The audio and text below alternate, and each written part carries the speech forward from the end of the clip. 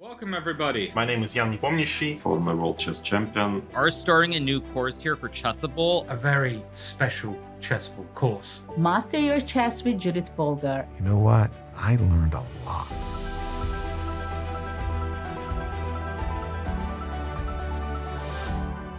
I'm ahead of the game.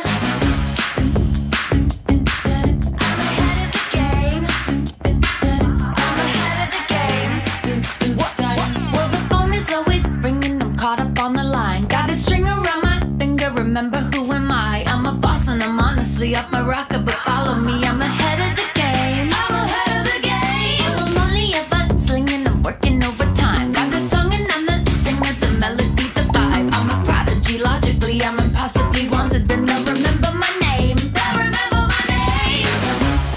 Well,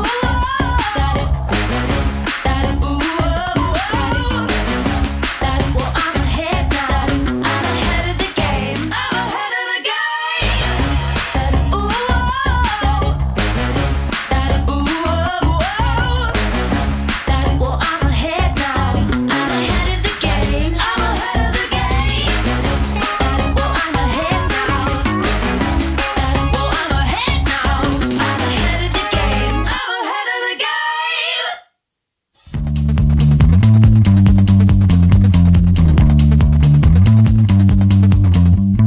First of all, I think White goes queen f4. Here the move is still queen f5, right?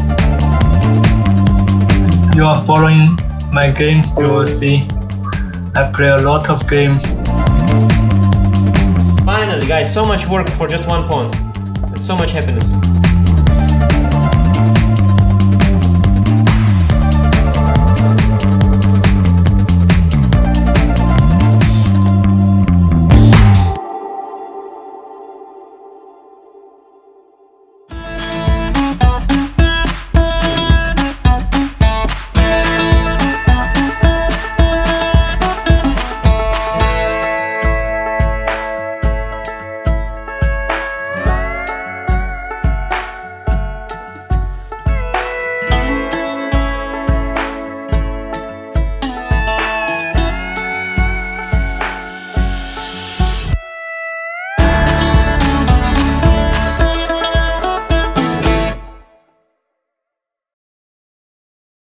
It's time to take control of your journey towards chess mastery. Magnus Carlsen introduces Chessable, the definitive solution for studying chess. Move Trainer uses the science of spaced repetition to identify your strengths and eliminate your weaknesses. There's no need to set up a board, remember which page you're on, or keep track of all the moves you miss. Move Trainer empowers you to go from the opening to the end game with confidence. It's a seamless, effective, and fun way to study chess. Choose from one of the largest online chess libraries in the world, with hundreds of titles ranging from classic books through to our exclusive Chessable courses, including over 100 free courses. Get expert insights from International Master John Bartholomew, Grandmaster Sam Shankland, International Master Christoph Sulecki, Grandmaster Simon Williams, World Champion Magnus Carlsen, and hundreds of other instructors. Get started now and join our growing community of over 100,000 chess enthusiasts at chessable.com. Chessable, take control of your journey towards chess mastery. Chessable, the definitive solution for studying chess. Choose from one of the largest online chess libraries in the world, with hundreds of titles ranging from classic books through to our exclusive Chessable courses.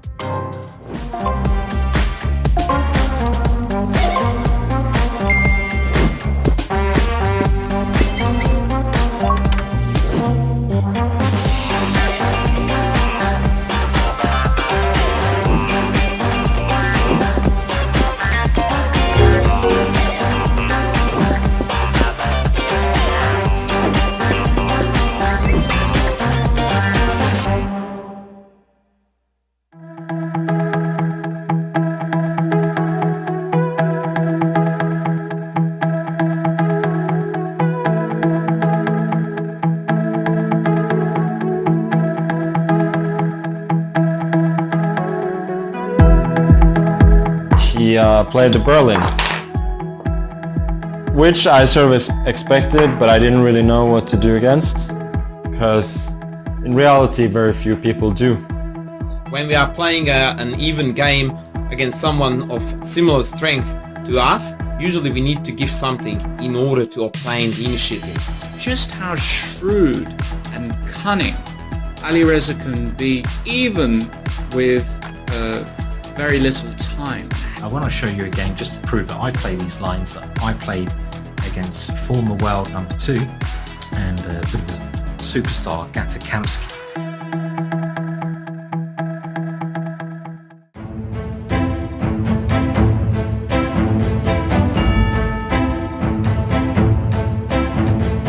Gains that confidence, plays a few good events, stops looking inwards into his own insecurities. I like the no expectation part, so like that's something that has gotten better because sure, it's like not my full-time job. It's definitely good for chess in India, and now there is Olympiad also, so there'll be more people following and taking up chess as professional sport. Yeah.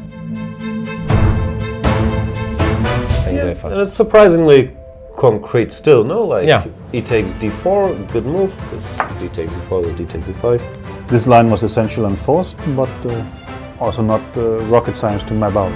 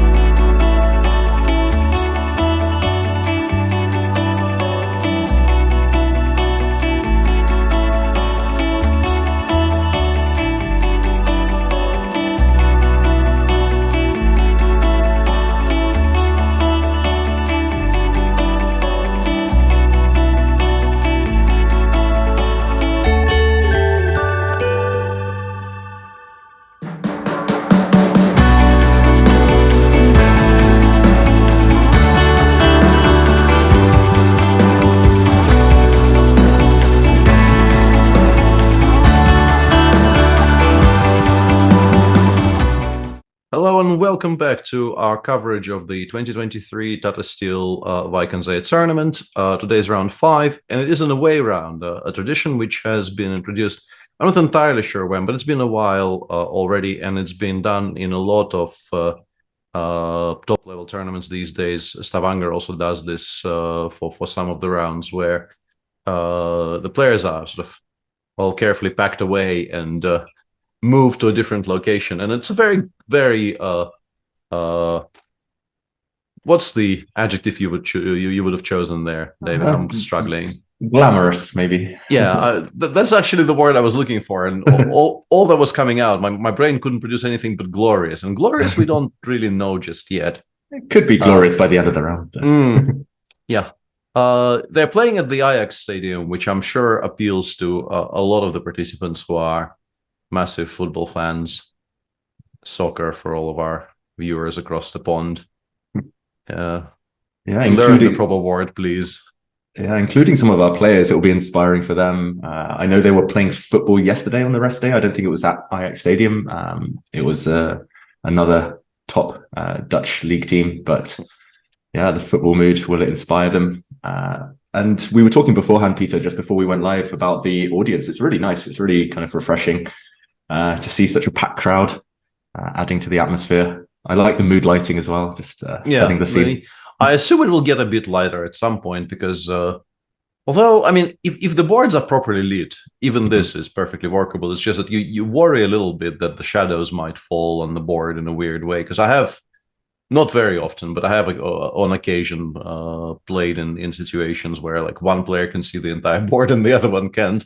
And of course, you know where the pieces are, so it's not life and death, but it's still somewhat annoying when like, I don't know, 1/3 of the board is in very, very clear shadow. But I assume this has been tested and is not going to be the case.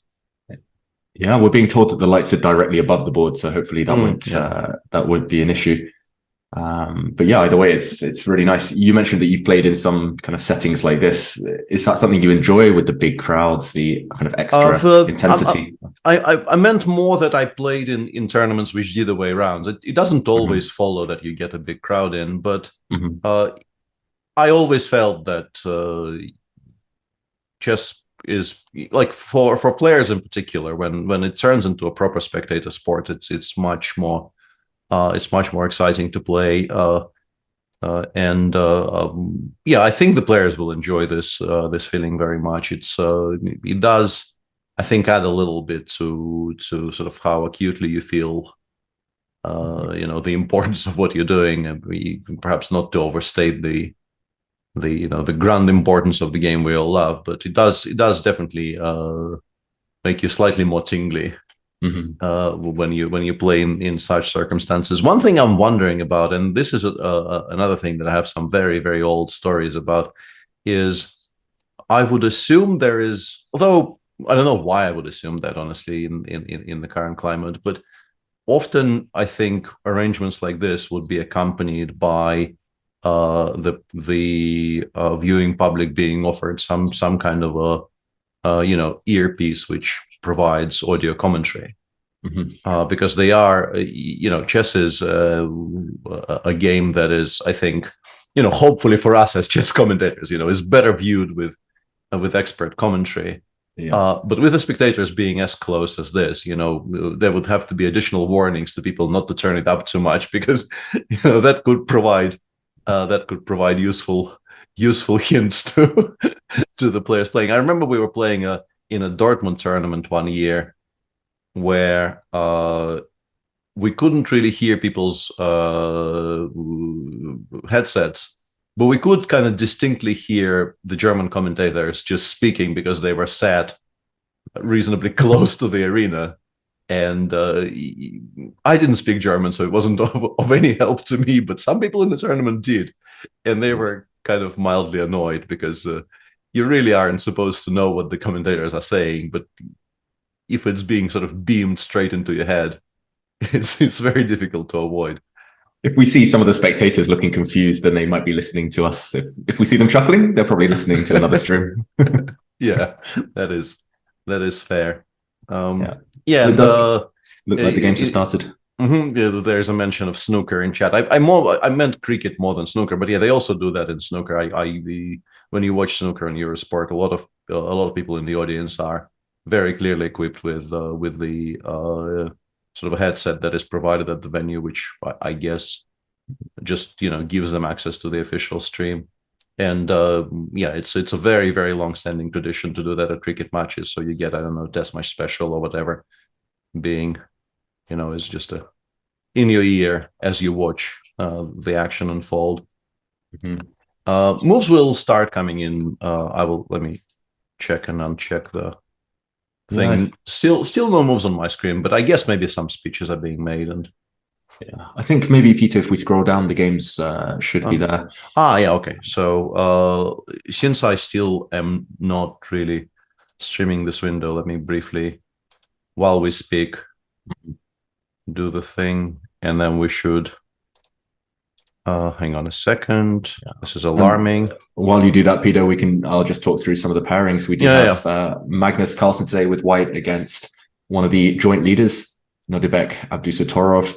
We'll see Pragnananda face the other leader, Anish Giri. I saw a really cool picture of Prag playing football yesterday, looking like a pro. Very impressive stuff. Caruana, so Arigaisi, Dinglaren, Levon Aronian against Vincent Keimer, Magzudlu against Van Foreest, and Gukesh against Rapport. And meanwhile, it looks like you've managed to get the games up. Yeah, the games are up, and the one I've chosen to start with is the game between Magnus and Nodibek.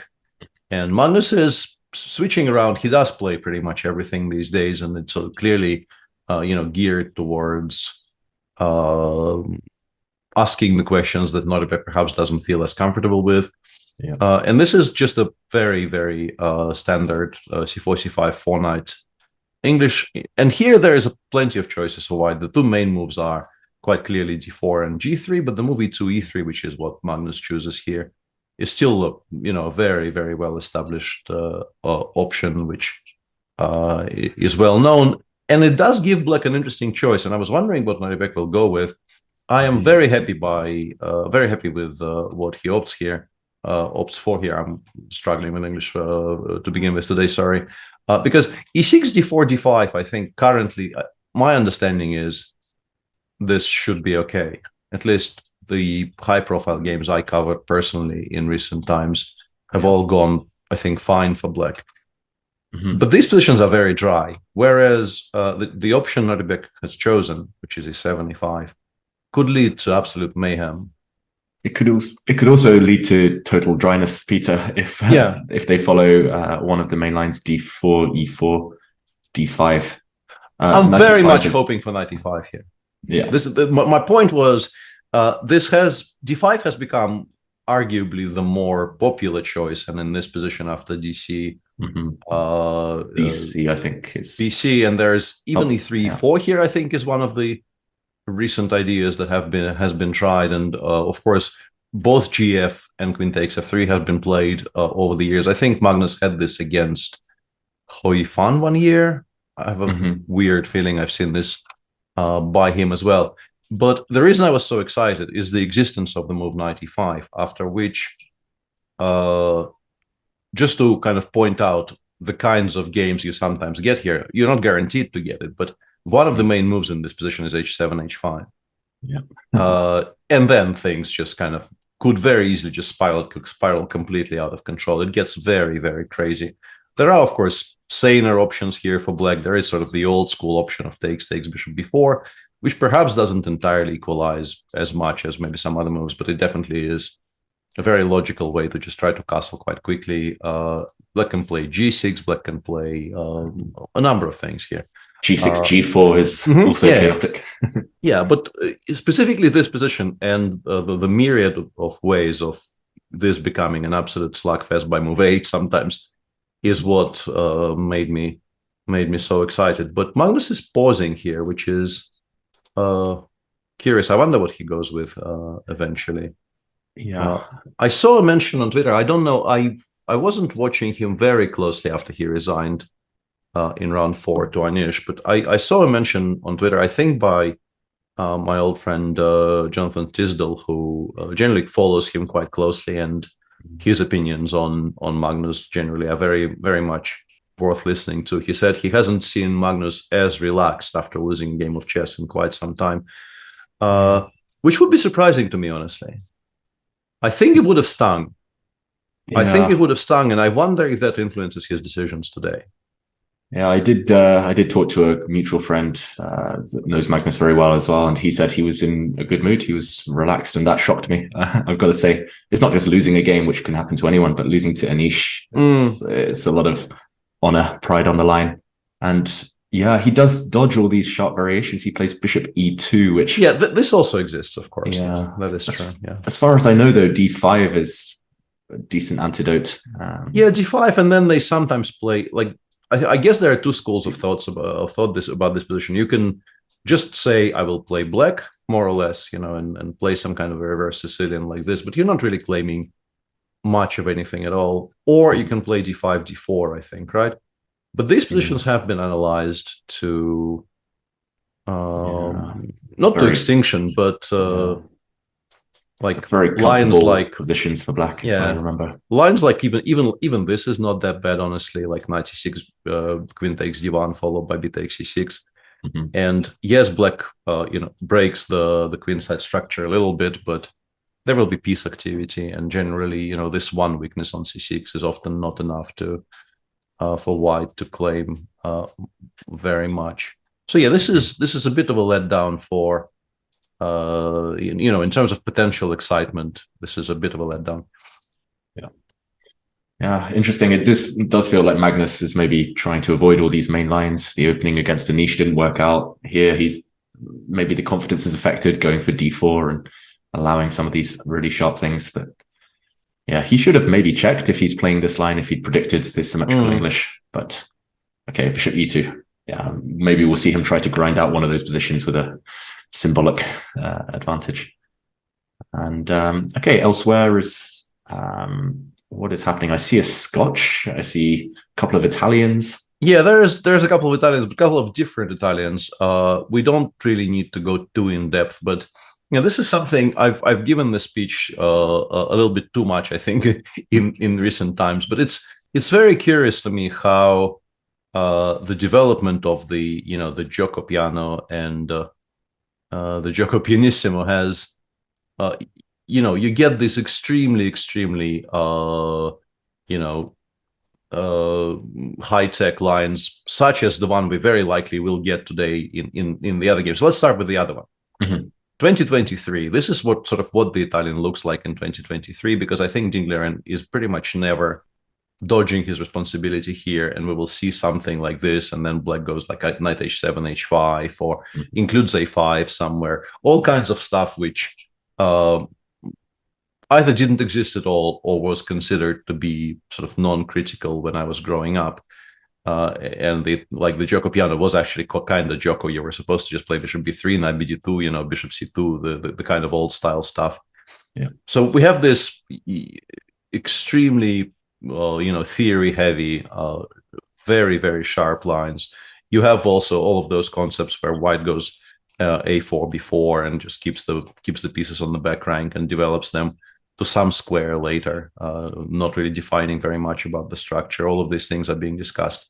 And then there is what Pragananda is doing today against Anish Giri, which looks like a game that could have been played in, 1644, and could be featured in, El Greco's books or just down the local children's chess club. Or just a game between two 8-year-olds who have been told that you should develop towards center. And knights belong on these squares, and why would you do anything else?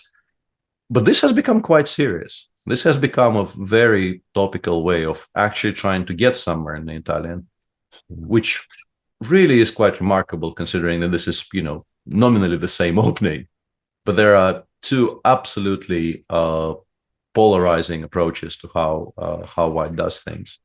Yeah, and it's interesting, Peter, that Prag, on the last move before bishop e6, he played bishop e3, trying to echo maybe what Ding did against him. He was so influenced by that game just before the rest day that he wanted this kind of pawn structure, a very symmetrical pawn structure after taking everything on e3 and e6. But now Giri's allowing All Giri is allowing sorts of an stuff, even weirder structure. Yeah, Giri yeah. is very much allowing even this structure. I mean, I haven't seen this one too often, I've got to say. No, but I guess it's not that surprising because you will struggle to get to those weaknesses, and the control these seemingly broken up pawns afford black in the center is quite significant. Like you're really fighting well against any possibility of a d3, d4 break in the future. If f4 happens, that unbreaks your center in a way because it will allow you to undouble the pawns. I don't hate it very much, in particular because there's knight on c3 and like the same position. Let's just imagine it's this position. I think we'll immediately like it a great deal less because the knight gets to c4, you get some c3, queen b3 ideas, you get some c3, b4 ideas maybe in some position.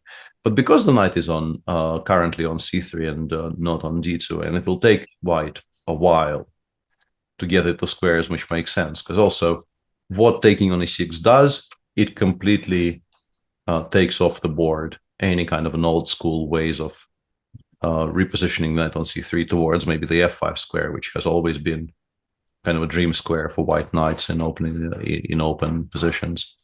I'm not that shocked that Anish is doing that. I'm a little bit shocked he's done it while also gaining 3 minutes on the clock, which once again he works on chess. Yes, he works on chess to kind of alarming degrees. Like, where does he find the time? He's a family man. He's pumping out Chessable courses half the time. Where does he find the time to look at all these little nuances of pawn structure? I'm impressed, I've got to say. Like you said, to play it instantly, but also in such a rare line. I don't know exactly the move order compared to Ding against Prague from before the rest day. I think the knight wasn't on c3 in that position, but either way, very committal, but I quite like it as well. Normally I'm a sucker for kind of the more harmonious pawn structure, but in this case, I will make an exception. And chat is demanding we take a look at Jordan's game, so let's switch straight to that, even though like Arjun and Dinglier are actually doing exactly what I predicted they would, which is always a very gratifying experience for any commentator. But yeah, I have no idea what this is. Have you seen this? I mean, I'm just checking what opening it was. Okay, it was this Queen's Gambit accepted. I mean, I've definitely not seen this position. I think maybe 5 moves ago I've seen it, but even then I can't. So let's show people how we got here, because I absolutely would like to echo David's sentiment here. I would not have guessed which opening this is. C4, d takes c4. So far, so good. Playing a very solid QGA. E4, E5. Okay, I'm guessing E4 is really the most fighting line against the QGA, but still very well established. Knight of 3. I used to go E takes D4 here, but Bishop D4 check is still all very solid. Knight C3, and this is where they take on D4 and they play these types of positions, right? What would normally happen is something like this. Yeah. Instead of all that, Jordan goes Knight of 6. I'm guessing if knight takes e5 is playable, then maybe bishop takes e4 is also playable, but let's not get too much into it because they're both blitzing and they clearly both know the position that is currently on the board. So knight e5 is played. I am assuming knight takes e4 doesn't work because of something. Queen a4 check might win material, actually. Maybe it's quite simple. Maybe it's just queen a4, knight c6, and White just wins the game of who captures more in the next 3 moves. Too much counting here, but it does look like White's possibly. So Black just blitzes out b5.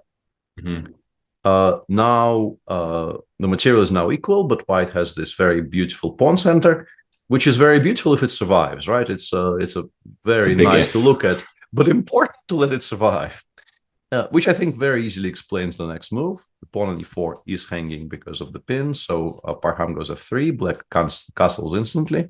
And now Parham goes a3, bishop a5, a4, which is extremely logical once you see it on the board, but would have taken me a long, long time to settle on this, because I think there's so many options here for White that I would be kind of torn between. Bishop e3 looks very logical. Even king f2 honestly doesn't look that horrible, just to unpin the knight on c3 and then go from there.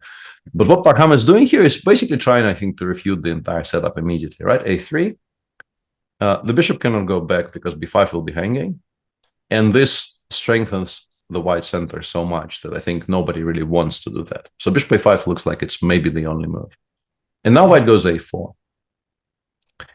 And my guess is the point is before knight takes c4, right? That looks like the at least the main justification. Maybe you could move the knight as well, but yeah, knight takes c4. Yeah, and that means that that means that the pawn on b5 is hanging, and if you play c6, you slow down your own play against the white center so significantly that I assume the argument is white will just stabilize with, I don't know, bishop b3, bishop b2. I don't know if we want to flick in a b5, cb5. There are arguments both for and against it. The major argument for would be that if you do this, for instance, and play bishop b2 here, b4 once again can be met by knight takes c4 because we've opened up the a file for the rook. On the other hand, of course, we would much like to keep the pawn on c6 because I think it very much ties the knight on b8 to the protection of this pawn. So if we play bishop b2 here, and let's say we're reasonably happy just to play knight b1, I think this also has very good things to recommend it. Yeah. But Jordan is not about that life, clearly. Things are hanging. About? Yeah, things are hanging, so let's hang some more things, basically, is the is the approach here. And he goes c5, immediately counterattacking against the center. White, of course, goes d takes c5, which is, very logical. We're being offered more material, so let's grab more material. And now the move queen d8, e8, which I guess finally sent Parham into the tank, because until then, I think both of them were blitzing. So what do we think? I mean, queen e8 looks quite logical, so it's surprising that Parham is pausing now if he's blitzed into this line. I'm already very tempted to suggest a piece sacrifice, Peter. Just absolutely, takes b5. Thank you very much. I'm so happy about this. I mean, I have no idea of the objective evaluation, but it's so tempting. Look at this pawn structure. I like this a great deal. Like, that would be, honestly, I think at this point in the game, I would be trying to sort of sit on my hands, not to blitz this out. It's too tempting, right? Yeah, because you just want to do this. It's just so beautiful to look at. Yeah. Because we have this fantastic. Let's do it slightly differently. Yeah, we have this fantastic structure connected with the queen on d4. I think this position is just straight up lost for black. The queens cannot be traded. I would resign instantly. Yeah. There's no way you survive against a pawn chain this long. Also, just simply in terms of pure material, we will have 3 for the piece once we pick up this one. And if black is not taking on d4, we will pick up this one next move, I assume, right? So wherever the queen goes, very logical next move would be bishop takes c4. And we're also being told that the engine thinks this is lost for black, which is that it is all really quite surprising, because this is so natural, though. Yeah, it just looks like the easiest thing in the world, because not only is this look very attractive optically, also your other options really aren't, because your other options look very, very unless queen d6 wins, which is another problem, because I don't currently know what the reply is to queen d6. Maybe knight a6 with some bishop c7 ideas, but it looks slow. It does look very slow. I mean, yeah, queen d6 is tempting. I guess that would have been the answer to queen e7. Yeah, absolutely. Yeah, this is why this square is chosen. But yeah, queen d6. I mean, I would be so. I agree with you. I would be so reluctant to even calculate queen d6 just in case there's something.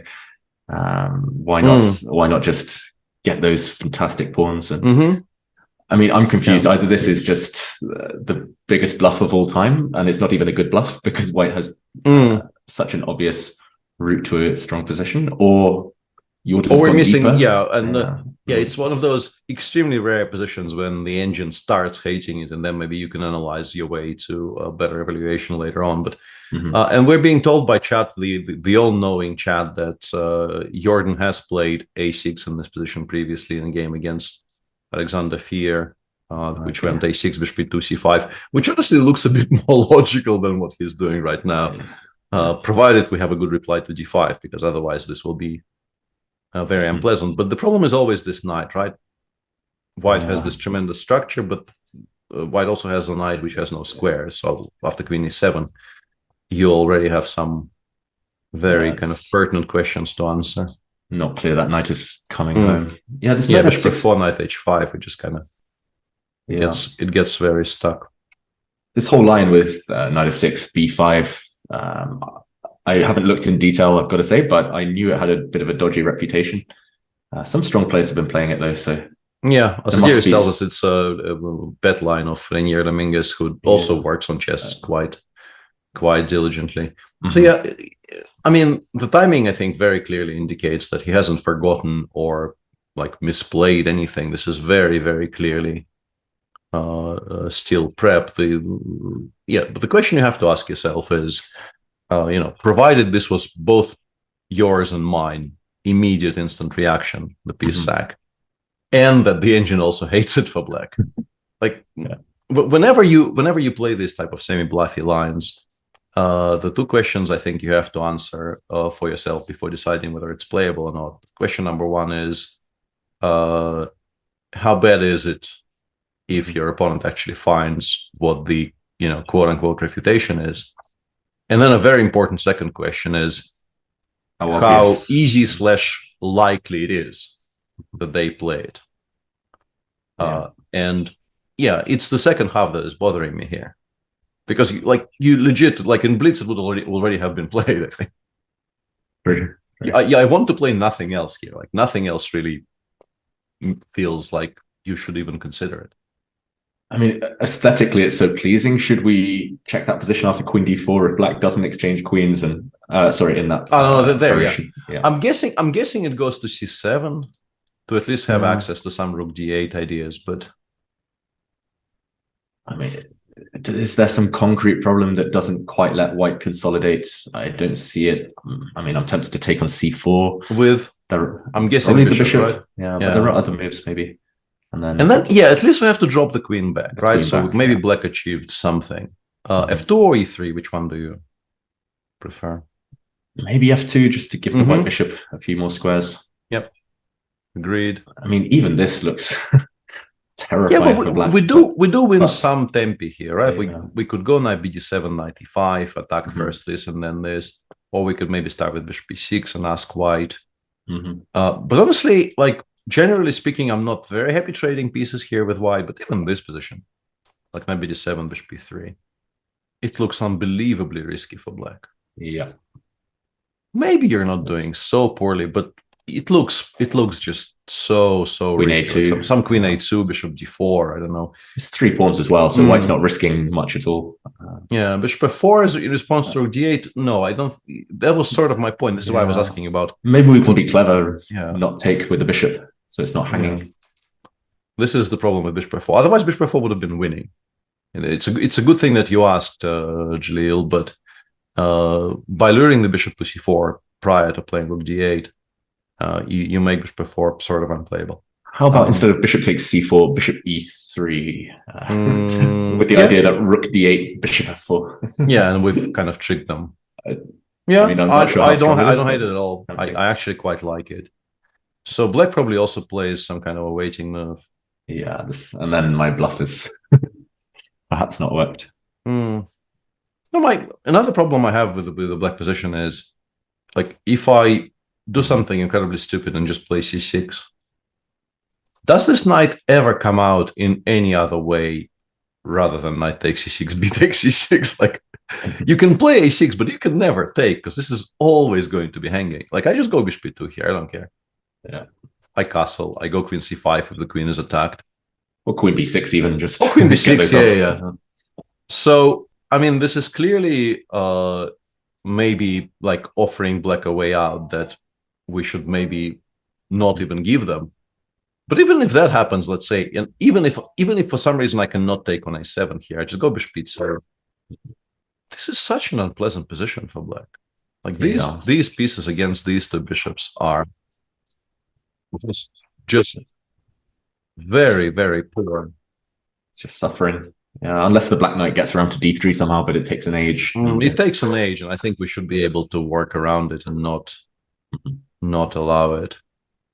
So yeah, it's an interesting bluff in that I don't quite see how it's supposed to work against a strong player. Like if you do this against somebody who is like clearly afraid of you, like if you do it against a player significantly lower rated than you are, who you suspect will be kind of shy of sacrificing pieces against you, then maybe. But and AB is and AB5 played, so we'll definitely be keeping a very close eye on this, because this is a very exciting high risk strategy by being shown by Jordan.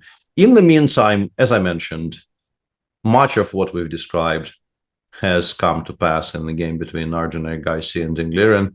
Dingliren is one of the, I think, better players of this type of positions. He has a lot of experience, like he knows exactly what to aim for, how to play them, and so on. I think maybe this is steel theory. I get the feeling that I've seen all of this, right? I've seen this from Dave, G5, knight G5, and so on. Like all of this exists. All of this might actually still be Ding games. Yeah. I mean, the question here is just kind of regarding the World Championship. How much is Ding revealing? I mean, this has been his repertoire for ages and ages. So I think today he can very confidently just show what he knows, because show what he's already showed, I guess. Yeah, because Team Nepo will know that this type of an Italian is something he goes for quite happily. And just briefly to round out the opening phases, we actually talked about this position, or at least this very position if black plays bishop f5, when we were discussing the black options in the game Carlsen won against Keimer in round 2. This is the 5 bishop g5 Grunfeld, and it is the absolute central line of this opening, where black goes knight e4, knight c3, and here it doesn't play c6 as Magnus did very clearly in order to play for a win, but instead Richard goes for the very, very main line. And the two options here, I would guess, are bishop f5 and maybe b6, bishop b7, but white has a very nice, stable free roll, whichever one you choose.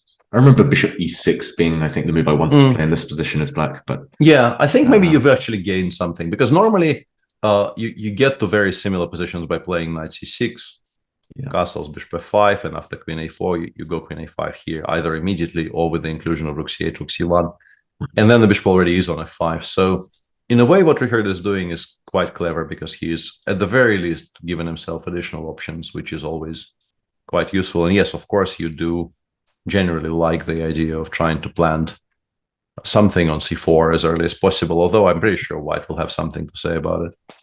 I'm wondering if these young Indian teenagers know something that I don't, because they're both going for it, right?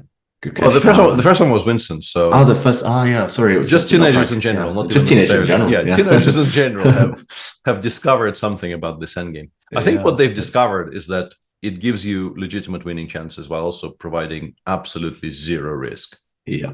And they tend to like it. And who wouldn't, honestly? Like, very difficult to argue against that particular, school of thought. Attributes. Yeah. Yeah, it's refreshing to see them go for something like this rather than the chaos that we see from time to time these days. But there were a couple more games you were going to say, Peter.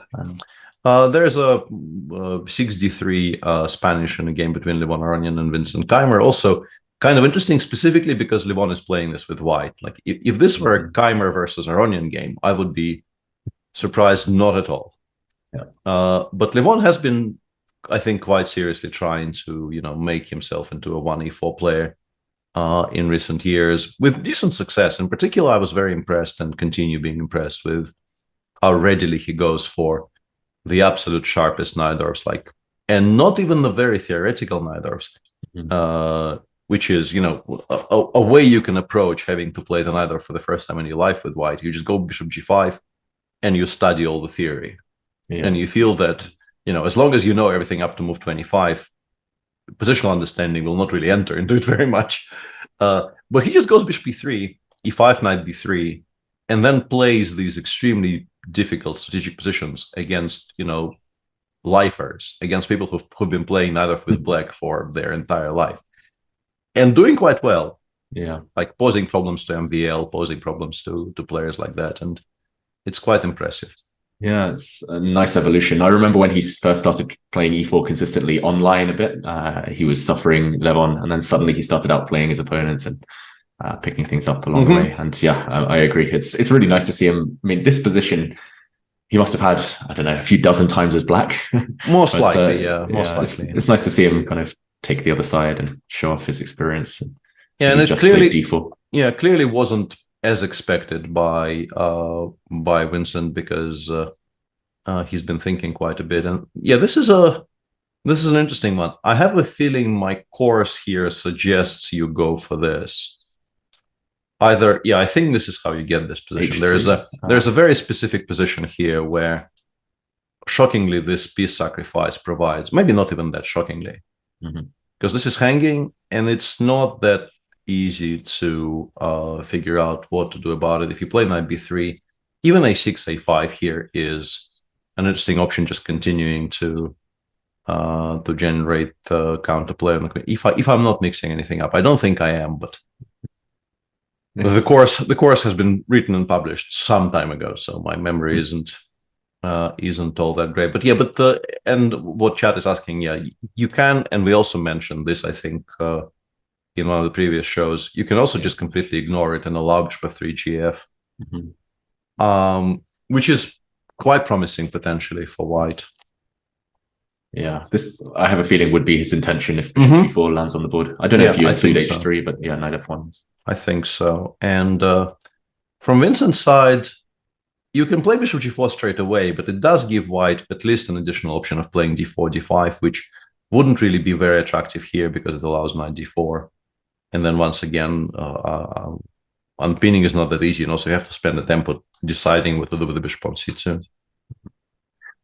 Other options would be, I guess, just to say to yourself, I'm playing some kind of a weird, I don't know, Zaitsev / Smyslov / whatever, I don't know, just make a move like bishop d7 or g6 or something. And but then, weirdly, white, I don't know, this is... White's played d3, d4, so it's... Yeah, I was going to say the bishop went to c2 in one tempo, but in this particular line it hasn't, because this is d3, b5. In some lines after d3, d6, the bishop actually ends up going to c2, completely foregoing the b3 square. So everything equalizes basically to in some way that we've spent two moves on the move d2, d4, but compared to normal Spanish lines, the bishop went to c2 in one fewer tempo. But here it would be the same. Yeah, I quite like this. I think, in particular, as a somewhat surprise weapon against Vincent, this makes a lot of sense. We'll see. We'll see how this comes out. And we also have, I think, there's one. Yeah, and there's the Scotch that you were mentioning. Yeah, maybe we can check this out in a second. I just want to say that Jordan hasn't moved immediately after h8 b5, which most gives likely some credence to the idea that he mixed something up, but like it's so difficult to believe.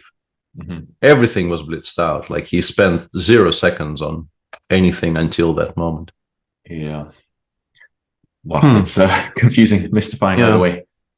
Yeah, and this is an all-American fight here between Fabi and Wesley, in which I thought I knew exactly the line they were playing, but it's a bit different. This is a very classical Scotch with the fourth move, knight f6, the absolute main line of the knight f6 Scotch, where white picks up the gauntlet, goes for this position, c4, bishop a6 is by far the main line here, b3, g6.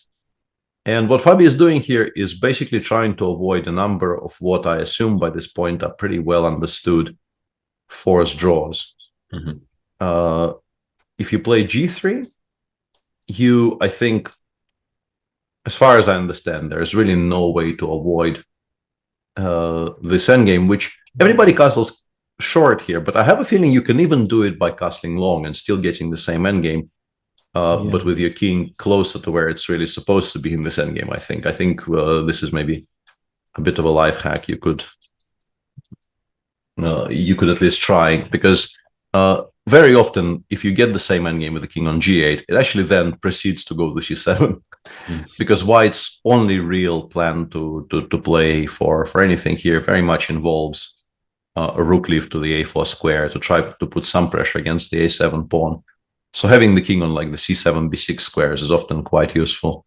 But this endgame has been known to be very, very level for, by this point, maybe decades. Yeah. And there is also an option of playing f4 here, which used to be considered quite playable for a while. And then I think people started making forced draws after d7, d6. Yeah, there's some long forcing lines here, if I remember, but they are all just equal. Yeah, so Fabi instead does something which is an attempt clearly to avoid all of that. He goes bishop a3. I will mention in passing, it's not great, but it's a kind of a funny way to simplify here, which exists. Yeah. This does win the queen back, but the resulting endgames are about as dreamy for White as they get in these types of lines, because the e5 pawn now will be under no pressure, and the bishop on a6 is always not that great in positions like this. So bishop a3 sort of semi-forces knight g4. And now the bishop draws back, and you get very similar positions, but with the inclusion of like White gained an a2, a3 tempo, I guess is the way to describe it, yeah? I'm trying to think after bishop a3 what the move was. Was it there's some queen h4 or maybe queen g5 exists? Oh, queen g5. Yeah, I mean, knight b4 is not forced. There's definitely other tries as well, but knight b4 is quite logical because, like, if you don't know anything about this position, I think your initial reaction will be just survive. Yeah, no, what I meant is we've softened up the pawn on b3 while not really achieving very much. Like our one extra tempo to compare to the previous position is this move, which could very easily be counterproductive because looks like we're going to be castling long. And if we're castling long, I think having the structure in front of our king as solid as possible is going to be a pretty high priority. But Fabi clearly isn't doing this randomly. He has an idea. And it proceeded to, knight d2 castles, castles long, rook e8, rook e1. And Wesley played knight b6 a short while ago. Fabi has already won a half an hour on the clock. And the position could become very sharp. Black wants d5 more often than not, while White kind of wants to play h4, h5, open things up, perhaps play knight e4, knight f6, and launch something direct at the black king. Yeah, he's played h4. I was going to say, do we take a timeout to prevent d5? Do we just let it happen? But Fabi says he can go instantly for that black king. Yeah. Yeah, it feels is it playable? Very scary, I've got to say. And it's also been blitzed out by Wesley. So the question, is it playable, has been instantly answered. And the reason I was asking is that for a second, I was very curious about e takes d6, because I think endgames like this are like universally understood to be a little bit better, at least for White. But I think the bishop takes b2. Yeah. Sorry, I'm losing my mind. I was about to say queen d7 is quite strong, but there is a much better way of doing the same thing. Yeah, because this is a check. Yeah, of course. So e6 is just completely unplayable, meaning that White will have to... Yeah, and h5 is already on the board. Wow. Yeah, looks like people kind of are well rested for today, because we are seeing some incredibly sharp positions. Not on every single board, but we have some boards where incredibly exciting things potentially are going to happen. What is the plan after d takes c4 here? Yeah, the problem is c3 is a threat, right? Yeah. Because my initial reaction was, can we just ignore it? But I don't think we can. So knight e4, c3, for example, would be Black's idea? I would assume so, yeah. Yeah. And if this bishop is taken off the board, e5 will fall, and then Black will just win. So knight e4 feels straight up unplayable. Let's try to solve it. Yeah. Queen f3. Still... Oh no, c3 you just take with the queen, I want to take right? with the queen, and I want to pretend that everything is sort of under control. Which it might be. Which it might, I mean, to a degree. I don't know if everything is a claim I can support, but this bishop survived. The pawn on e5 looks like it survives. Those are the two things I care the most about. So what's the reaction? So c3. So what's the reaction? 94 And of course, is your next we're move. using this very small tactic to justify our play here. Yeah, lucky queen c5, you can block that check with queen c3. I like queen f3. Yeah, rook a d8, knight e4, I guess is the. I mean, knight d4 is your next move. Yeah, I think regardless. The big question would be, do I want to include hg or not? And I suspect we can wait. I suspect we go knight e4 first. Although knight f6 is not a threat yet. Yeah. Because the rook on e1 will be hanging. So black still has a tempo to do something. At least one tempo, maybe even more. I'm not sure what we do though. That's the problem. HG is coming, and yeah, I keep on returning to the idea of c3, and I keep on failing to make it work. C3 is still queen takes. I think so. Yeah. I guess. So I'm trying to calculate something here, like maybe knight d5, and then perhaps bishop takes e5 will become playable, but I'm not sure. Like the constant problem I'm encountering while calculating these variations is that this tactic continues being available to white. And this endgame is probably just lost. This is why I chose the g3 square, because we need one more piece to be in control of the e5 pawn. Yeah, so d takes c4, queen f3. That might be the critical position. I don't really. It does seem like it. Yeah. I don't really see what else black tries other than dc. You have to try and break out your bishop somehow. Then you do allow knight e4 with.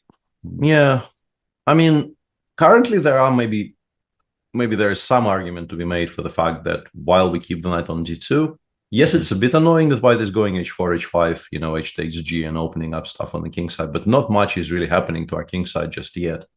So some sort of a preparatory move like rook a d8, or I don't know, queen g5 maybe to try and pin the knight to the d2 square and then go d takes e4. But all of that looks very, very speculative. Like rook a d8 less so, but queen g5 I have a feeling that feels superficial somehow. Yeah, just maybe even just king b1 and then knight e4 if you take anyway. Like I don't know if we've improved the situation. Probably not. There is queen f5 check, but yeah, but then I just move the king a1 and g4 will come. Yeah. Yes. I mean, I like it stylistically what Fabi is doing against Wesley. I think Wesley will be feeling super uncomfortable. Yeah, and this is something that I think there was some discussion in recent times of sort of being ultra aggressive against certain types of players because they're not very used to the situation where their opponent basically declares, I am giving mate today, I don't care about material, I don't care about king safety, yours or mine. In particular when you can couple it with what is very obviously reasonably deeply cooked home prep. Fabi is above the starting time on move 17. It's very uncomfortable for anyone, but I think for Wesley and maybe some other players you can name him, even though it's I think not that true even about Wesley and will be less true about some others. It's a valid ploy for sure.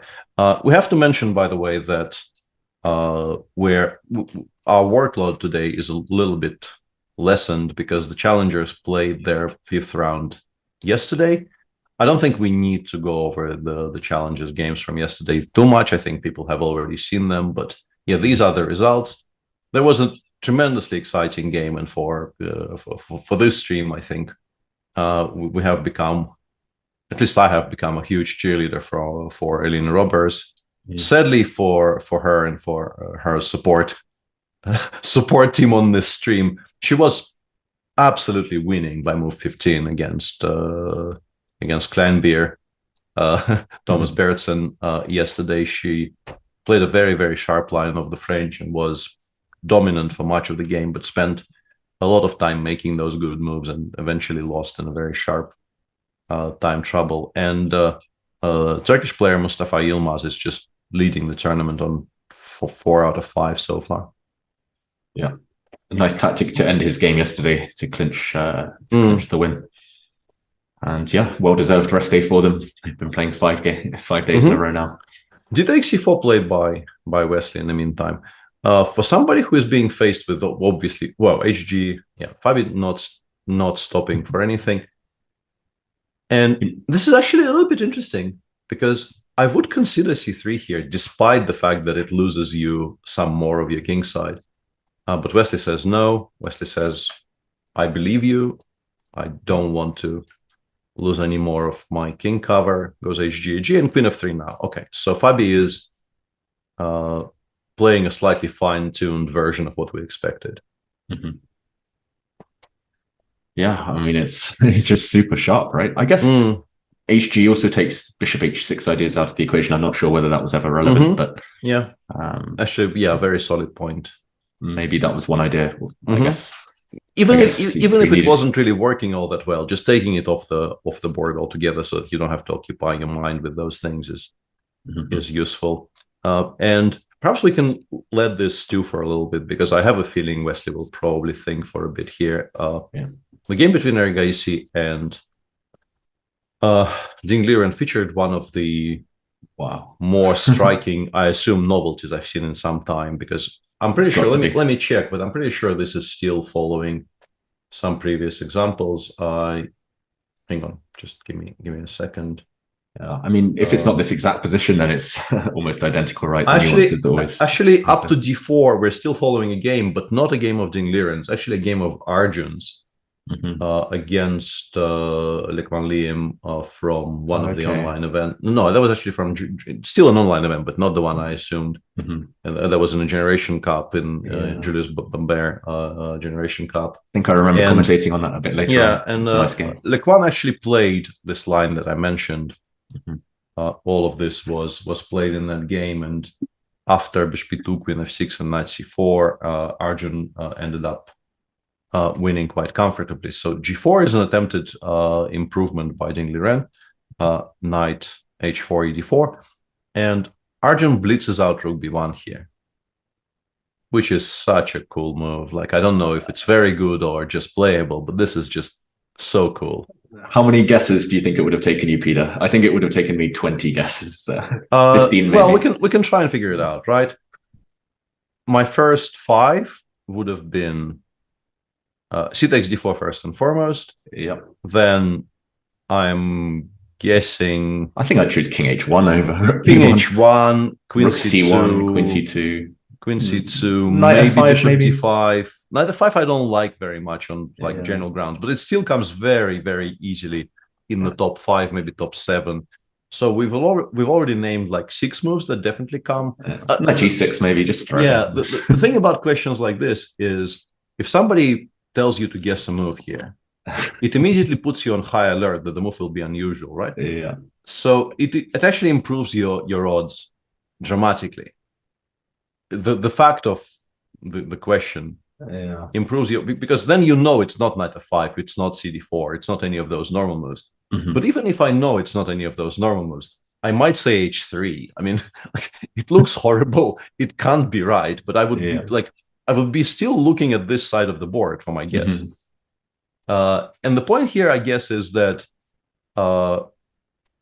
in case of all of the positions after cd4, bishop d4, it is probably useful for us not to have this hanging.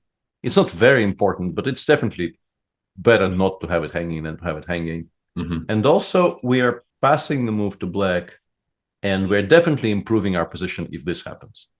Yeah. Because now the bishop on c8 is tied to the protection of the pawn on b7, and also perhaps we can have some ideas like rook b5, rook h5, and so on. So we are, I guess, arguably taking away the most natural next move from black, because I think black generally just takes on c3 without a second thought, just opening up the a7 bishop, just removing tension in the center. All of those things are extremely logical.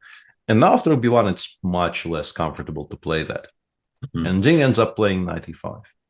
Yeah, it just goes against everything I know about chess. Just, super sharp position, all the pieces on the board, one side has a weak king, and then you play a quiet move on the other side, passing the move back. It feels like that must be more productive than rook b1, but I mean, I like the idea. I like the kind of just the laissez-faire attitude to to Tempe. But as is, I remember I had this conversation with Jan that was maybe 20 It's been a while, but probably 2019 when he was still in the process of recording his, by this point, absolutely classic E4, E5 course. Yeah. And I told him, so how is the work? And like, are you enjoying this? And he said, generally it's quite okay. And he likes talking about openings and also knows a lot about openings. So he said, that part is okay. But he said, I am by this point, and this is a massive, massive course. He said, I am running out of ways not to say I'm giving this line because it is the first line of Stockfish. So like he said, I'm really running out of ways to describe it figuratively. And we can talk about this position and why Rook B1 is so brilliant for as long as we want. But the actual reason is it is probably the first line of Stockfish, or maybe the second. Maybe, yeah. Nowadays they go down, right? They go down the list, number 3, 4, 5, and it's still the same evaluation. Let's investigate. But yeah. I mean, that's why opening study. That's the one thing I don't miss about playing more regularly these days. Yeah, absolutely. Yeah, I've grown. I mean, I've never been the most diligent and work ethicy of opening theoreticians, but these days, it just involves so much. A lot of clicking and memorization. And also, it seems like most top players do appear to be basically studying the same positions with the same engines. So even your potential payoffs are not what they used to be. True. So knight e5, I mean, it looks like a really useful move. It looks far more useful than rook b1, gotta say. What could white try here? I mean, taking on d4 now feels like... I guess we are protecting b2, as you mentioned in some of those variations. It does feel like a bit of a kind of admission that rook will never get active on b1. Yeah, I mean, after rook b1, I think, forcing black to go d takes c3 will take some doing. Like you will have to really demand some kind of a reply to this tension from black, because now that we've telegraphed that we want the b file semi-open, black is just not going to oblige. What do we do here is less clear to me. I really feel like this is an important bishop, so we shouldn't really be giving up on it so easily. But no good where squares. does it go? Can we afford to spend the full tempo on something like bishop b3 here? Bishop b3, I'm scared I'll get hit by a4 at some point. Knight d3 becomes an issue sometimes, or just d3 itself. Yeah, bishop b2, you can pretend this is a target, but what it actually does is just give black an additional tempo to play g3. And then you go to f1 and you feel, I think, really, really silly about everything. Queen g5 might not be the best move, but that doesn't look right. Definitely start questioning our life choices with rook b1 after that. Yeah. I think if it goes anywhere, it probably does go to b3, because currently I can't really make this work. Yeah. So we're not that worried about at least the immediate a4. I was wondering about bishop b3, knight d3. And then knight takes b2. Clever. I mean, I was scared I'd get and then a4. Okay. And I knew a4 would come in useful. And then a4, and then a3, and we just kind of support it from out of left field. Yeah. I mean, maybe white just sacrifices 2 or 3 pawns. It could be. Do both. It could be. Just made black. But another somewhat interesting thing to me is that Arjun is thinking now. And I would have assumed that knight e5 is very high on the list of things you investigate here. Yeah, that's strange. I do notice this a little bit with some of these younger players, that they obviously do the clicking, but they forget to investigate some rather straightforward replies by the opponent, or very natural. It's possible, yeah. But here, in particular, like if you take it a little bit further down that path, this is a game that he himself played not 5 months ago against a line which Dingleren is, I think, I instantly said something like this will be on the board. I named all of the like a5 and knight h7. Basically, this is what Ding does against bishop g5. Yeah, if you see this position, it's Ding, or he's had games there. So you can predict this might happen with a degree of probability that is rare, I think, in top level chess, because this is somebody who is very consistent in his approach to these Giocopiano positions. And you still you're still repeating your own stuff, so you know that your opponent will also be checking this. So this looks very random, But for this particular game between Arjun and Ding, there is a much higher than normal likelihood of this appearing. And then if we look at, Black's options here, you still check d takes c3 because, the move exists and it's logical to just, nail down your pawn up advantage. But apart from d takes c3, I guess queen f6 would be one of the more logical ideas here, just kind of a decent square, support fighting against d4, e5, additional support for whatever ends up appearing on the d4 square. Perhaps in some future we might want to play bishop b6 and take with the queen so as not to lose the pawn on g4 and so on. King h8 maybe, just a kind of or king g7 sometimes they play in these types of positions, not really fearing knight f5 check. Yeah. And honestly, pretty much my next choice here would be a move like knight e5. Because it's a move that does something, it attacks one of our pieces. It also blocks the e4, e5 break, which is very often a thing that white wants to do quite desperately, just to open more avenues of attack for their pieces. Like the rook becomes active, the knight suddenly has a very useful e4 square to look forward to. So I think you would assume you check this out. It's not a very outlandish suggestion. Yeah. Maybe white will just take on d4 and then knight f5 or something like that. There's a lot to calculate. Right? We can try. c4, bishop d4 does come to mind now that this is slightly more vulnerable. Yeah. I kind of wanted to play knight f5 so that knight takes c4. There's always queen g4 you have to worry about. But I guess I'm attacking g4. Maybe you just play h5 though, and it's hard to believe. Yeah, if we have time for it, I'm definitely playing h5. H5, knight e4 maybe. Yeah, but it starts getting a little bit iffy, right? Because this is hanging and we're gaining time. But in the meantime, Arjun actually has played bishop b3, and he played it, I think, still quickly enough that maybe he is just not entirely convinced what the file says, but still more remembering than working things out.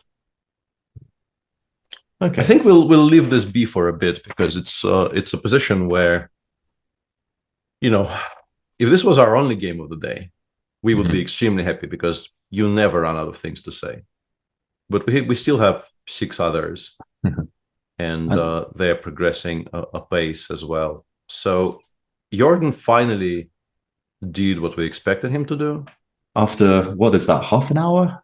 It took him a long the last few moves. Actually, yeah. After a takes b5, he certainly spent a long time. Yeah, pretty much an entire half an hour to play bishop takes c3, which appears to be the only real legal move in the position. And the engine just absolutely hates it after bishop takes c4 or bishop e2. Okay, so the two moves, we talked about bishop e3, but bishop e2 is definitely also very, very sensible. Yeah, just not committing to taking this pawn off the board just yet.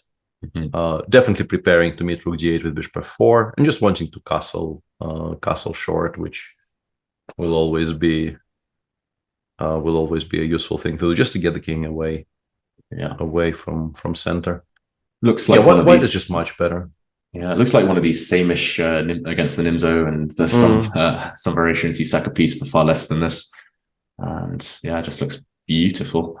Okay, maybe honestly, very unusual because I'm being put under severe pressure to produce food today.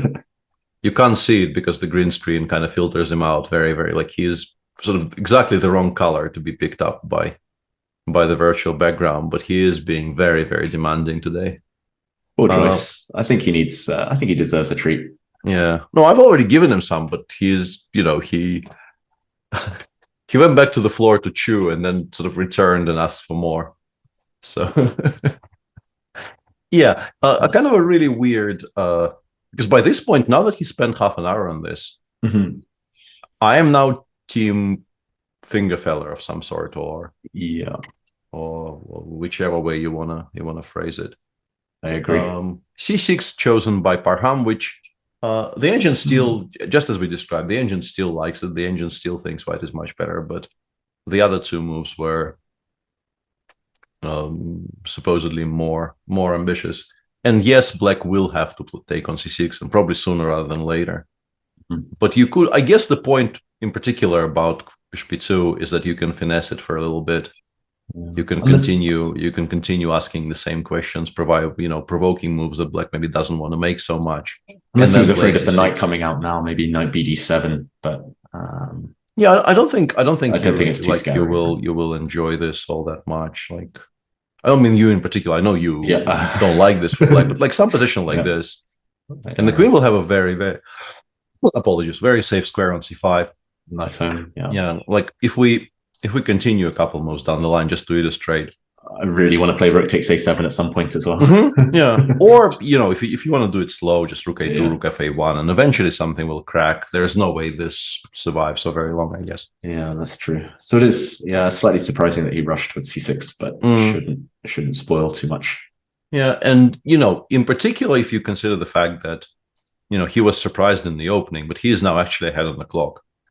So why not invest some more time into searching for the best options?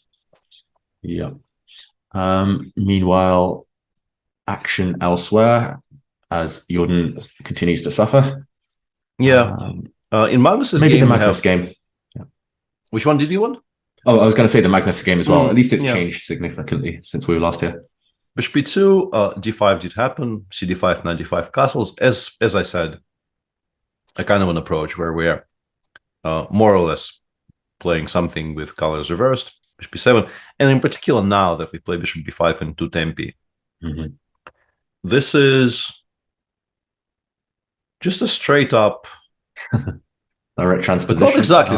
There should be a pawn on a3 here for this to be a straight up Khan, right? If we're talking about the positions, you see this with the opposite, with the colors reversed. It would be this position, I guess. a6, c4. Knight f6, knight c3, knight c6, bishop b2, bishop b4. This is not great, but what Magnus has is he's already castled and the pawn is on a7, which I think you argue both of those things are actually in black's favor here and in white's favor in Magnus's game, because you might want eventually to be able to develop this bishop to a6, and you of course want to castle as quickly as possible. So this is a favorable comparison for Magnus. Back to on c3, b takes, queen c7, d4. Everything got swapped. The big question now is, of course, can you play bishop d7 or not? And do you want to play bishop d7 or not? The most obvious move in the position is castles, right? Yeah, if you can play castles and bishop d7, you definitely go for it. But here, I guess white takes on c6, otherwise not really fighting for an advantage. Bishop c... Slightly scared after bishop c4 that my rook will get kicked around a bit. After bishop f6, bishop f5. Yeah, I'm wondering if you're supposed to include queen c2 somewhere, maybe here.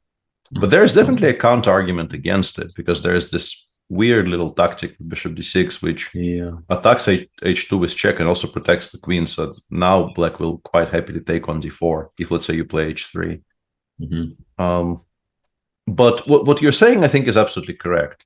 It feels like the way for white to be a little bit better would be to make this trade and then somehow stabilize so that you have this structure. This is your structure and this is black's structure, where the Isolani on c6 does provide white with a source of, not massive, but definitely stable pressure for, forever, very often.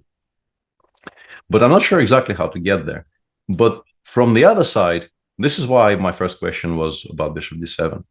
Because if we can play bishop d7 here and not run into any tactical problems, that should solve pretty much all of our problems on the spot. Because, why are we ever going to be worse here with black if we will be able to recapture on 6 with a piece?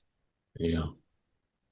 I'm wondering if now we can play queen c2 because bishop d6 is different. There's queen e4 check. Well, I want to be really kind of arrogant. Maybe arrogant is not the word. I was hoping for knight f5 just to create some imbalance before everything gets swapped off. Yeah, this is... well, you have to calculate some stuff, right? Yeah. which we never like. Yeah, I was hoping you wouldn't ask this. Knight takes e7. Yeah, I think the biggest problem for white is that this move actually exists, right? Yeah. I don't even want to consider queen a1 or anything like that. I just want to take on b5, force you to take on c6, which I think you are forced Rook to. b1 knight e7 is annoying, right? Yeah, rook b1 knight e7, I think we've lost. Yeah, and you right? protect everything.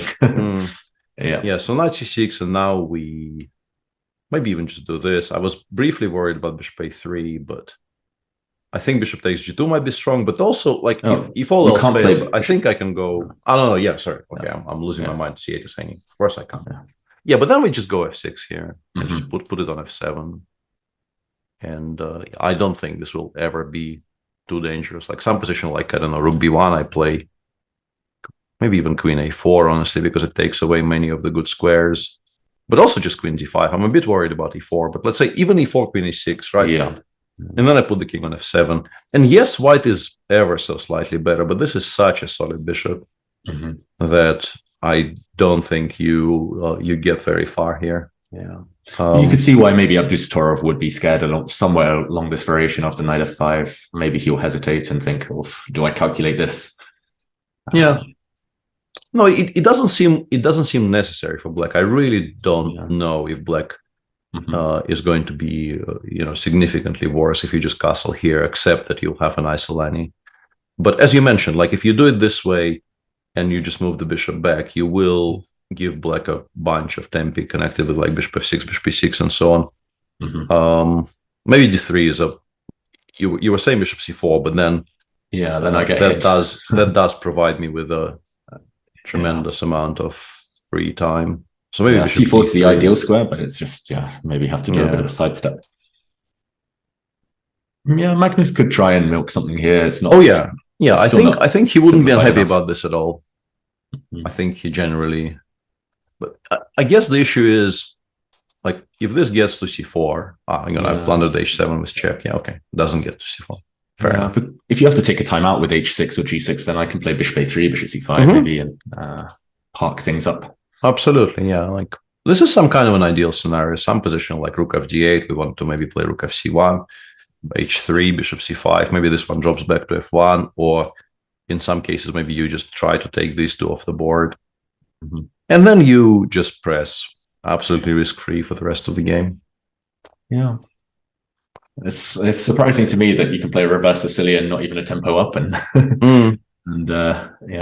even ask questions. But Magnus has maybe found one of those little exceptions. Yeah, but it's obviously a massive difference that we already castled here. Yeah, it's just because in the other one, like in this position, I'm pretty sure they just castle. I'm pretty sure they just entirely.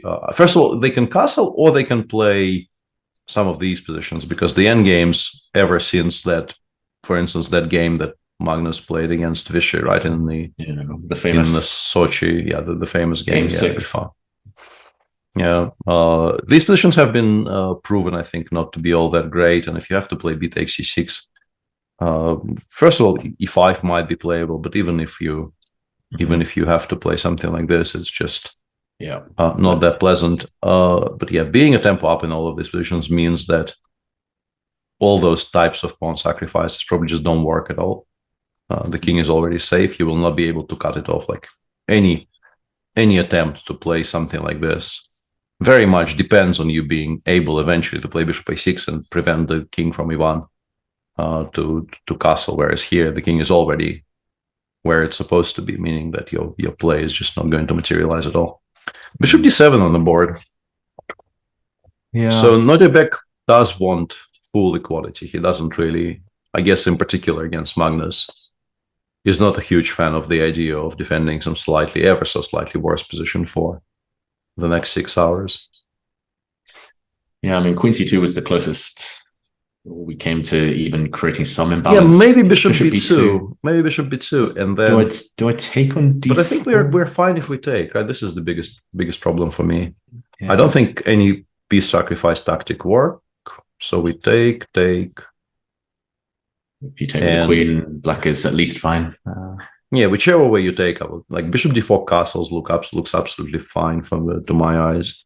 Yeah. I guess the queen on d7, like queen b3, rook fd1, but Do we believe No, winning chances? no, not really. Worst comes to worst, it'll end up in like a 4 versus 3 endgame for black. Yeah, should be and if you horrible. take with the queen, it's maybe even less promising because I can perhaps try to not even castle and put it on like d7, e6 squares, which is where it will. I mean, it's a bit different though. Like, sorry, not different, difficult. Like f6, rook ac1, maybe we're one tempo short. Or not, honestly. Like bishop e6, king e7, rook hc8. Yeah, it looks like a semi-Tarash or Grunfeld. Yeah, yeah, and not the kind you win very often. You know, like bishop c5, maybe. Bishop takes a7. But bishop a7, but that might also be a draw. Yeah, but just king e7. Mm-hmm. Oh, bishop c5 there. No, that one I actually don't like very much. That one, even this, you know, Even with this, rook b5, rook b5, rook fb1, g4, h4. Yeah, this is a very nice free roll for white. So you probably have to play cleaner, like you probably have to swallow your pride a little bit to play castles here. Yeah, but it really isn't very much. Really isn't. I was originally I thought maybe we need to check something like this out, but the problem is queen e5 always exists, and it just makes me a non-believer. There might be other ways, but queen e5 in particular just feels like it just. And you're still not worried about knight takes e7, just queen takes. Yeah, I think queen b3, bishop a3, right? Maybe like if I'm one tempo short here, I might have to revise my opinions. Maybe queen b3. I have queen g5 though. Yeah, I can always cast. Okay. Yeah. Yeah. Tactics work out. Immediately completely fine for black, yeah. Yep. All right, we'll see what Magnus does. It's a bit of a slow kind of a slow burn start to the game, but maybe we will be over the course of the next 5 hours we will be taught how to extract things from positions like these. Magnus needs to show the fans on site at the stadium something at least. Bishop d7. The more I look at it, the more I like it for Busatorov. Why not try and solve things tactically? So you don't have to suffer. Chat says you are actually still a bit better here, like bishop d4, castles just a4.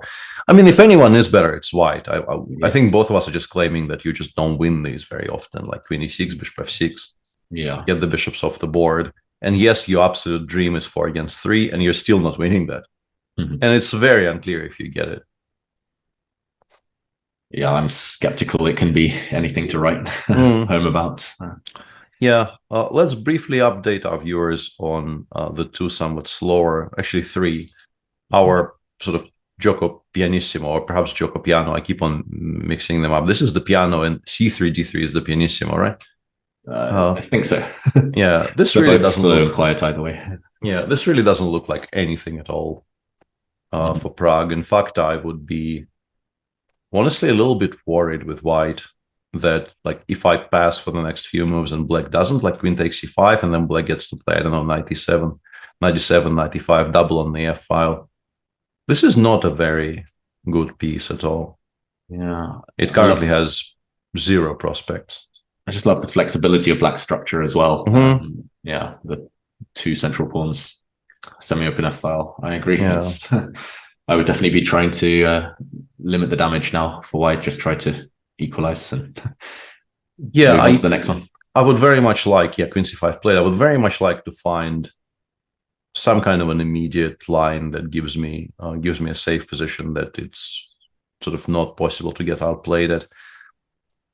I don't know, king h1 followed by f4 maybe, because I really feel like I should be fighting against the knight appearing on this square. King h1, knight g4. I'm blundering knight g4. Yeah. Because like the biggest worry for me would be some kind of a setup like, I don't know, h3, knight d7, we make some move, I don't know, queen d1, I don't know, knight e5, queen somewhere. And even let's say g5 here. Yeah.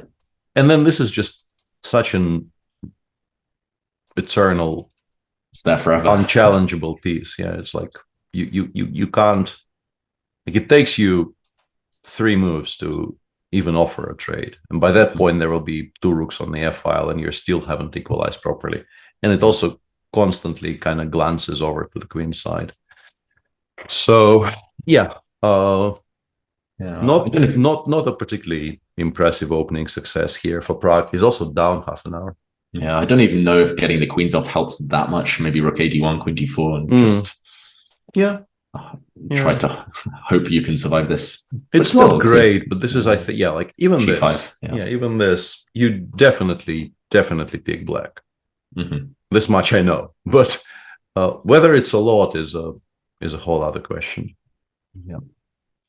Maybe the other quiet game, because there's action happening in Caruana against So, for example. This endgame is this is an improvement to sort of the theory we were discussing when Vincent was trying to get this against Magnus, because the bishop is already on d5, which is a much superior square to the normal f5 square, because you can, if you want, you can get the knights off via the b3 square, and just generally it's a good outpost. This should be okay for black. I don't really foresee too many problems, at least immediately, for Richard here. And this, I think, is just a pure Zaitsev now. If we just compare this, I will once again waste our viewers' time a little bit to explain what I mean. So in a pure Zaitsev move order, White would have played d4 in two tempi. But hang on, are we actually playing this a tempo down? Yeah, maybe black has got. We are, yeah. Yeah, c4, a5. Oh, yeah. So we've got this position, but knight on f1 instead of h3. The knight is It's basically we are playing this a tempo down, but we have played knight f1. Black played a5, and this is their position in the game, and this would have been a Zaitsev position. So Lev is playing this with the pawn on h2, which, when the black bishop is on b7, is not hugely important immediately. But it still very often ends up being a useful move in all kinds of Spanish positions, because you might want to have some knight h2, knight g4 ideas in the future. You might, in some positions, although probably not here, you might want to have the option to play g2, g4, and so on. So it's just a straight up, reasonably well-established theoretical Zaitsev of full tempo down for Levon. Yeah, when there are some background checkmate tactics later, he'll regret not having that pawn on h3. Yeah, that as well. But at least he's got Vincent maybe out of the type of Spanishes he normally plays or aims for. So it's kind of pros and cons. Yeah, behind this. Absolutely, yeah. And I wanted to check in on the Fabi against Wesley game, because rook e4. That's where I was going to go. He myself, doesn't mince his words here. He's pretty much saying, "I'm going to checkmate you." Not only that, he still hasn't stopped. He still has almost 145 on the clock from the 140 starting, which means that rook ab8 is probably a decent move. As usual, there's this trade-off that I'm sure you have discussed quite a bit on air in your broadcasts, and I have definitely discussed on air that if your opponent replies immediately, it's annoying, but it tells you you're not too far away from what is best play in the position. Because people remember the main lines most firmly. And if you do something which isn't in the top, 3 lines, that's when they start to think. Yeah.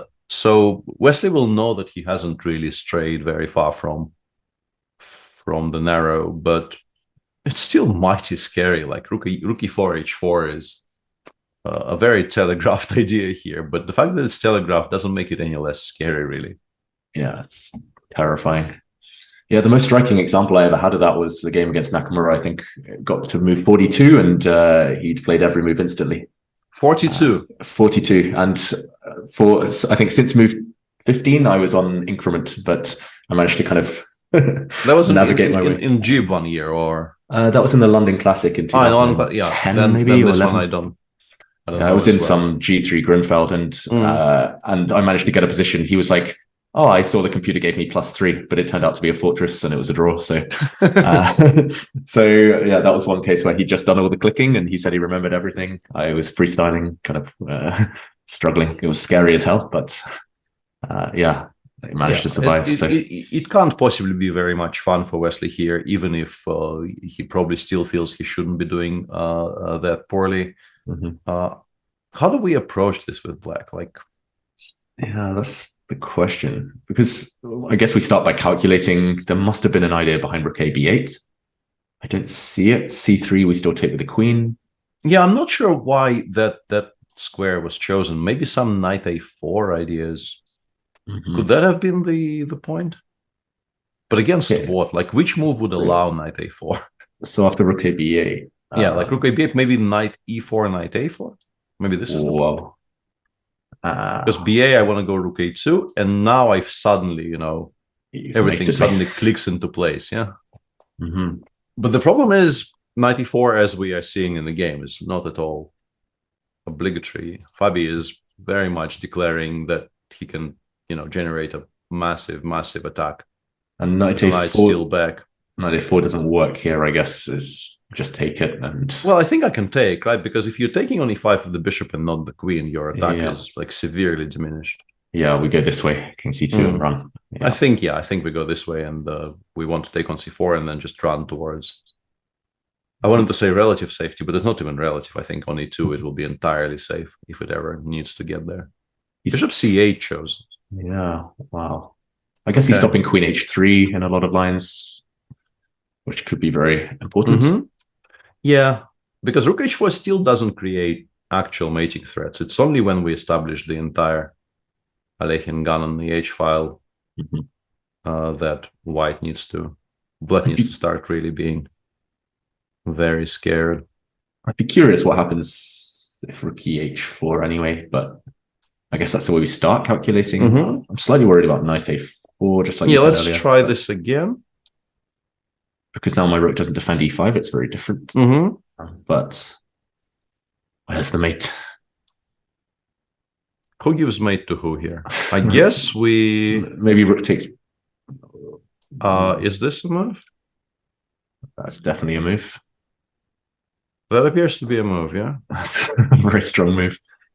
I think hang on, knight d3 check. King d2. King somewhere, yeah. No, I think not so. I think maybe specifically d2. But maybe I could possibly take on d3 as well and run, but... Yeah, but I didn't really want to calculate. I'm too lazy, yeah. I like the idea of just stopping all the checks and... Yeah. I mean, after c3, I assume I will have some way of avoiding checks. I don't know. I mean, you assume that king... Can we do a clever king c2, king c3? I'm slightly afraid because I want to get the bishop to c4 to block. Oh yeah, that is very good. Yeah, just force your knight out the way. Yeah. Anyway, this is move 27. We're currently on move 20, so let's not overdo things. But still forced.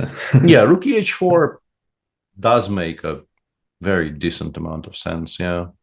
I mean, there's threats of knight e4 there, queen f6 sometimes. Yeah, exactly. Like maybe we're not threatening it yet, but even the immediate queen f6 is something that you at least have to keep an eye on. We can get our bishop out of the way of f1, maybe some ideas. Yeah. Knight a4, knight e4. Wow. I mean, beyond my little mind to even calculate that one. This was our current line. Is there a way for us to... But if this bishop gets traded away, like our attack almost immediately dissipates because also the pawn on e5 will probably fall, right? So there's pretty much never any time to play something like bishop takes c4 unless it creates a mating threat. Is there any way we can convince ourselves this is playable? Whoa. What's the count? Well, we're down some material, but we have a knight d3 on f7. Bishop f5. The problem is knight d3 bishop f5, and everything gets covered very adequately. Yeah. And it looks that way. I'm still not sure. It feels like white should have a draw at some point somewhere in this line, at least. I mean, in that position, queen f6 check and then some g4 somewhere. Knight takes c4 played. So this is and this is played once again quickly enough to, I think, indicate that Fabi knew that rook b8 bishop c8 existed, and it's an admission that maybe the immediate onslaught has been prevented. Yeah, because without those ideas, we're giving mate much slower. Knight c4 was the only move, says chat. Yeah, I mean, Fabi still clearly knows. very, very clearly. Fabi is still showing what he knows. I think we need a helping hand from chat or an engine. What was happening there after rook e4? Because to me, it was just a big mess. I'm sure Black has some adequate way, but how difficult was it to defend the mating threats? Yeah, rook e4, knight a4 seems like the main line. And actually, this line we were just discussing, bishop c4, bishop f7, is best play. Probably makes a draw, but it is definitely White who making it. Who is making it? Yeah. So, wow. Okay. We actually got pretty close to. That's always what constitutes the quote unquote truth. It's always reaffirming in this position. Yeah. Knight takes c4. Yeah, you're right. It just feels so counterintuitive to swap pieces. I guess Fabi, it helps knowing the top computer move. But knight takes c4 does. Yeah, it's definitely not ideal. Yeah, rook b8 was really clever, I've got to say, from Wesley. Just to create all these knight a4 threats to calculate it. Yeah. Really extremely impressive by Wesley as well. Unless he is... it's not actually impossible that he's looked at this just not specifically today. Because 107.37 here on the clock for Black. I mean, Wesley is good enough to have actually figured it out. But then it's unbelievably impressive. Or it is possible that he at some point looked at this and he did spend some time kind of refamiliarizing himself with what the best lines are. Yeah, otherwise we'd expect him to have 20 minutes left or 30 minutes left. Yeah, he definitely is capable of making all these moves, but he's made them, like, if he actually was doing it on his own, then he is even more of a god than we kind of knew he was.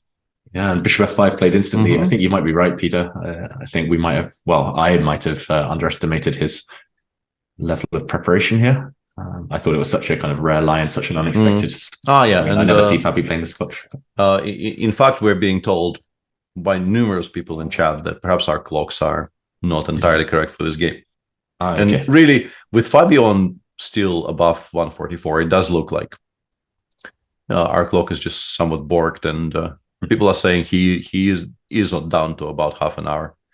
And then I just want to stop here and applaud. Yeah. This is extremely, extremely impressive because it seems like he is just fine now. Once again, I will switch it off, but for a second there, I wanted to consult the oracle as to whether we were spouting complete nonsense or not, and apparently not, and definitely not in case of just Wesley's choices. Bishop f5 attacks the rook, and very, very importantly, after let's say rook e4, you have the option of queen g5 check, which will force queen e3. And then, I mean, you still have obviously to pay attention that you don't blunder e5, e6 or something along the lines of e5, e6. But like if you need to be solid, you can just go bishop e6, remove those possibilities entirely, and you're doing quite fine. Yeah, this one should be very holdable. Not even sure anymore. You know, in more kind of hilarious news, apparently on chess.com, even Fabi's time is completely different. And like chess.com says Fabi has 107 and Wesley has 101.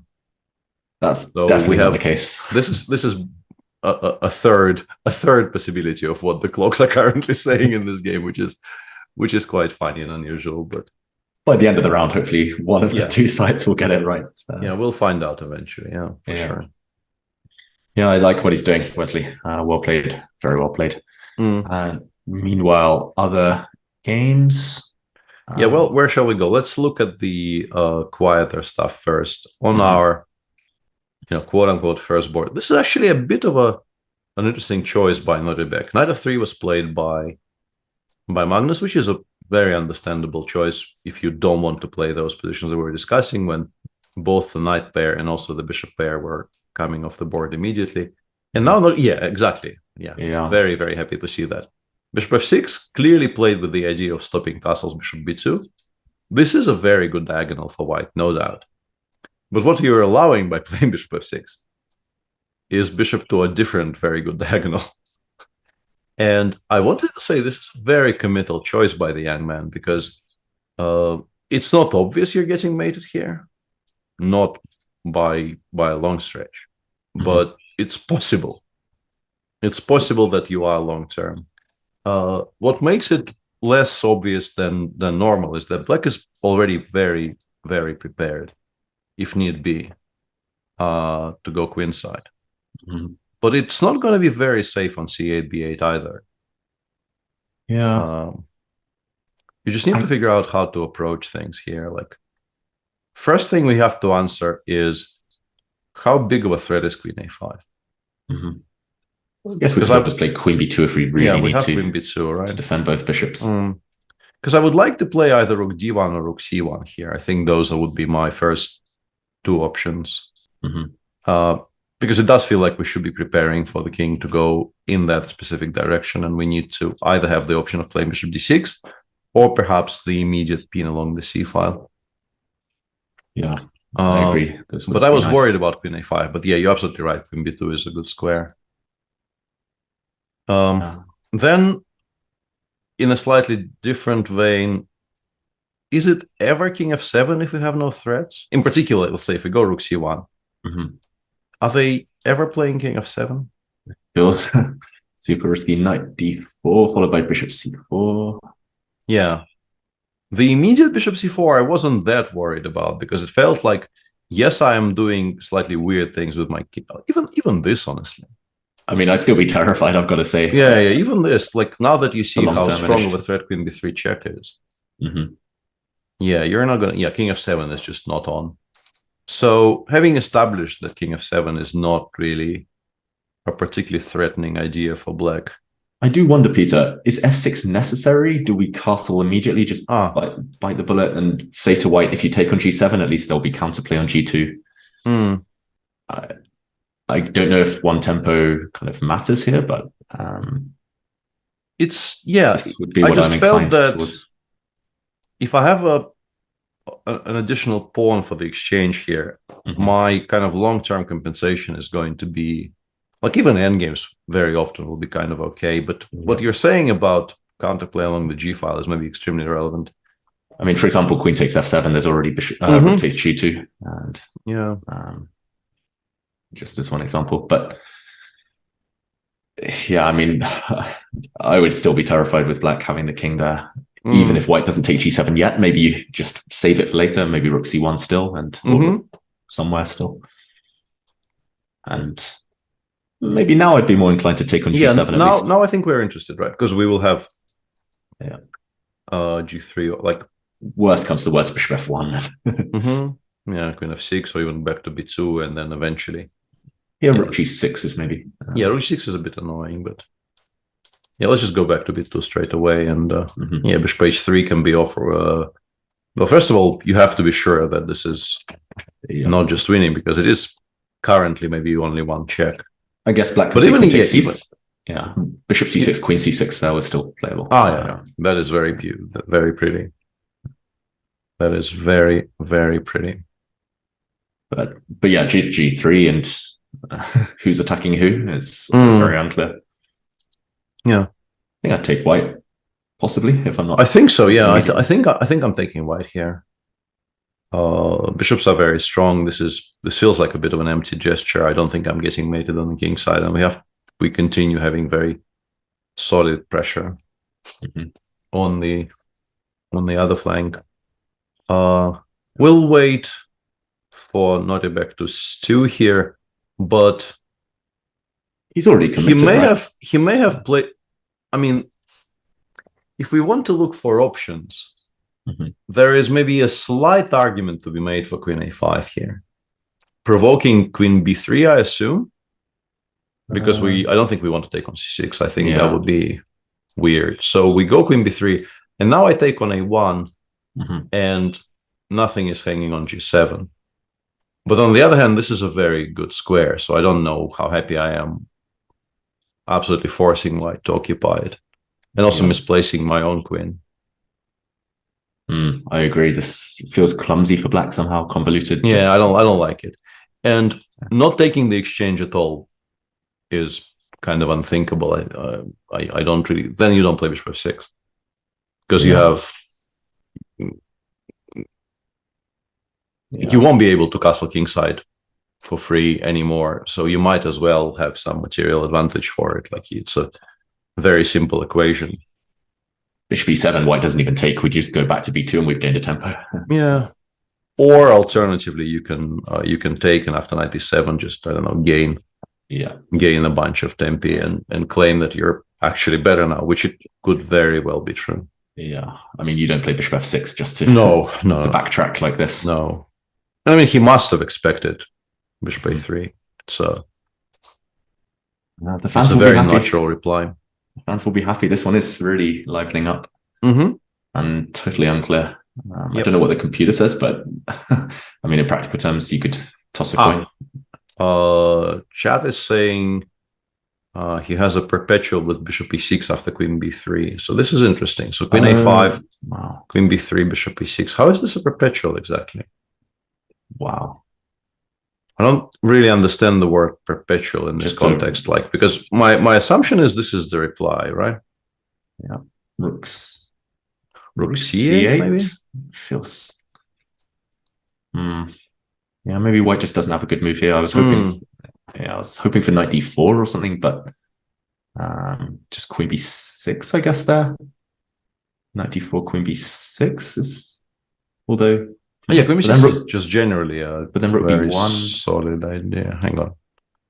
Yeah, I'm not sure. Even this, I'm not sure how happy I am with black, right? Unless there's something better than queen b6. Rook c7, is that the perpetual? Maybe this is what they were referring to in repetition. Chat. Yeah, that is. If that indeed is the line, then we're even more than usual impressed with the. But then even with the level of our viewers. Are we sure queen b8, queen d6?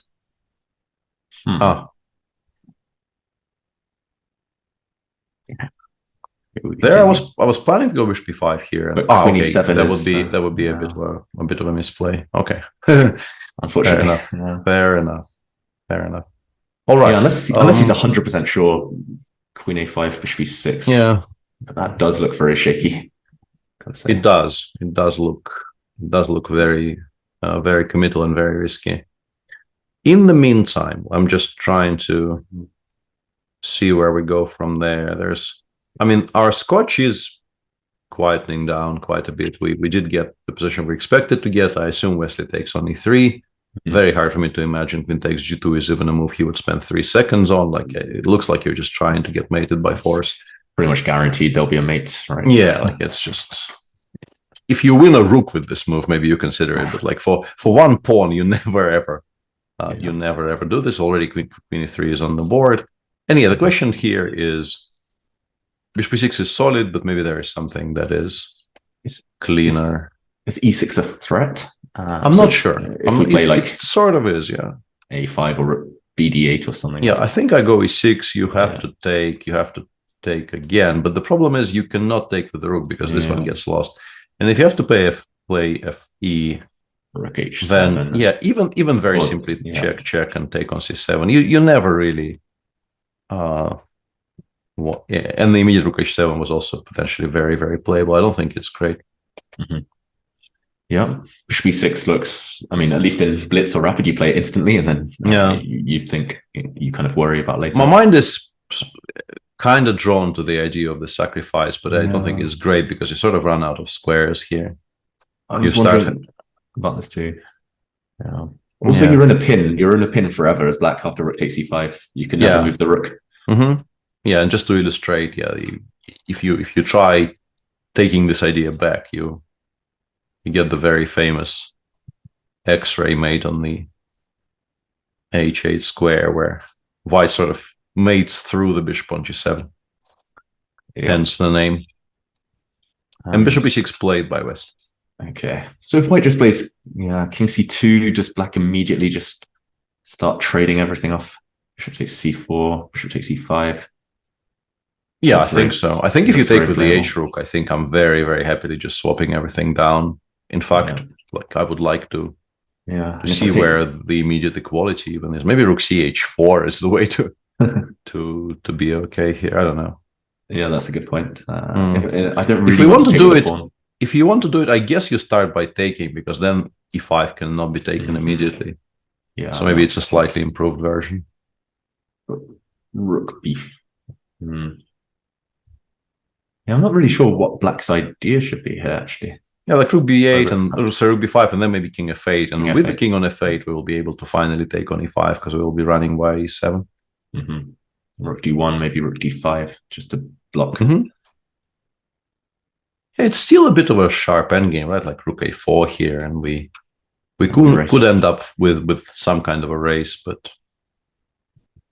experience shows that this ends up being very equal. Yeah, very often. I tend to believe in any position like this that Wesley is always going to kind of keep some level of control. Okay, well, Abdus Torab has taken on a1, so that will get very, very sharp. Yep. How about elsewhere? Yeah, let's briefly just maybe go around the houses. In Prague's game, he played rook a d1, somewhat surprisingly to my eyes at least. Anish spent a full tempo on rook f7 here. I really don't see any reason not to play knight d7 straight away. It feels like knight d7 e5 is what you will be doing pretty much always, whereas where this rook will have to go is not yet entirely clear. So we got this position, but with white to move. Now Prague, I think, probably correctly decided that if 4 e5 is not entirely, maybe even rook a f8 and then g5 is also kind of annoying, using the pin on the f file. So he played a5, knight e5, knight e2. This is probably still okay, but I'm not a huge fan of white's position. Yeah, at least there's always rook b4 ideas in the air later, just to cause some nuisance. I'm not sure whether now or a bit later. Yeah, I'm also wondering still uncomfortable as white. if it makes any sense for us to absolutely commit the rook to a4, like force white to go rook a4, so that you don't have to even think about rook b4 ideas. And let's say play g5 here. Yeah, knight d4 might be a bit. Yeah, but that allows knight d4, and I think you're absolutely right. I think 4 rook endings will be pretty much a draw, whereas as long as we have this knight on e5 versus knight on e2 situations, here you could be a bit better. I'm a fan of g5. Just sit on it. Yeah. For now, I think it's a very logical move. Yeah. Ideally, later you get your rook in, maybe centralize the king. It's still, unless white has a forcing way to. There it is. There it is. In the kind of a very slow moving game between Arjun and Ding Liren, something is weird with the clocks today, right? There's no way these clocks are. We're 2 hours into the game, and this is not 2 hours. I don't think this adds up to 2 hours.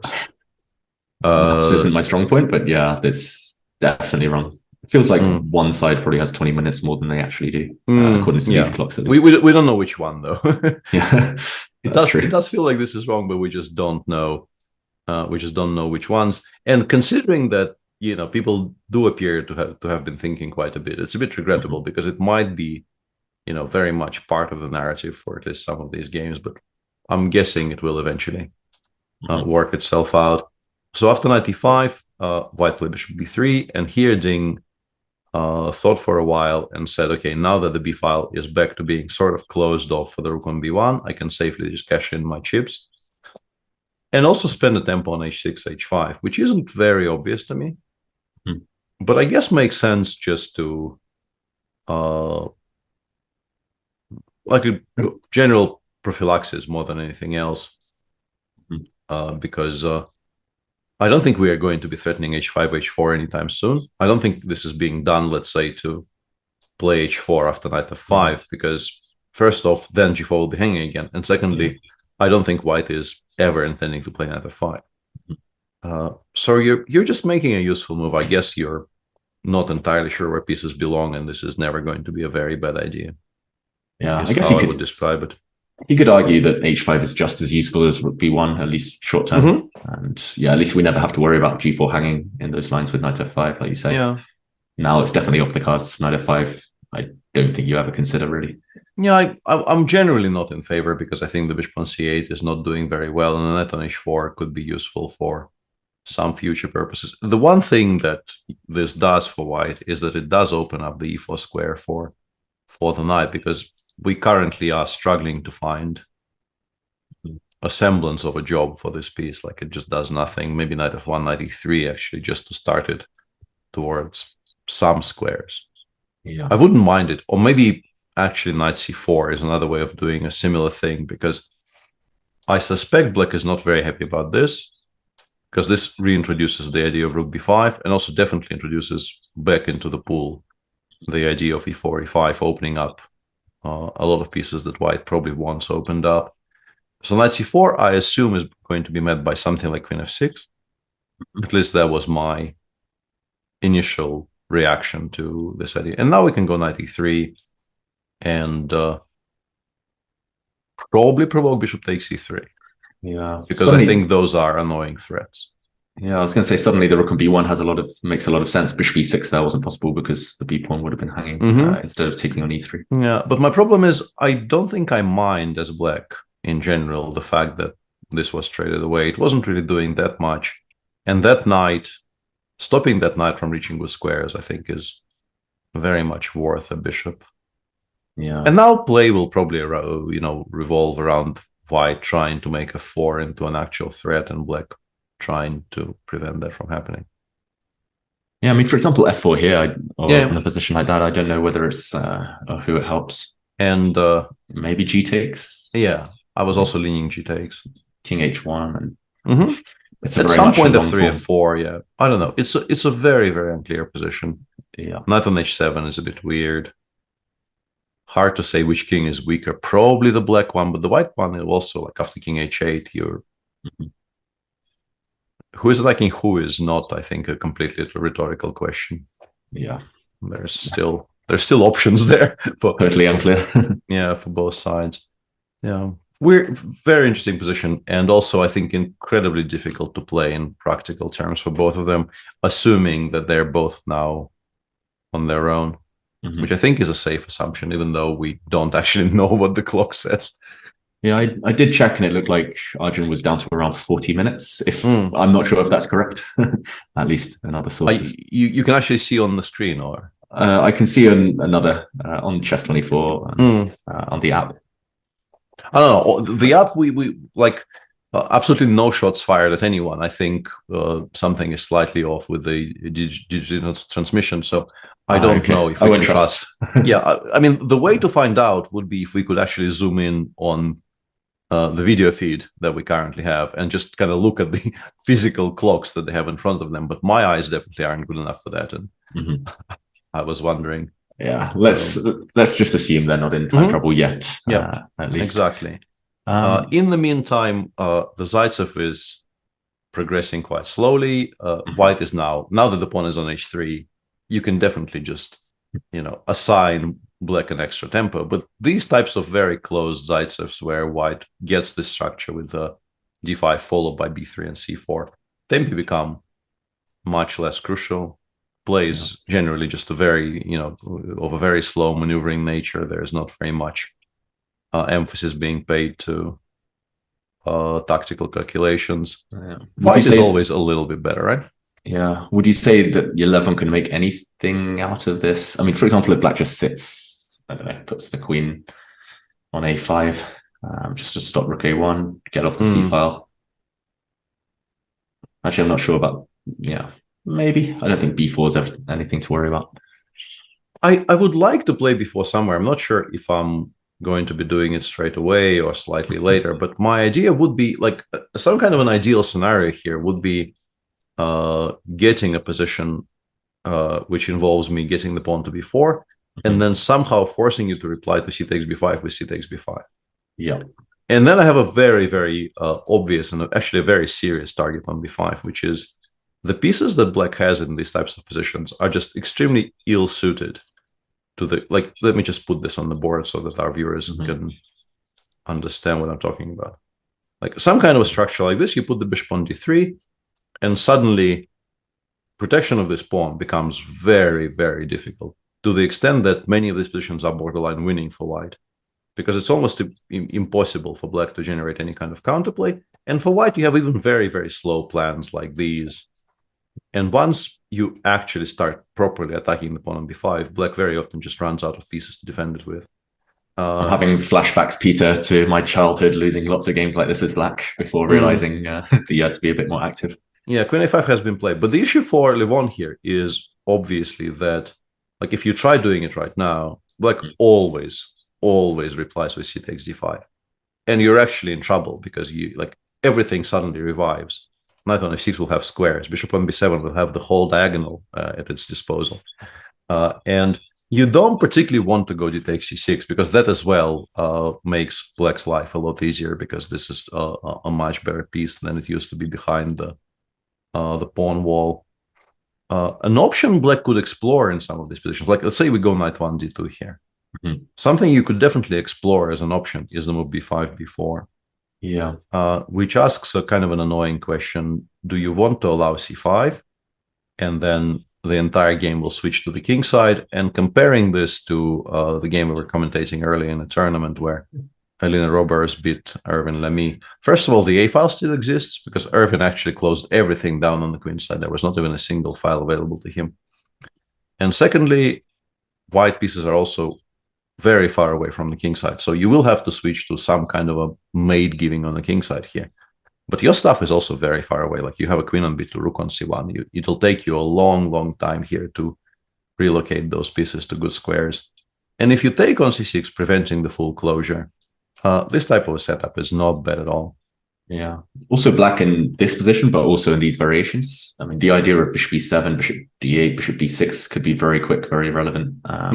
If those dark square bishops ever come off, black is much happier. Much happier about things. Yeah, absolutely. That's a very good point. So I think this is still sort of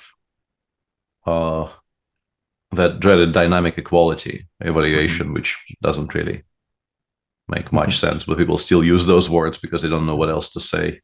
Yeah. Feels like it a little bit. We'll keep an eye on it. In the meantime, I said white never ever plays knight f5, to which Arjun immediately replied by playing knight f5, and Ding instantly replied by not taking on f5 either. So we are being made to look very foolish. That's not to say that the player's moves are correct, but yeah, I kind of understand knight g6 at least. H4 is seriously a threat now, or not? Maybe not right now. Queen takes g4. Yeah. Queen g5 then next move. And then h4. I think queen g5 definitely is something that he wants to play. I saw that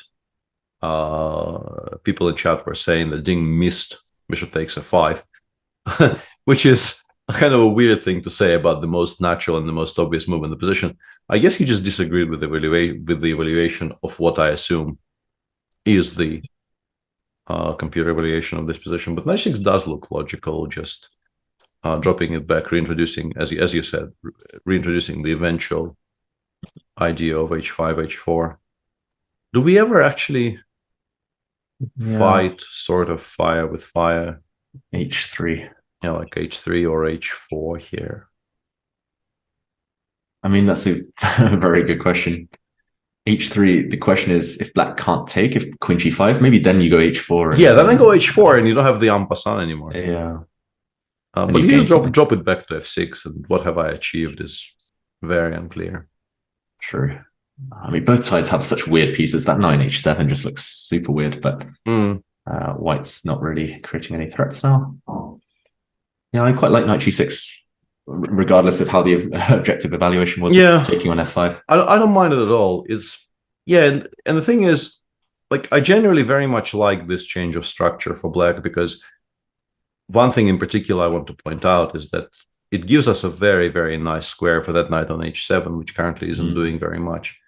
The issue might be, though, that if you put it there, you get pinned. Yeah, white is not really interested in winning that pawn back on e5, but you would be very interested in establishing this very strong pin along this diagonal. And as I mentioned, giving knight on d2 a very good square on e4 is valuable. I think I saw a mention in chat about the knight d3, knight c5 maneuver, which I assume is somewhere here, but yeah, that is very, very computer-like. I guess you can understand it from a sort of a human standpoint, simply as an attempt to fight against the knight landing on e4. So you like rook e2, I guess we play knight c5. We are rook e2, there's also h4 maybe. Yeah, so where does the... Maybe this is it, that it's just a clumsy square for the white rook. Yeah. Yeah, if rook f1's the best move, then it's not surprising that black is doing very well. But yeah, your point, I guess, rook e2, knight c5, something along those lines, just to show. Yeah, let's say rook f1, because I do fear that rook e2, h4 might cost us just a full piece. And now we go knight c5. We stopped knight e4. We want to play queen g5, knight f6 next. And it's not that easy for white to continue playing aggressively. Yeah, it looks like full control, at least for now. But yeah, this wasn't played by Ding, no g6 instead. And I guess he can, yeah, at least ask white the question, what is that knight doing on f5? I don't really see any way for Arjun to capitalize at the moment. And there we go. The players thinking. There's a lot of fans behind them, I've got to say, out there in the stadium. Yeah, and we've been, after spending a lot of time discussing that game in the very, very early start of the day, we've been sort of ignoring the game between Parham and Jordan. And Parham is, I think, unlikely that he will not be better in any kind of immediate future. But Jordan did manage to improve quite a bit. After c6, Jordan played bishop e6, bishop e2, knight takes c6, takes rook fd8. Parham took a... Although maybe now that I think about it, I really liked putting the queen on c5 for now, not because I'm expecting for the pawn on 6 to survive, but because I felt that, let's say, if black goes knight d7 here, a5 might be a good square for it. Okay. And let's say you play queen takes queen c6, I play bishop e3, yeah, I castle, and we have fixed that pawn on a7, or perhaps a6. Whereas what happened in the game was queen f2, Jordan immediately spent 2 tempi getting it to a4. It's not really, a dangerous passer yet. But as black, you definitely feel a lot happier about life. Bringing it all the way here, it's much harder to attack it on a4 than it would have been on a7, because white can't really just pile on the a file, playing rook a5, rook f1, and so on. And also, it's just very simply 3 squares closer to the promotion square.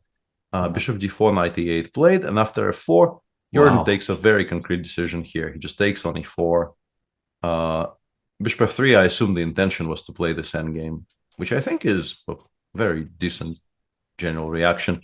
a4 is still alive, and even if, let's say, you imagine some kind of situation where it gets taken off the board, black still has a pawn for the exchange and a reasonably healthy setup on the king side. And as I expected, Parham is not very interested in doing this straight away. Goes f5.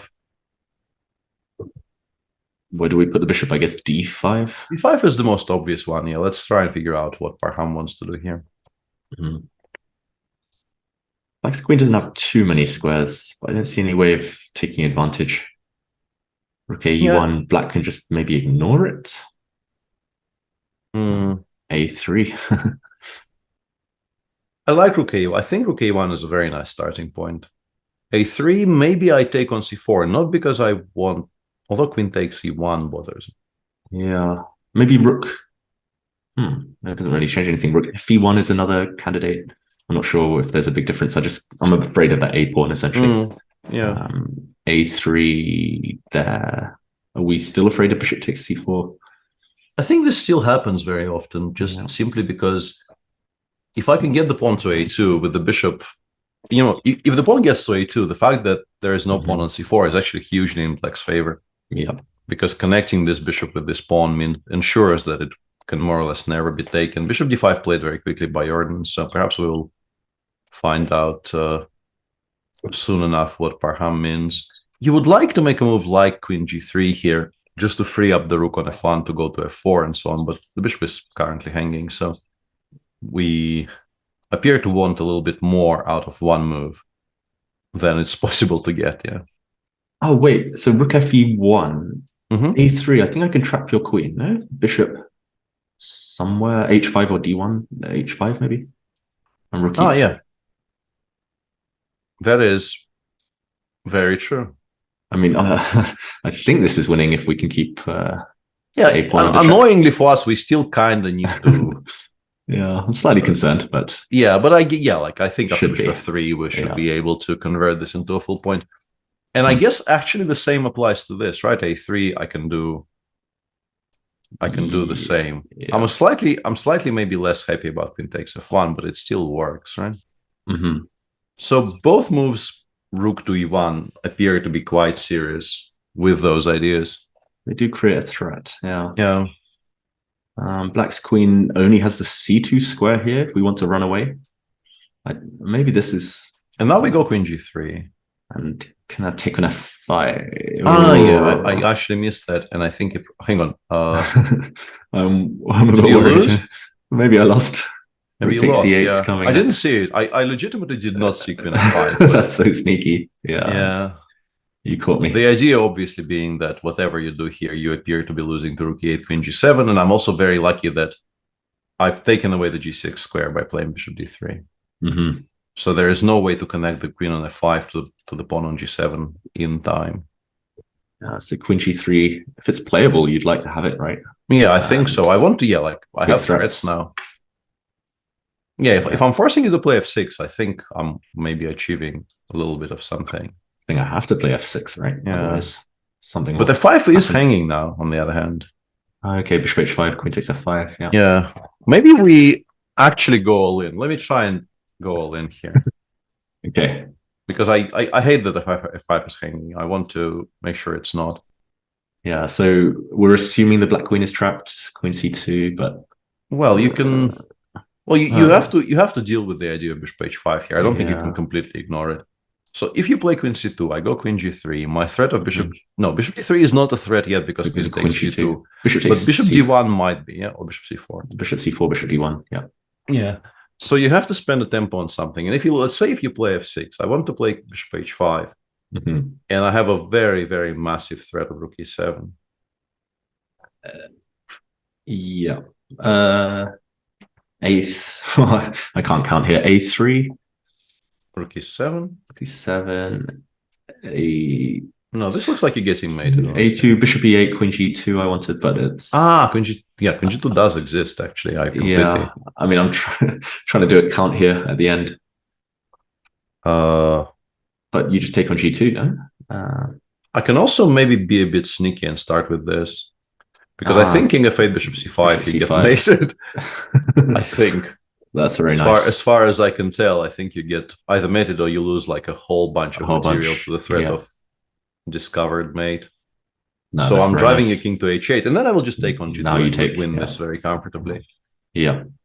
Okay. So this is all very exciting, but also entirely unforced. I think both of those things are true. But I like the look of rook e1 or one of them. I think a1 is... I think we are probably fast enough on the king side to just make use of all of our attacking pieces and just ignore the a pawn, because going halfway doesn't really feel right. I think this would be maybe a good time to take a bit of a short break. We're 2 hours in. There's a lot of very exciting positions on the board, so we'll take a bit of a break and be back in 5-7 minutes with the run up to the first time control. Looks like a very, very good round, honestly. Plenty of fantastic positions to talk about. I'm excited, Peter. Yeah, see everyone soon. Bye-bye.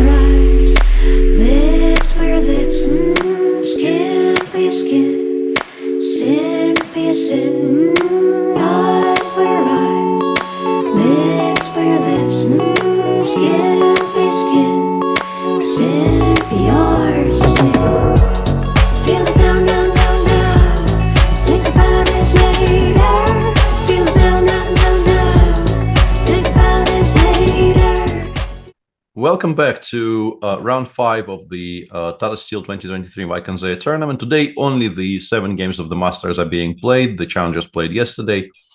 Perhaps if there is a lull in action, we could take a look at some of the games of that. But so far, lull in action is not what we're watching.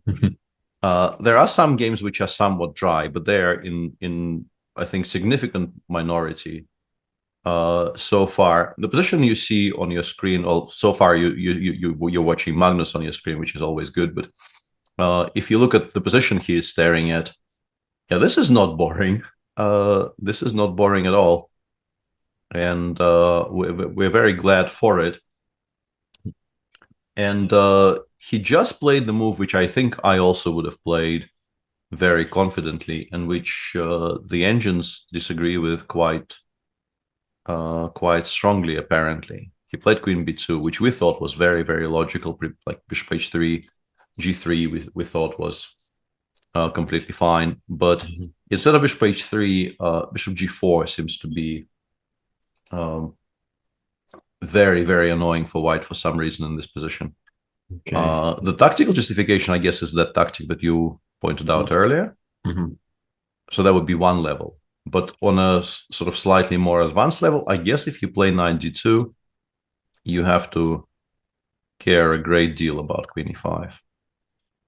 Yeah, that's very sneaky. I'm not sure. The endgame, we don't even get there, do we? Bishop takes C6.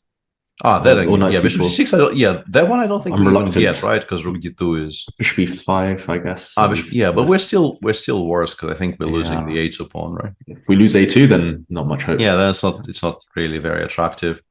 The question would be maybe Knight C4, Queen B2, Bishop B2, but you're also not really enjoying this very much either. Specifically, I think because of Bishop F3. Yeah, and then double rooks on the D file somehow. Yeah. Checkmate. Okay, what should Magnus have played instead? Because Queen B2 looks so natural. The move the engine was insisting has to be played is just kind of difficult to play in real life, because Queen H7 looks like, all the same things will still be very much relevant. Bishop G4 remains a very problematic thing to deal with. And I think what it wanted White to do was to actually go for some position like this. And just allow the infiltration.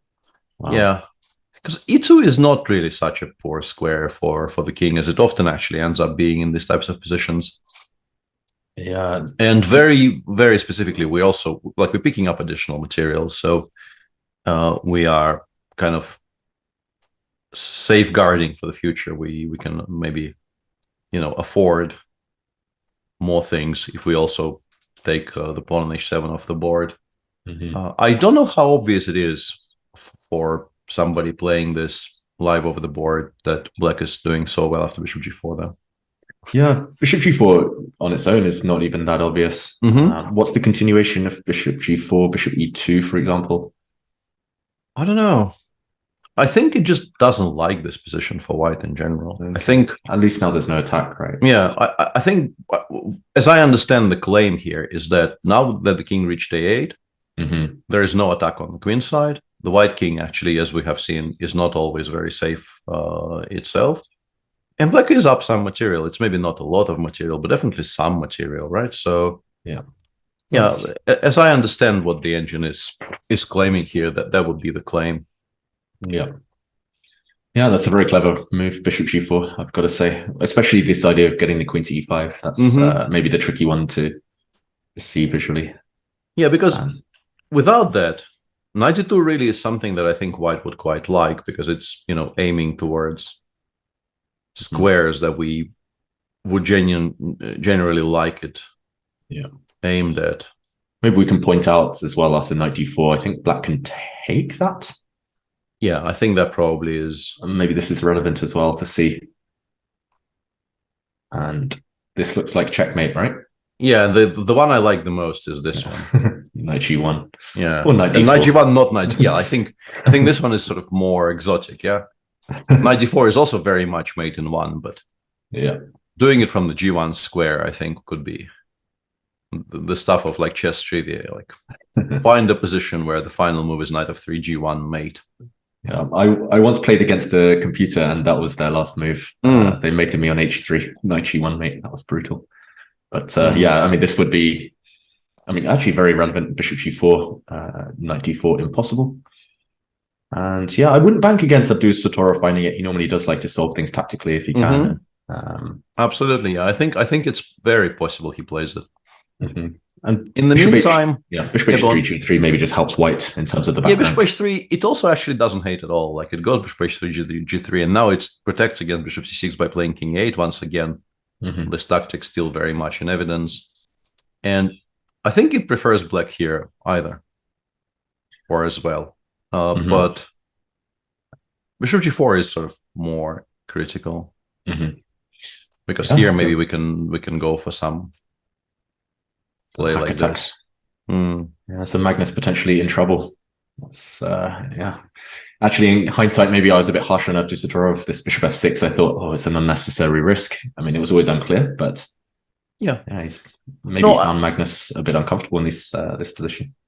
Yeah, I think he must have expected bishop a3, and I think he also just sort of enjoys the idea of playing a full-blooded game against Magnus, because somewhere on these parts, the likelihood of him never like if white goes bishop b2 here, black has 0 winning chances for the rest of the game. Like there will never be any excitement. You might be completely fine, but you will not have any fun whatsoever. You will just probably make a boring draw if you play well.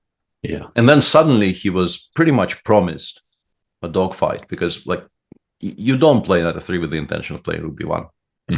You very clearly do it with the intention of playing bishop a3, because like rook b1 castles, black is just instantly completely fine. There is not a single issue. Bishop a3 d6 is just very, very empty when there is no king on e8. Like you're just shooting blanks.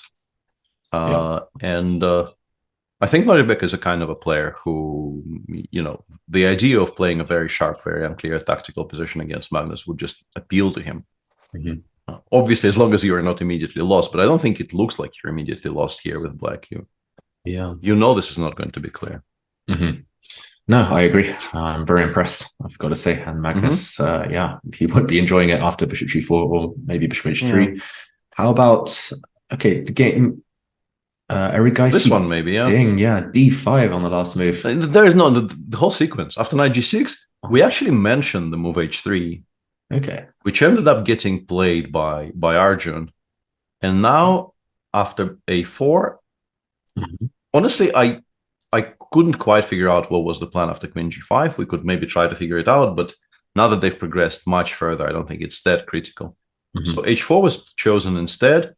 I think luring the bishop away from this diagonal is generally quite useful for black, which is why the bishop stays on the diagonal. Bishop takes a4, maybe there h4 is possible, because there's no, of course, there's no concrete queen takes g4 doesn't work now. Yeah, because suddenly we no longer have the queen takes g6 tactic, because this is not a pin. So bishop c4, d5, and bishop takes d5 played. And yeah, the question I have to answer is what happens here, right? Yeah. And white will take, I guess. Bishop b7 doesn't look right, so I think white takes. Queen d5, takes.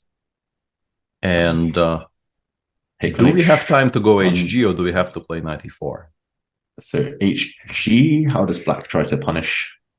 I like this move. Knight f6. Okay. Because I'm also stopping my king, or at least kind of disincentivizing knight e4 here, which I think is useful. And if queen c2, just to reintroduce some I missed reminder. That. I missed that. I'm not sure how unhappy I am, but I definitely did miss that. Yeah, I mean, it's wholly unclear, right? It's just maybe black's doing very well, but queen g5, I was hoping. I mean, I would like to play king h7, but you have rook e7 check, and it kind of bugs me. Queen g5 is also not, I mean, knight f3, no, I mean, I don't know. It's a mess. Yeah. Instead of knight f6, can we play something smarter? Is rook a d8 smarter? I don't quite see a knockout, which also I'm not. My problem is I don't know which side I'm supposed to look for a knockout for a knockout for. I have so far completely failed to even like come to any agreement with myself about the evaluation of this position. My initial thought was black must be at least doing fine and maybe better already. And then I've stared at it for 3 minutes, and I'm thinking maybe this is just entirely wrong. Yeah, you've got pressure on f2, centralized queen. It can't be worse for black, surely. Yeah, that's your starting point, right? Yeah. Fantastic bishop on a7, which got opened up. Rook on f8 on point. We're not behind on material, and we are making the first move, so to speak, in this position. But yeah, I don't know. I'm struggling to find anything that would satisfy me properly here. If you want safety, maybe just rook a d8. Yeah, but how safe is that? First off, I'm not sure. I guess queen c2, you have queen d3 or something, yeah? Okay, I'll pretend I saw that one. Yeah. Also, I want to point out this move exists. Which is extremely annoying. Just like, it's an important attacking piece, which is why I'm quite happily giving up on d2 just to try and take it off the board. And if you have to spend a tempo on playing something like bishop c5, I'll have time for knight e4 or... And suddenly bishop takes f2, white's bishop is probably going to be stronger than the black knight in these positions. And if you do this, like if you don't have any kind of an immediate follow-up here, it looks like this king is very unsafe. Do you think Ding maybe misevaluated the position when he played d5 because he's paused? Maybe, yeah. This whole sequence is kind of weird to me. I still don't really understand why we needed to get involved. Like, what was wrong with this? I understand I sound like a broken record a little bit, but why aren't we making the most obvious move in the position? It must be h4 because black's threatening h4 Okay, but just, Yeah, and then what? Good question. Yeah, I understand h4 exists, but I don't really understand what the follow-up is. Now I think I'm very happily taking on f5 twice next move if it's available. I guess I have to play something like queen c2 to protect it, and it's just very tense, right? It's I agree. I think this is much more attractive than what we could be about to get in the game. Unless he's seen something found, by the way, by Abdusatorov on the top board.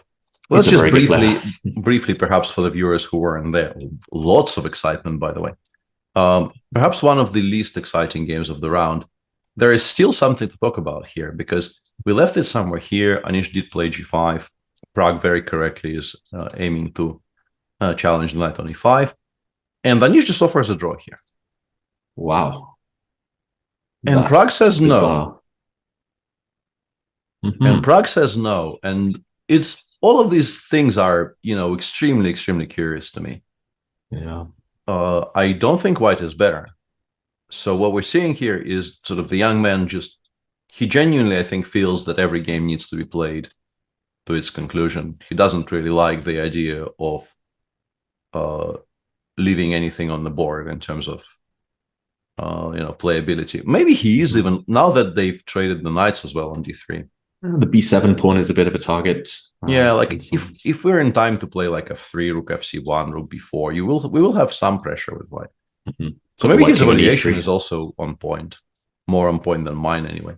Yeah. Also, maybe he just senses the momentum. Anish, we see him there, not looking too happy, and it's bizarre to offer to repeat moves when just 5-6 moves ago we thought he had a very safe, stable advantage as black.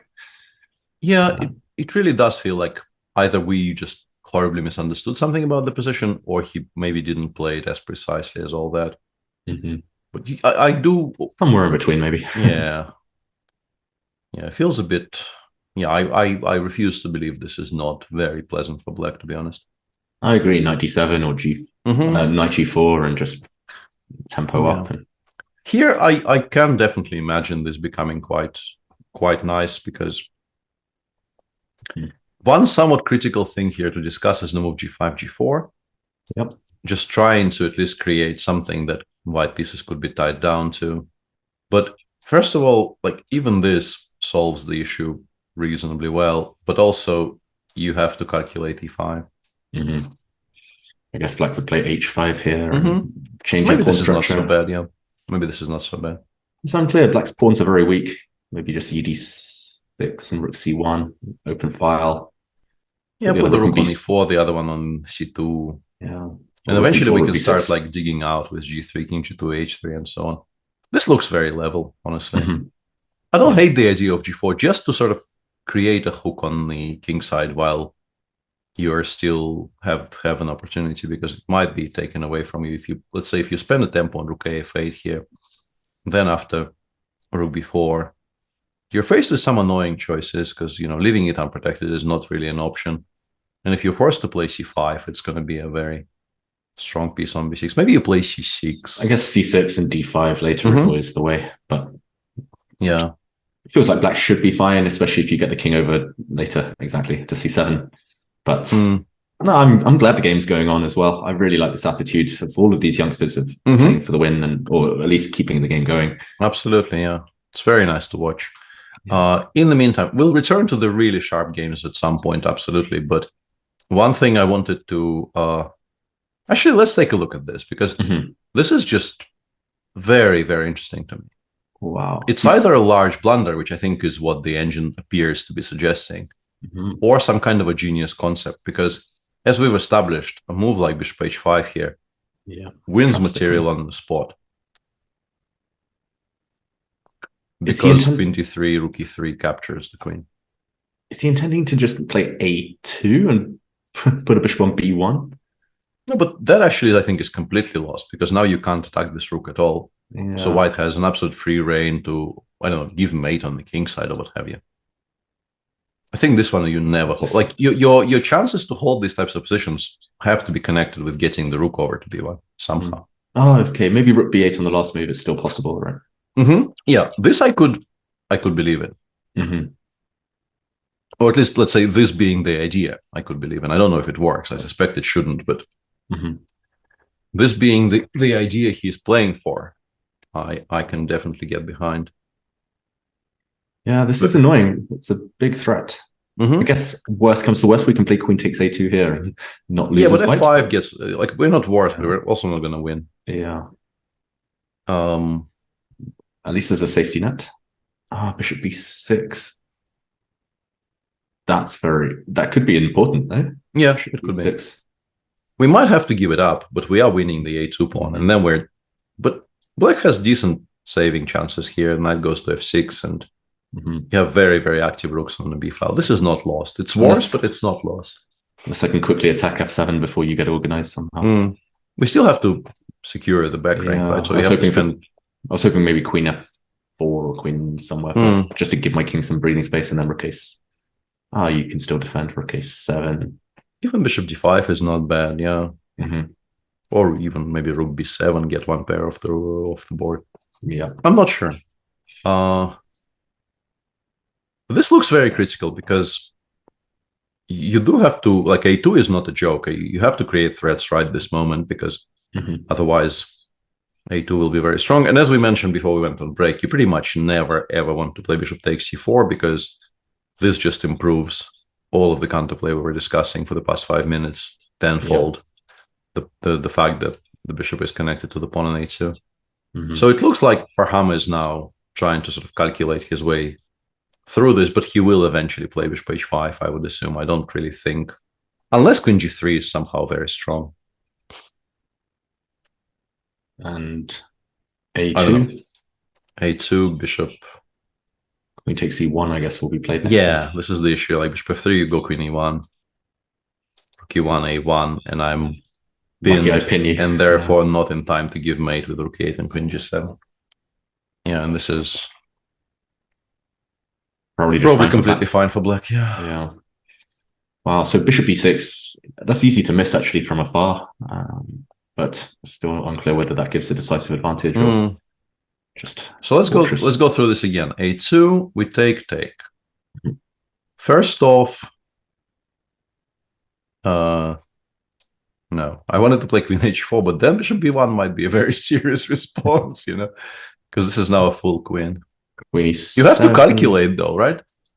Like some position like this, you have to calculate. Black's queen is going to be miles away actually when it lands. Yeah. I think you actually probably get mated here.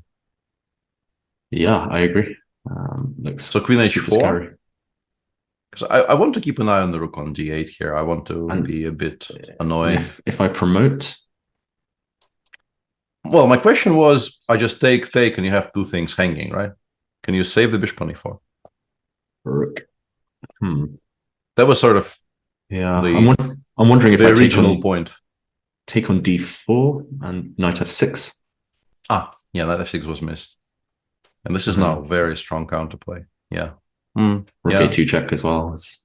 Yeah. I just thought I will get like queen e7 or something in, and then I would be still probably in control largely, but knight f6 stops all of that shenaniganry. Bishop h5 played. Yeah, bishop h5 on the board. So we're assuming the idea is to play bishop. Sorry, a2. Yeah, we were playing a2, not queen takes e1. A2, yeah. Yeah, it's just nice, I guess. I'm not sure there's a difference, but white's rook on e1 feels stronger if you take on e1 now. Yeah. Queen d3, rook e3. Do we gain anything by doing it via this move order? Like queen f1? I guess queen f1, a2. Rook e1, I guess. This seems weaker. Like you don't have access to the b1 square. You still have something here as black, because it's always very annoying. But what's your threat if I just play h3? Yeah, exactly. There's more ambitious moves maybe, but bishop b4 isn't really a threat. Rook b2, I always have bishop f3 at the least. Yeah, it's still not entirely clear. Like h3, let's say rook b2, bishop f3, I just take, I make some move. I don't know, knight d6. Weirdly, these types of positions still often require a lot of work. Yeah, because of just how difficult it is to deal with a2 play. It felt like a2 was more critical. A2 now you kind of have to take, because it gets very forcing. Yeah, otherwise it's not clear what you're doing. Yeah, rook a1, rook db8. Yeah, rook e4, bishop b4 will be on the board in a second. So our fallback position has to be rook a1, bishop b6, right? I think. Yeah, I never really know how to evaluate these positions. For example, if white just plays h3 and two rooks for a queen, it feels like black should have enough counterplay because of the g2 square. Yeah, but knight on e8 is not great, yeah. Knight on e8, not great. Yeah. Rook a8 maybe though. Rook d a8. Chad apparently says machine wants to play bishop f7, bishop takes f7 here. Wow. Which I assume means something like this works out, I guess. And if black... I have no idea why. Yeah, like g5 or something. Bypasses, yeah, g5 is probably better than g6. Yeah, I want to stop queen h4. Yeah. So we've given up bishop, maybe just queen e2? But I'm not sure what's going on. And then I take on e4. Oh, you just take on e4. Whoa. This would be incredible. And then it feels like mate now. It does feel very much like mate, yeah. Bishop f7, wow. Thanks, chat, for that. Making us feel weak and feeble. But that's very impressive. I guess once you see it as well, it makes a lot of sense. So going for this checkmate, we looked at in a few variations. So it is findable. It's just to play it in this order to start with bishop f7. Where's black's defense? Because the bar doesn't say it's winning, right? So black must have a way to stave off the threats. No, hang on a second. It's yeah, we thought this was very likely to be played actually, and and still quite good for white, but it might lead to one of those positions, and it's just about whether black can build that fortress. Okay, 6 now. I'm assuming, and yeah, I think so. I don't think we can wait. Yeah, I think you have to attack something. Black can't flick in knight f6, too slow. So rook a6, and taking on a2 makes a lot of sense. Maybe h3 first, or something along those lines. And we didn't actually understand chat correctly because I was so curious. I couldn't really understand what they were saying, but what they were saying actually is bishop f7 here. So you can do it whichever order. And now queen e2. Which is completely illegal. That's, I mean, this is wholly unclear and super risky take on a1. I still don't understand why this works. Probably you take on c4. No, you take here, and this is a mating threat. And black makes a new queen. Oh, rook f1, just king g3. Sorry. Yeah. We're just. I'm pretty sure we're going to the side. Yeah, and this somehow works out, but like, yeah, you just get disqualified. I'm pretty sure. Queen takes rook c4 a5 or something. I don't know. Queen c4. Queen c4 was just mate. Yeah, I think so, because of queen e6 and bishop. Yeah. It was just. Yeah, sorry. Why didn't I believe you from the first? Yeah. Although, let's see, 7. I still don't know. Yeah. Feels like it's mate, or maybe we played the wrong order, but yeah, I don't think very many people even look in that direction. Yeah, to be honest, for sure. Yeah, there's some weird king chases now after queen g8, queen g7, and black starts running. Yeah.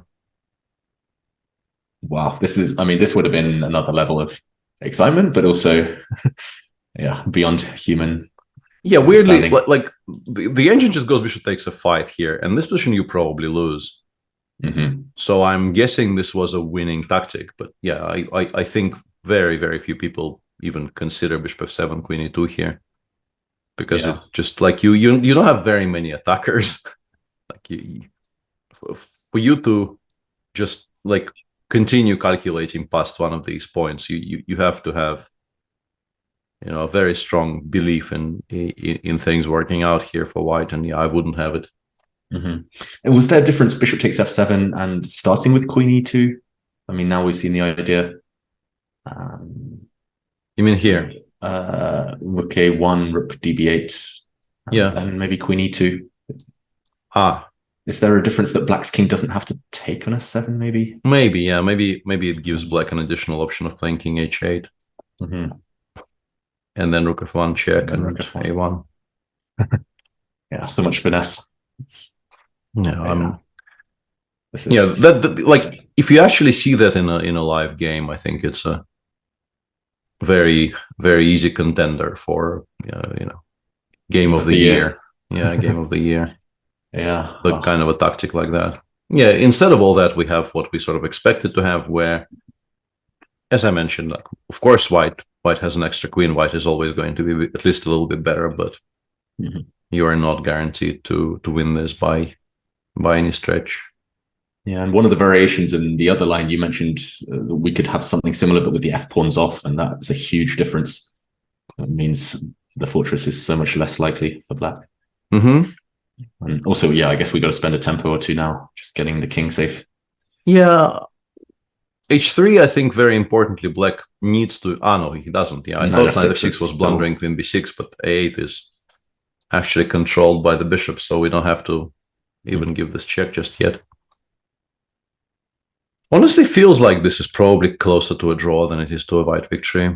Yeah. Because f5, like, with that pawn back on f2, I think we take white very confidently, but with the pawn on f5, your king is always going to provide sources of counterplay, and my evaluation at least would be that it's more often a draw than it isn't. Yeah. h3 played, and even let's say if we discuss a kind of a hypothetical scenario where these bishops come off and you win the pawn on d3, let's say some position like this, I feel even a position like this would be extremely difficult to win for white. Like the knight goes to f6, we put the rook on c4, maybe play h6, h5 if allowed, so that we don't have to worry about this storm ever happening, and then we chill forever. Yeah, it'll be difficult for white to get one set of rooks off without dropping the c3. Yeah, of course. Yeah, of course. If one pair of rooks comes off, you win, but not clear how easy it would be to force. We've been more or less completely ignoring this Grunfeld, but it's just honestly, and I say this as a Grunfeld aficionado, this is not a very exciting Grunfeld. I think Richard is doing quite well. You just have to make sure you don't lose the control over the c file, but there has to be. I mean, first of all, I think you can go rook c6, right? Rook c6, rook a8. I don't really see much wrong with it. Yeah, knight d2, knight a5 in that line. Yeah.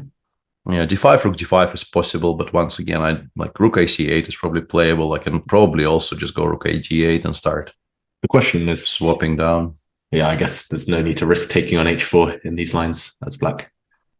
Yeah, I'd be very reluctant. Not now. Here it loses the piece, but in that last position, in that last line. Sorry. Honestly, I would I would probably not even look in that direction, because like rook d7 followed by knight d6. If you allow something like that, you suddenly find yourself in a situation where regretting the greed. Maybe. Yeah, I think we're playing to lose here rather than playing to win. So yeah, I want some material off. I want at least one pair of. Although honestly, it takes rook d3. I missed rook d3. Maybe this is not that easy. Although now you take on h4 maybe, or is it so yeah, dangerous? because this is no longer a threat. So just go a6 to b5 or a5 or whatever. Yeah, that is true. Yeah, now it's actually very relevant that it's hanging. Yeah, you're right. Yeah, one set of rooks off and black is safe. I like rook c6 a lot. Maybe also a6 b5 if you really just want to play it safe in the game position. Yeah, I'm expecting Gukesh at some point to pull the break, and it should be a draw.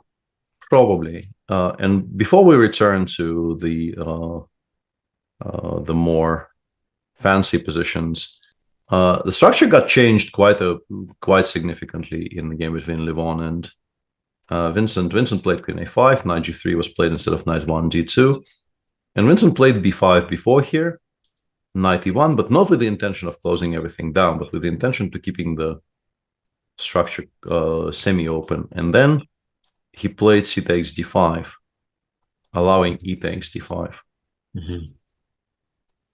And this is a weird one, because I think optically it's very, very easy to be fooled into thinking this has to be very good for black.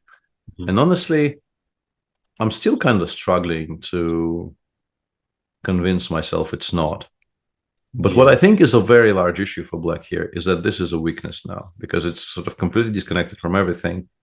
And I think you would very much like to get the queens off to make sure you're never getting mated on the king side and then just play. But you have to contend with something like this, and you might be losing this pawn. Yeah, knight a6 is a bit ugly. Yeah, knight a6, and then I want to... I still don't really understand why this is supposed to be so horrible, honestly. If the knight comes to c5, how are we going to attack on the weakness on b4? What he's done, though, is not that. He played, in this position, he played bishop c8, which is a very logical move on general grounds, because it's really doing nothing at all on b7, and getting it to better diagonals makes perfect sense. But now after bishop d2, he will struggle to move the queen away from a5. And this is the current position. I assume you have to take. It's a bit too late to do anything else. And the fact that he played bishop e7 on a couple of moves ago means he's going to play bishop d8 here, surely after knight d3 and taking those pieces off. If he gets his bishop to c5, it's strategically. Then he's doing really, really well. But let's see what happens if he just goes bishop d8 here. I'm a bit afraid of getting attacked somehow, but I don't queen see c1 or something. Yeah. Queen c1, at some point I might have queen a3. I don't know. Maybe queen a3 is playable.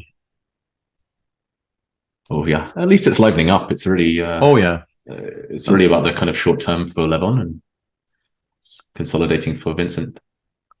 Yeah, this is definitely not the kind of a position I expected to have by move 30 in this game, where I thought it would either be entirely closed or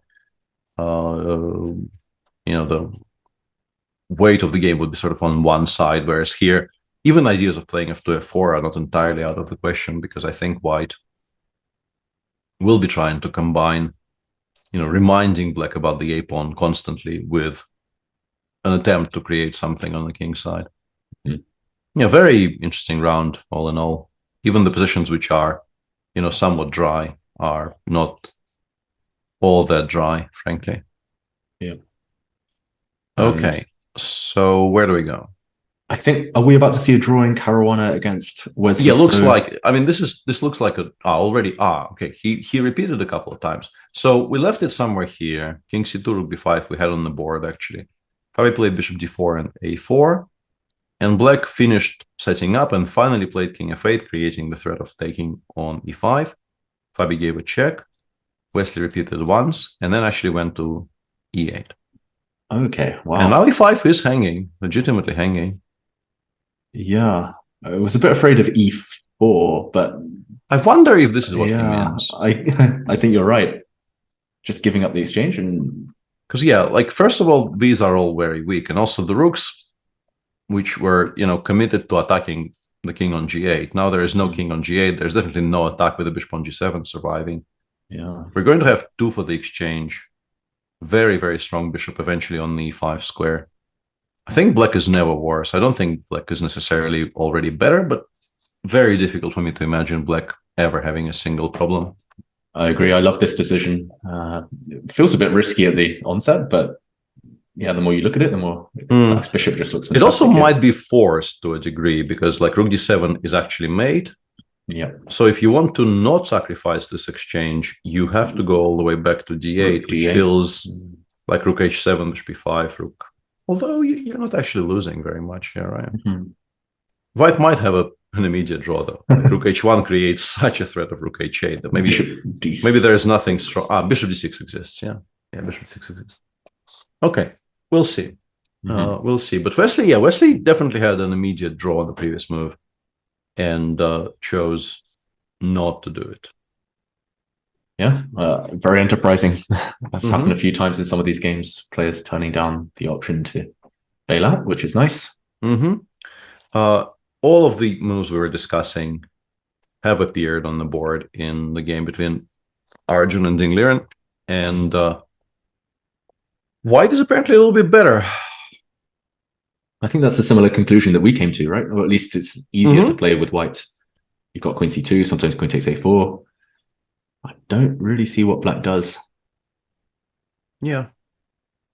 And since this apparently has become public knowledge, I think to me, maybe slightly later than to even our chat, who monitors everything much more diligently than we do while we're live on air. There's some long-awaited news on the topic of the World Championship match. The venue has been announced, and also the dates, I think, have been announced for the World Championship match between Jan Nepomniachtchi and Dingliren. And the match will be held in Astana, Kazakhstan from, I believe, the 7th of April until the 1st of May, were the numbers I saw on my screen. Which is actually a departure from what we were led to believe, because the only venue that was publicly, somewhat leaked as a possibility was supposed to be Mexico City, as far as I knew until today. But it's a kind of I understand it probably played exactly zero part in the decision being taken, but it's a kind of a nice geographical midway point, right, for the players. Yeah, they both share a border. It's it makes a lot of sense. And I mean, it came out of the left wing for me as well, but I know that Kazakhstan, they're pumping a lot of money into chess these days, and clearly they were inspired by some home successes during the World Rapid and Blitz. It makes sense. I do wonder why it's taken this long. I haven't read up too much on what the delay has been on all these failed bids or the confusion there. It's what, 2.5 months now? I found over the years that very diligently not following FIDE politics as much as I can does fantastic things for my mental health. Yeah, life expectancy probably higher, just not stressing about these. So I also just make sure I get them when they get publicly announced. Like, not being involved at any point in the process is just a very, very sound plan for me personally. So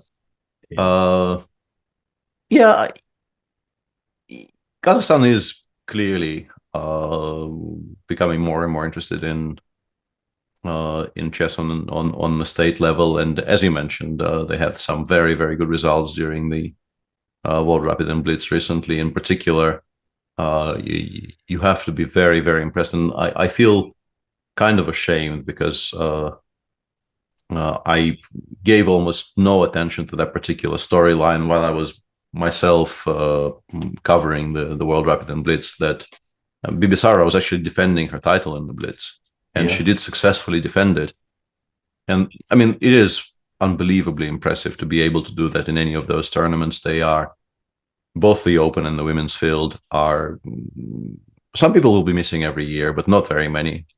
It's an absolutely star-studded field, and the likelihood of any one player winning it are not huge. Even Magnus, he did win both this year, but there have been years where he, I think, won none, and in general, nobody is a huge favorite. So defending a title is a hugely impressive achievement for Bibisara.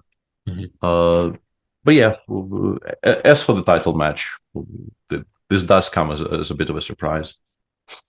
Yeah, and I haven't asked your opinions on this so far, Peter. We're watching Ding now, but who do you hold as the favorite for the match? Yeah, it's difficult because I think they're fairly evenly matched as players. I think Jan has made tremendous improvements in recent years. I think you could definitely, like the 2019, everybody says specifically 2019 Ding Liren probably beats the 2019 Jan Nepomniachtchi. But these are neither of those two players. And in case of Jan, I think this player is much stronger. And in case of Ding, you don't see that Ding as consistently as often. I think when you see him play well, which you still definitely see on occasion, you see glimpses of that absolute sort of beastly form that we've seen in his best years. But clearly the pandemic years have been very difficult for him for obvious reasons. Yeah. And also this keeps on being mentioned, and it feels like a bit of a stale argument, but I think it is still a sound argument. We don't really know, like we have, I think, a pretty decent guess as to what Team Nepo will look like, and they are sort of a very well established group of players who I think work together very well, who do have a very sound sort of base of theoretical knowledge, and also I think they have the match in Dubai, I think, showed a very sound approach to just preparing for the World Championship match. I think that will have stand them in good stead. Jan did lose the match quite badly in the end, but that had very little to do with the opening prep. Yeah, he'll have learned so much as well, just from the kind of mentality he needs, the focus he needs. And yeah, Ding, I haven't seen him in such kind of tense situations before, and felt that he's been enjoying it. I've seen him in World Cup finals, World Cup semi-finals, seen him play well, but it always felt like he was very tense as well. And I don't know, I just have a feeling the extra experience, even if it was a harrowing one in 2021, that might give Nepo so basically I think Jan probably will be more efficient in terms of being extremely well prepared in the openings, being extremely solid, and kind of having targeted his opening repertoire and his approach specifically against his new opposition. Whereas for Ding, that will be a kind of a novel thing for him to try and attempt. Yeah. And also, as you mentioned, you can say, it left such scars that you don't like this kind of an experience, but I don't believe that. I think having played a World Championship match does prepare you for the future World Championship match. World Championship match is better than anything else. Yeah. So I would suggest, and I mean, this is also not a novel take, but I think it's very difficult to come up with a completely novel take on this. I think sort of absolute A game Ding is slightly stronger than absolute A game Nepomniachtchi, but very few people consistently play their A game. Yeah. And on all the sort of small kind of levels that you can explore apart from simply the pure chess ability, and even that, like I don't think there is a gulf. I just think that at the very, very best, Ding was probably a more rounded, a more complete chess player than Jan was. But it's not like they're different leagues of chess talent. Jan is an unbelievably gifted player, of course. We've always known that, and it's just that for years and years, he clearly did not take chess as seriously as he could have done, but he does now. Mm-hmm. It's also pretty clear that he does now. Yes. I'm expecting this to be very close. I'm expecting this to be very, very close and very interesting and quite open, I think. I think it will be... we won't have people complaining about lack of content, as they have done over some of the previous world title matches. Yeah, I like the fact that Jan's been playing a bit as well. Some rapid, playing some online stuff. In the build up to 2021, he pretty much went dark, went silent for around 6, 7, even 8 months. And I think maybe he was just a bit, lacking match fitness, match practice. But yeah, this time, I think both players will be on an even keel there. So yeah, I can't wait. Still a way to go before we can enjoy that match. Yeah, there's still more than what it is. 2.5 months to go, yeah? Something roughly, like yeah. And I mean, meanwhile, Ding, this position we've been discussing, he played knight of 6. He played knight of 6 eventually. And the move I was most worried about when we were discussing this earlier was queen c2. Mm-hmm. I still feel like this has to be the biggest test. It feels like everything else is less on point. Yeah. Just ask this question, and none of the answers appear to be very comfortable. Queen g5 is maybe the closest you come to move you're okay with making, but gives White a tempo to do something. Like you would like to play knight f3, knight e5, but that once again blunders a full bishop on g3. But you can. I was wondering if we can, after queen takes g4, play knight f3, queen takes g4, play rook takes b7 with the idea of taking on g3, taking on a7. Yeah, or starting with rook b7. Or rook b7. Perhaps starting with rook b7, you're inviting some kind of trouble with rook e8. So abandoning control with the back rank so early is maybe unnecessary. All in all, it just feels like black's position is very loose. I wasn't able to, straight up refute it while staring at the board, as I have done for the past some time after knight of 6 appeared. But I'm picking White every single time here. I just don't know what I'd play. Yeah. So it's still an incredibly complicated position to analyze. There are just so many options. Like knight e4 is not pointless, but I think the problem with knight e4 is specifically that h5, h4 suddenly becomes very strong, because for a second we kind of drop that ball, and f2 is very much hanging. Instead of queen c2, you have options like you can I think very seriously discuss whether White could be better in some endgames after knight e4. I don't think it's entirely stupid, but I think it makes Black's life a lot easier. Like if you do it like this, Black I guess takes with the knight, and if you include knight f6, rook f6, rook g1, I don't think White is worse, but like even hg followed by rook a8, Black will never be doing too poorly.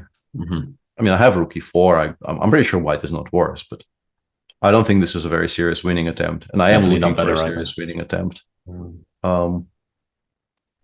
What is somewhat annoying, and we've been mentioning it on and off, is that we don't actually know what the clock situation is.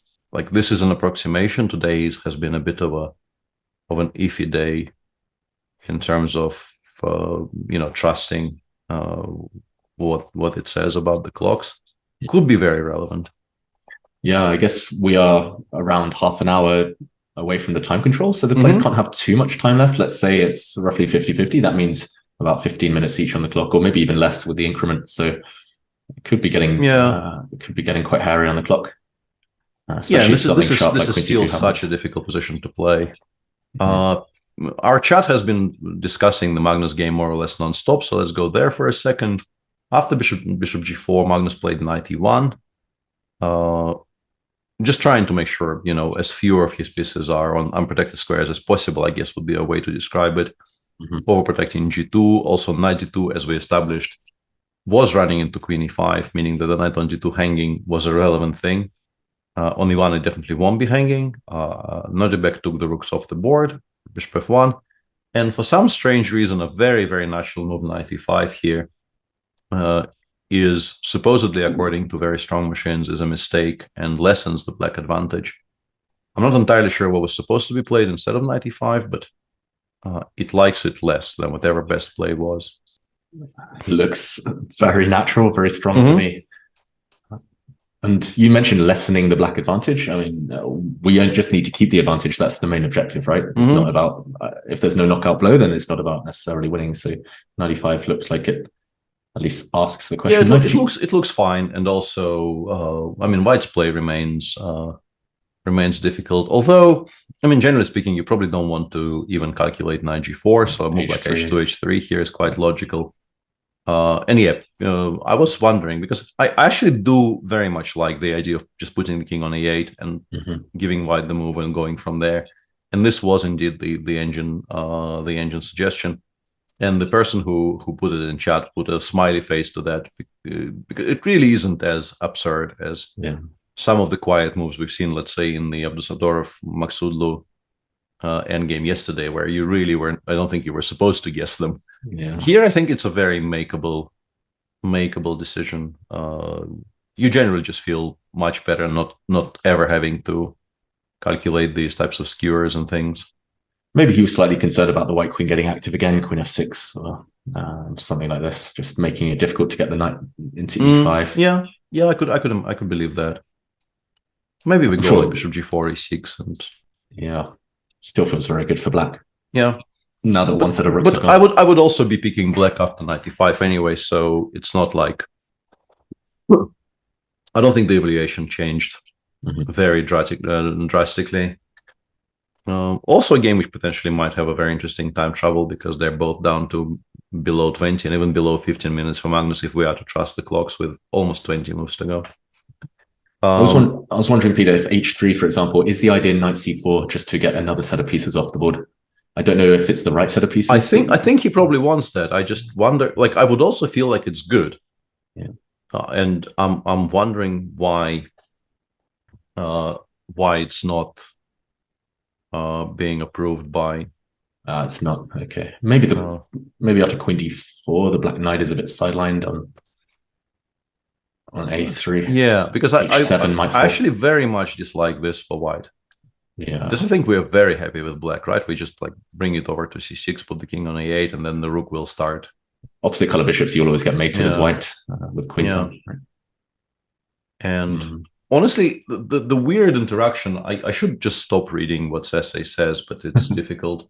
The weird interaction for me is that I sort of understand why queen b5 is the top line of the engine here, or at least I thought I understood, because that does stop knight c4. But then second line is h3, and black does not play knight c4 against that.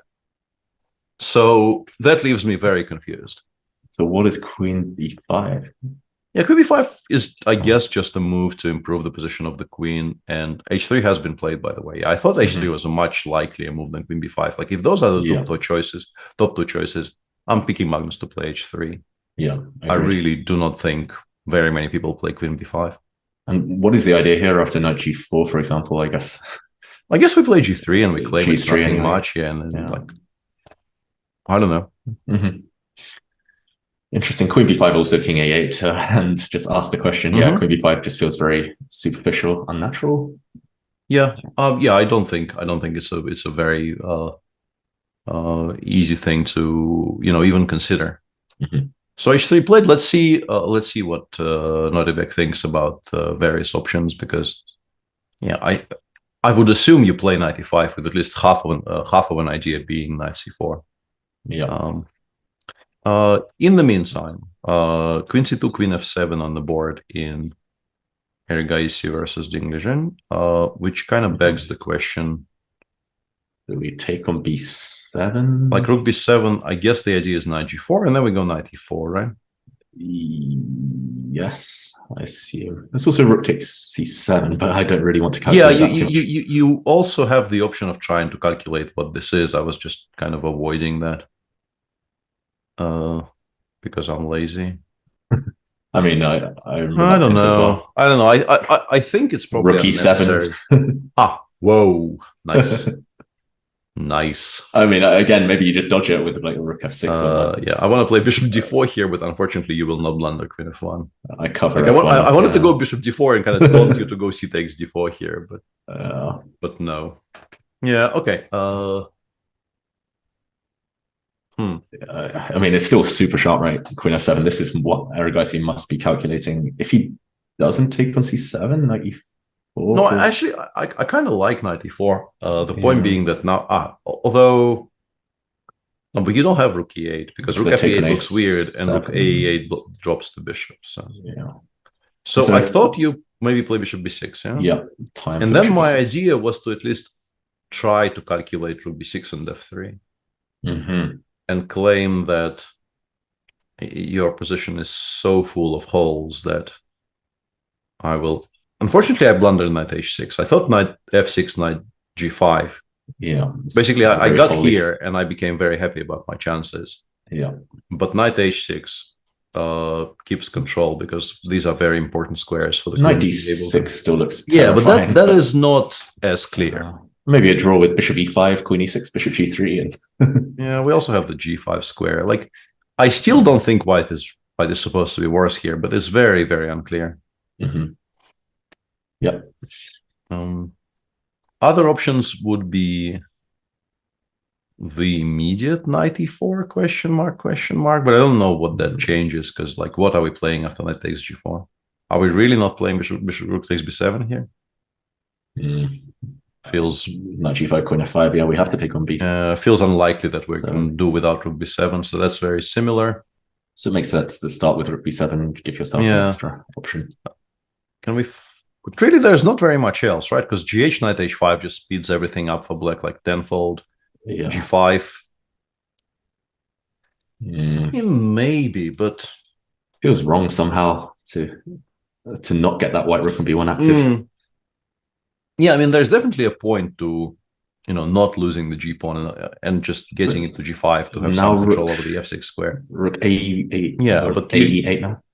Yeah, it feels like you're allowing so much more extra counterplay here that, like, do we lose after rook b7? Weirdly, I don't see what the continuation is. I thought I would find some way to sacrifice something on f2. Bishop takes f2. Yeah, but what do you, like, eventually, what do you take with? I always have knight f6 check.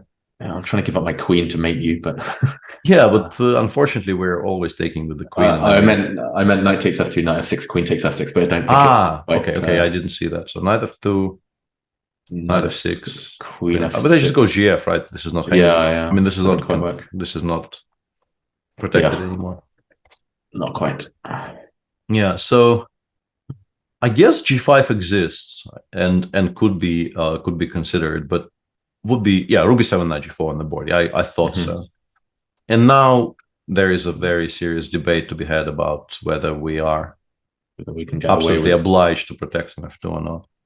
Yeah. So let's try this again. Rook c7. I assume bishop f2 has to be the main move. Might as well flick it in. King h1. So the squares for the queen are basically f6 and f5. You also have the moves which don't even attempt to protect the queen, like rook a8 maybe as well. Hang on. This I didn't see.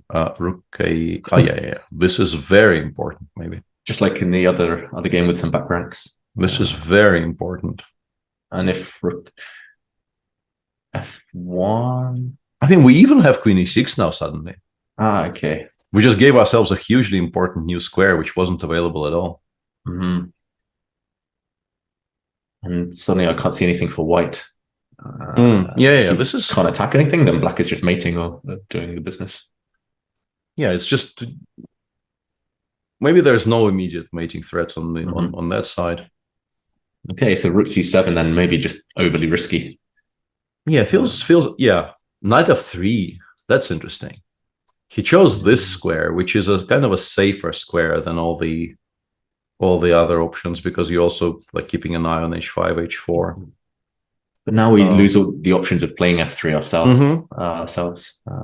Bishop b6, and how do we disentangle with white? Because black wants to go queen f5, black wants to go rook e8.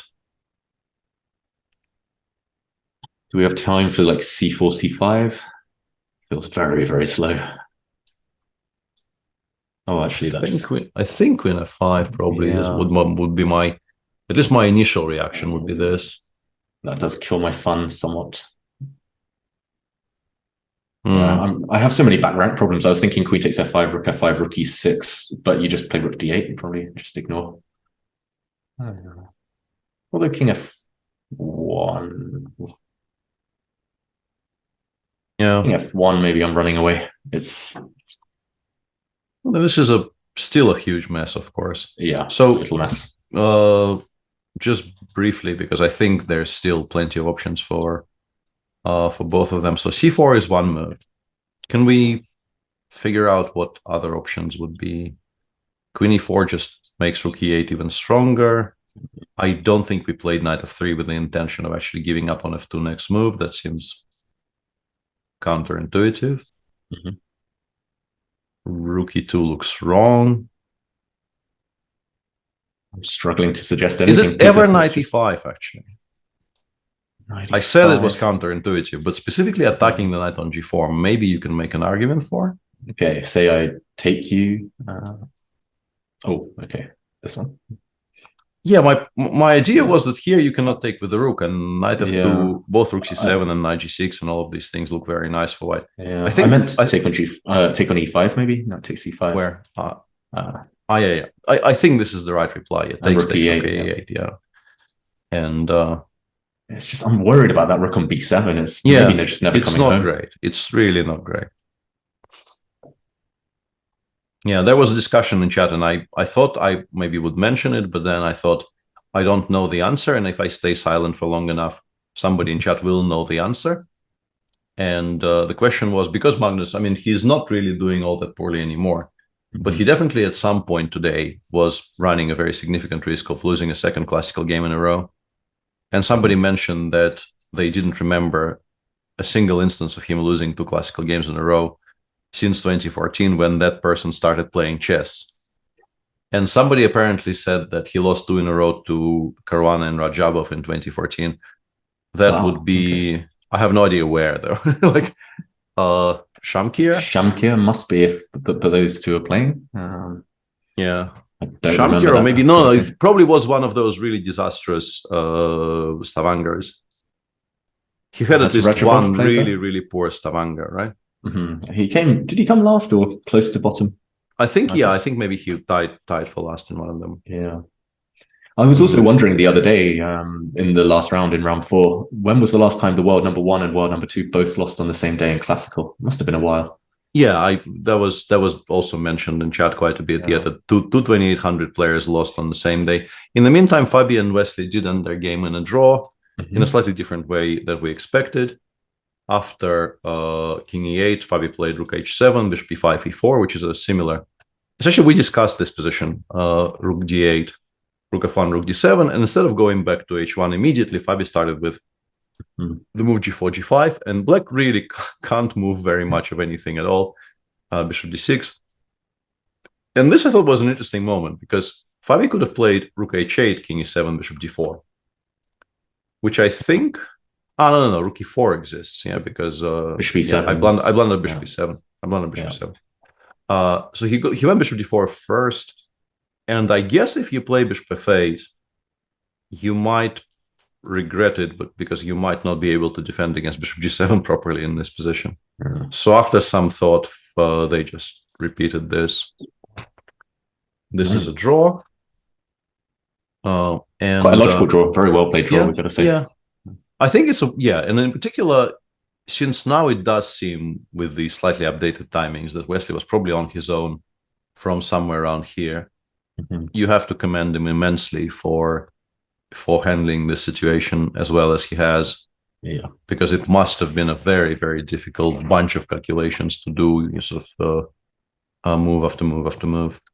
Yeah, well navigated. Yeah. In the meantime, after h3, Noribek played bishop f3, which was apparently, and chat was very excited there for a second, a reasonably large mistake due to the existence of the move queen b1, and specifically queen b1, because the h7 pawn is hanging, and I guess the point is if you move it away, I will play queen h7, and the attack on that rook coupled with the fact that the bishop on f3 is still hanging, so you can't leave the g file, would have made the position quite difficult to coordinate for black. So the variation actually dropped to zeros after queen b1, but queen b1 wasn't spotted. Instead, Magnus played queen d4, queen h4, and so he's got a similar idea attacking f3 and h7. But for some reason, I guess this is just kind of slower. And what it results in is he will win the pawn on h7, but he will probably lose the a2 pawn to bishop d5 and queen a5 ideas. It's going to be a bit of a mess, but I guess it's still better for black. I mean, you take the black rook every time, right? But I kind of understand what Magnus has done. He's forced the black rook away from the g file. It did feel like there was some tactics lurking in the air there somewhere on g2. So, yeah, I approve despite the computer's what he's done is very logical, yeah. But the heartless machine says that, you know, something along these lines still gives black an edge. But you can also very easily imagine, like, I don't know, bishop b2, bishop a2, h4. Obviously, black will have something to say about it. Like, imagine this pawn gets to h6. Yeah. This becomes very much a 3-result game suddenly. Yeah, I think it already is. It has been for a while, the 3 results. Yeah, queen h4. Yeah, it's so hard to evaluate this one. On the topic of games we haven't seen in a while, Prague is now playing this kind of a very slow 4-rook ending in which, I guess with the rook on b6 as active as it is, it's impossible for white not to be at least a little bit better, but you assume black somehow survives this, right? Yeah. Black has very active pieces as well, the black king, the black rook on f3. I very much like the fact that after rook c1, d1, this rook on f3 actually has nowhere to go further on the third, so it's not as easy to develop counterplay here as it may have seemed also to me originally. I thought, okay, g3, rook f3, I will now plant it on d3, distract one of your pieces, start pushing for some kind of e6, e5 breaks, maybe with king f5. Unclear. And now after rook d1, I realized, no, white is just not allowing any counterplay. I want to play king g2. If you play g4, I want to play h3. Let's say, I don't know, let's just put something on the board. So we include all these moves. And now there's sort of an additional H file here for us to try and exploit, plus the idea of rook e1, rook e5 check, rook takes d5 using the pin on the 6th when the king has to drop back. That's very nice. Yeah, Prague is still sort of in control. The quiet Grunfeld is not as quiet, less quiet. Yeah. Suddenly that white has achieved quite a bit, yeah. How did that pawn get there? It looks like an AlphaZero game now with the pawn on h6. Richard played a6, white went h5, b5, h6, king f8, takes. So both sides achieved quite significant progress here. Getting this pawn to h6 improves many of your future endgames, and also the one you're currently playing. But black managed to generate a passer on the b file, and ideas like rook a3 already feel very relevant. Knight c5 played here by Gukesh, trying to disconnect the bishop from the pawn. And Richie replied with knight b6, kind of a clever move, intending to play knight d5, take f4. And if you allow this trade, white will have a very funny pawn structure, which nobody ever allows. So e4, and now rook d8. And this is now very concrete, because black is using the fact that this is a pin to seemingly blunder bishop c7, because bishop takes c5 actually wins material. It doesn't lose material, it wins material. Yeah. And I don't know what you're supposed to do after rook d8. Yeah, how do we keep it together suddenly? Yeah, I mean, knight d3 probably is fine-ish, because I have to rook d4, bishop b3. I'm pretty sure I'm not going to be in any trouble. I actually quite like knight d3, because I thought rook a3 was playable, but rook a3 is like, maybe it's playable, but it's a genuine sacrifice of quite a lot of material. And maybe just knight c4 after knight d3? Well, I was kind of under the impression I can take. Oh, wait, I can't use b8. Well, you have e5. 5. This is still a mess. Like, you do have e5 here.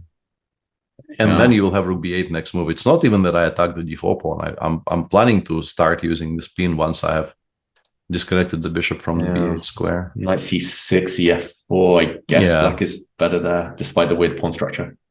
Yeah, white's who knows take too long who to knows get what going. this is? Yeah, I don't think black is better. Well, black shouldn't be. Maybe you still have to even worry a little bit.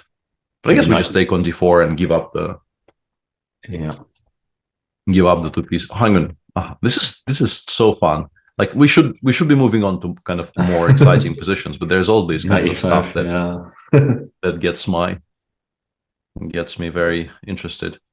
And in the meantime, seems like Parham now is just completely winning because this has not gone according to plan. After h3, knight f6, bishop e2, Jordan played rook b5, and then it turns out that the way the pieces are, he is just not in time to protect the f7 pawn, I guess. I don't know quite why, for instance, we didn't try bishop d5 here.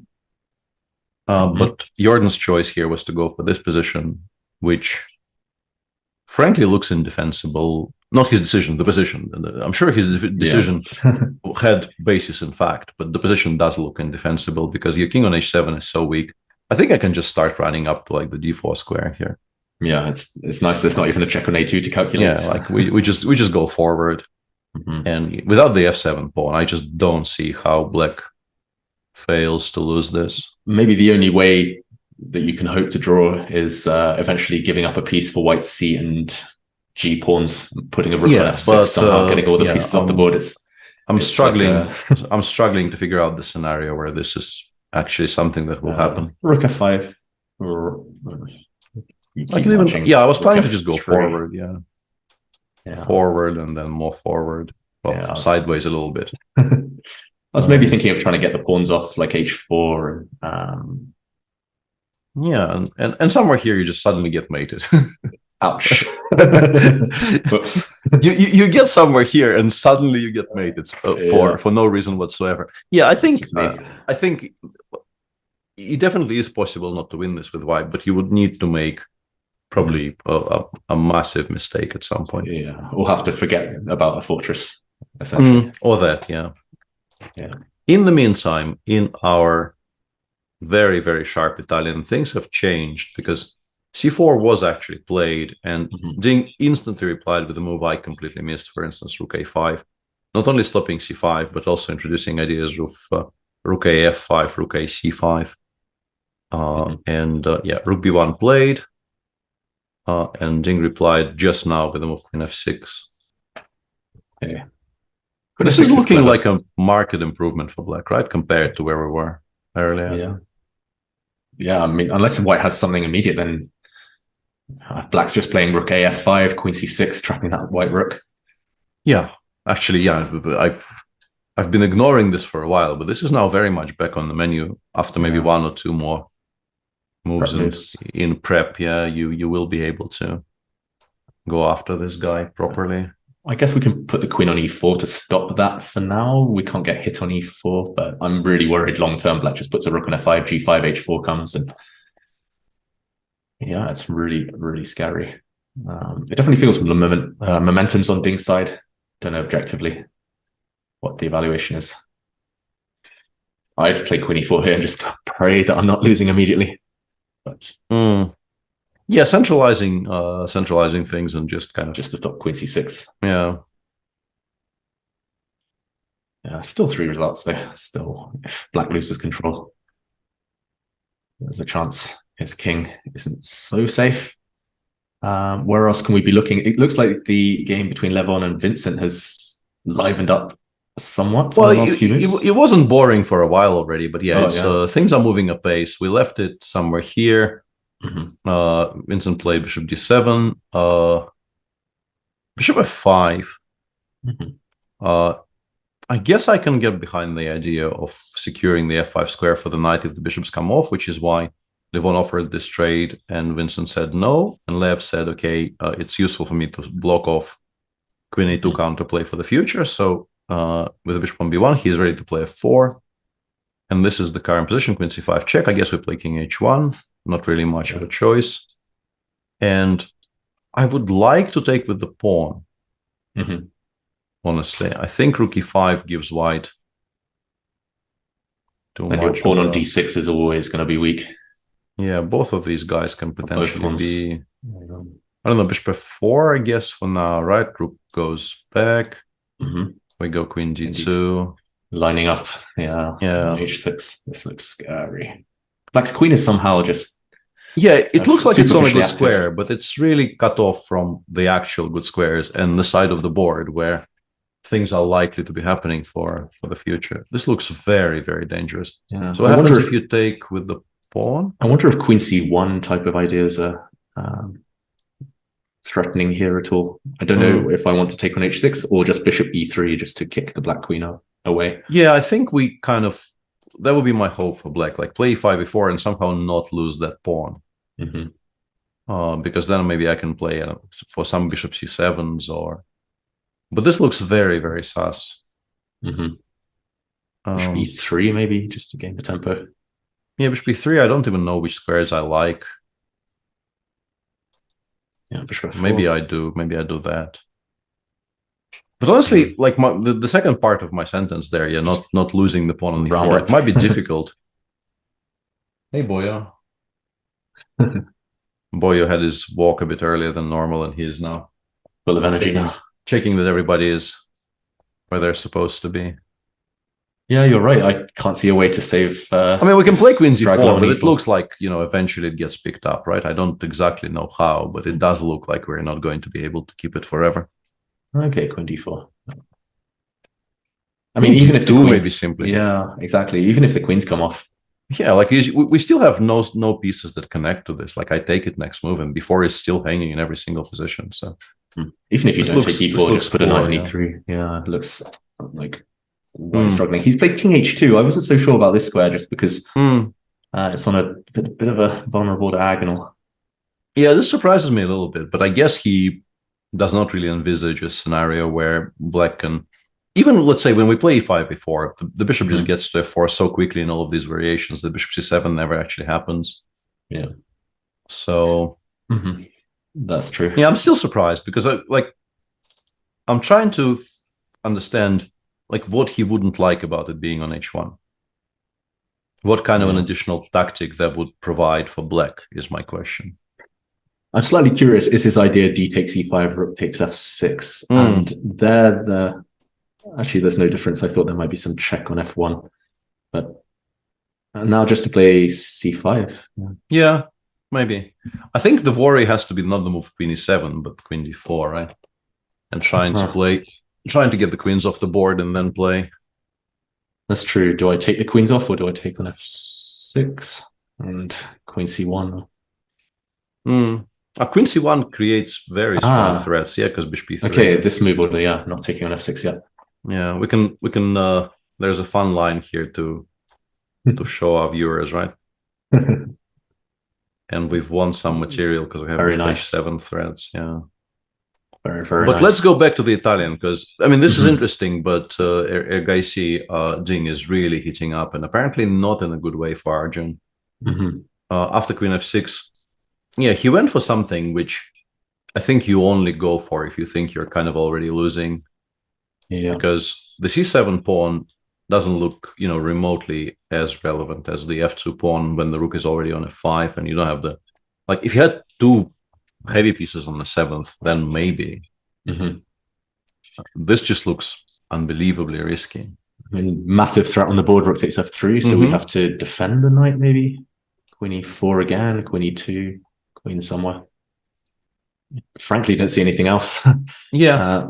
I'm really worried that taking on f3 will happen anyway at some point. I don't know how. Yeah, I think queen e4 does look like it's maybe the only real move you can make. Has to be his intention. Yeah, that's what he played. Okay, I'm slightly worried black can move the bishop and knight f2 is coming in, but bishop c5, bishop g3 is maybe. Yeah. Well, you can make all of these moves, including weirdly even bishop d4, because rook f1 in the end is more important than the piece. And I think White responds to each and every one of them with bishop g3. Yeah. Yeah, bishop d4. I don't know. Visually, it just looks too difficult. that will happen. But bishop c5, bishop g3, bishop d6. Yeah, you have to wonder about all of these things. Like, how are you supposed to keep all of your stuff intact? Bishop h4, queen h4 is promising. I don't know if it's actually winning, but it definitely is very promising. got to be calculated, right? Yeah. This must be. I mean, it's still only one rook on the 7th. We control the c5 square. We still have some kind of an attack against the king, maybe even. Yeah, takes a bit of work, I guess, in this type of position. So this is move 31. If we are to believe the clocks, this is going to be kind of a tight situation on clockwise, but not as bad as I would have suspected. Yeah. It does feel like Bing should have a breakthrough here. He's played queen e4. And as correctly pointed out to me, the idiot, rook f1 here is a bit stronger than knight f2 check. Thank you, chat. We saw some back ranks earlier, but that was this one was a step too far. I appreciate you, chat. Yeah. I'm a bit ashamed I didn't see that one either. I thought queen h4 was just too clever for the reasons. Wow, the Magnus game has changed a bit. Yeah, there were a lot of changes here because after queen h7, Nordibeck did not take on a2. He also did not play the move knight g6, which I think the engine liked as a kind of a preliminary because a2 is really not running away anywhere. Instead, he did something which I think very many, carbon-based players would actually do here and got rid of the bishop pair. But now Magnus has 4 against 1 on the king side, so everything sort of depends on him not kind of losing outright, and he will always have counterplay. And I guess king h2, king g3 is such a safe haven for the king that you never even entertain any ideas of rook d1, queen f1. That never does anything. Yeah. So you just take on a2 here. And start pushing those pawns. Yeah. And then it becomes a race. And it's a kind of a weird one because in these particular positions, like the bishop on the long diagonal is not much weaker than a rook. Yeah, it bishop f6 does a very similar job. Where do you go with the black rook? I guess you don't really want to stay passive on the 8th rank, even if it looks safer. Rook d1 check. King yeah, h2, maybe rook d1 and e6. e5 simply, and we go. Yeah. Yeah, let's go. White pushes the h pawn. Possibly, I don't know about now or a bit later. h4 maybe. Yeah, f2 is hanging, but I'm not sure. Like even queen f2, queen f7, like it looks like black is getting closer to the white king, but there is no threat. But maybe we pick up both e3 is hanging. Yeah, maybe we just say that we're not really creating threats. We just want to have more pawns. Yeah, it's a valid argument. Yeah, I like centralizing. How about instead of queen takes f7, just queen e4? How are you stopping my h pawn? Yeah. Good point, well made. It's actually very quick. White's pieces are kind of perfectly placed. Perfectly aligned to just start pushing. Yeah, it's a very good point. Yeah, I mean, I wouldn't like to be either of these players right now. To be honest, it's just a really nerve-wracking position. Yeah. We've gotten to queen a2, bishop f6 in the meantime. Very logically played by, I think, both of them. Yeah. I kind of want to kick away that white bishop from f6. So maybe rook d1, king h2, and we can play queen e6. Yeah, we can play queen e6. c7 is still a perfectly safe square for the king. If slightly worried I'm blundering some big attack though. King c7, knight e4. Yeah, this has to be at least a bit worrying because suddenly like knight d4, e4, we break connection between the rook and the king, and then bishop e5 starts happening while the h pawn is still quite pushable. Yeah, this is now very unclear. Yeah, very, very unclear. Okay. Meanwhile, in Arjun against Ding, queen e4 was. Oh yeah, actually, queen e4 was played, and that was the last move. Ding is still thinking. Yeah, he has to choose between all of those squares. What else is exciting as we build up to the time control? Looks like Gukesh against Rapport might disappear because I think, they've already repeated. Not enough to claim. He could have claimed, no? One, 1, 2, 2, 3. So he didn't claim? So Rapport was the one who didn't claim, right? Either he didn't claim or he called an arbiter and then he was asked to make the move on the board for some reason. Because there's absolutely, like, you have 0 winning chances. I think you should actually claim here. Yeah, we can see on the camera he's just kind of looking into the distance, waiting for... Or maybe he doesn't believe Gukesh. he's in any danger and he's passing the unpleasant decision to end the game to his opponent. Because knight b7 is logical, but what else do you even play? Like black, if you give black a tempo, black will play king e8, I suppose, and continue kind of slowly improving the position of his pieces, and eventually maybe the c5 pawn will start hanging if you move the king away from a fade. Whereas for white, things are on just about the perfect positions. Like everything is where it's supposed to be, and you can't really improve very much. Yeah, it's a bit loose. Do you think it's a psychological power play, just making his younger opponent do the claiming of the draw? I know a lot of players are reluctant to kind of call the arbiter. What is this? Rook takes f3, but I thought queen takes... Yeah, what's the plan? Let's try to figure out what he even means here, because currently I'm blanking. How about queen h4, queen h3, and bishop e1? Whoa. Next question then. Why isn't this winning? Oh, rook b8. Okay. Oh, wait, knight f2. Knight f2. Sorry. Okay. Does it help? I will re-ask my question. Why isn't this winning then? Does it help if white had earlier flicked in queen d5 check? Is that... because he's paused after rook takes f3. You only pause if you're wondering about this. King h8, I guess, is the most natural. Maybe rook f7 as well, but...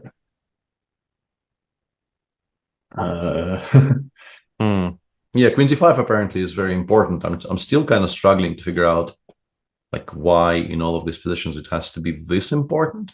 Because I'm like, I can make all of these moves, like rook f7, you have to cut. Rook f7, maybe you would play bishop d8 or something. Whoa. And then maybe we win because there's no... queen f4.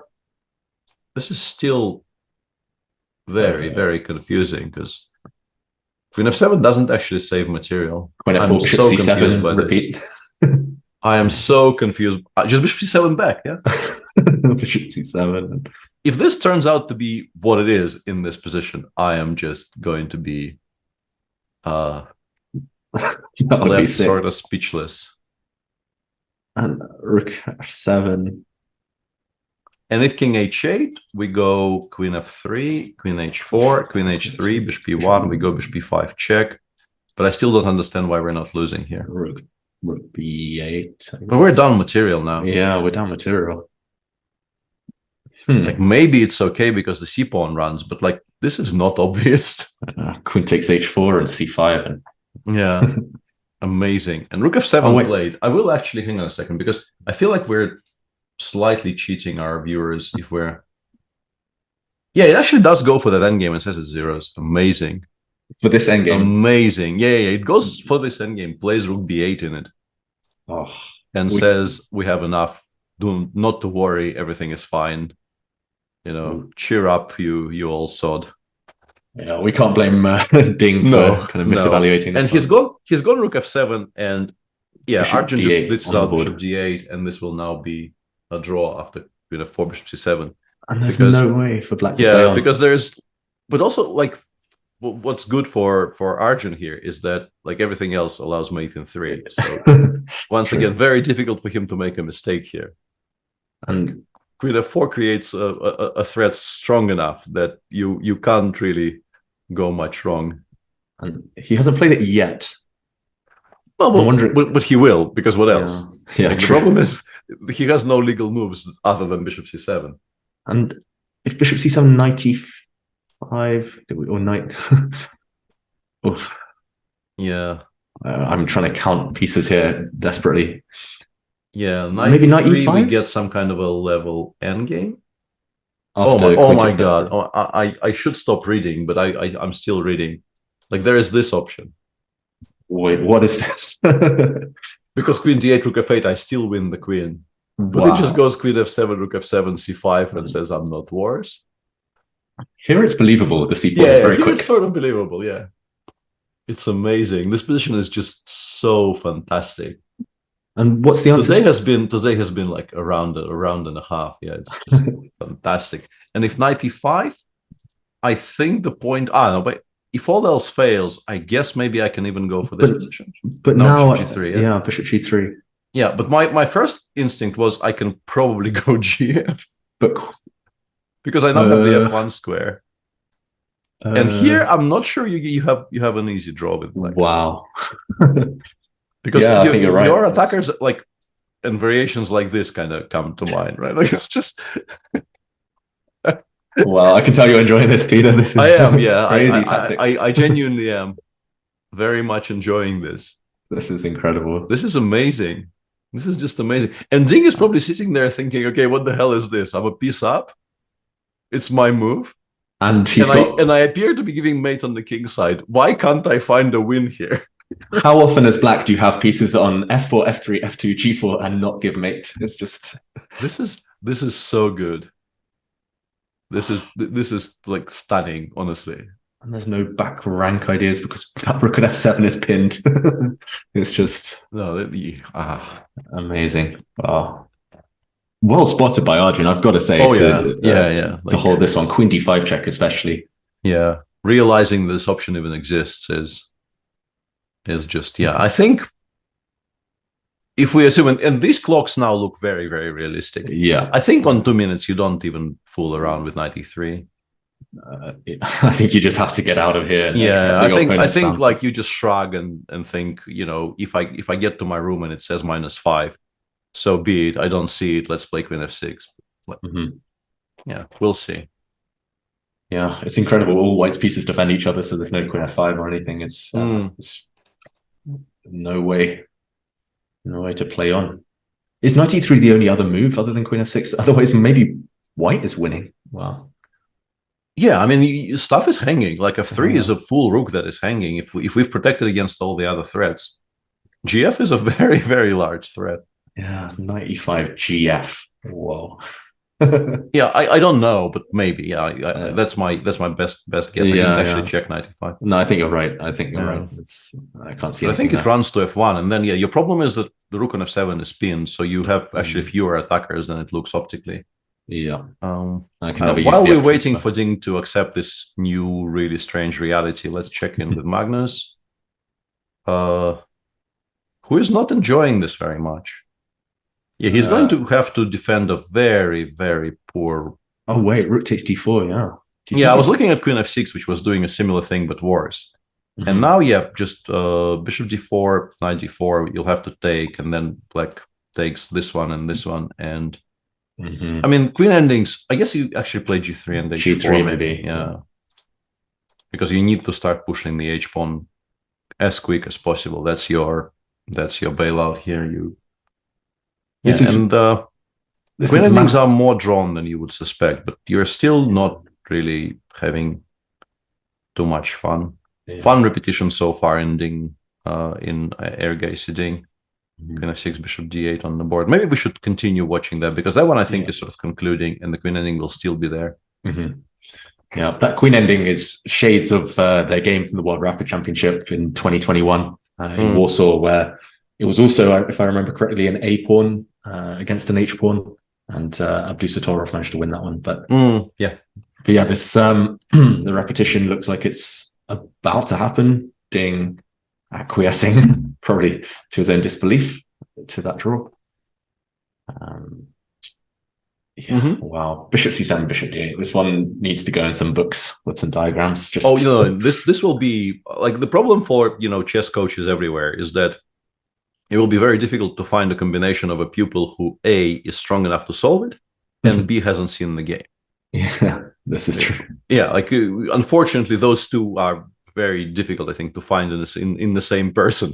But yeah, it goes in every single puzzle book. Calculation book. Until the end of days, yeah. Wow. And I think we're just waiting for the handshake. We're not at move 40 yet, which means Ding, definitely can't take the risk. Yeah, I think 93. I think by this point he probably realized that this is not a joke. This is not a drill. This is an actual thing that happened to him in a live chess game. What a miss, because we thought he was maybe turning the screw, maybe winning at some point. Oh, well, I guess before rook takes f3, before this tactic.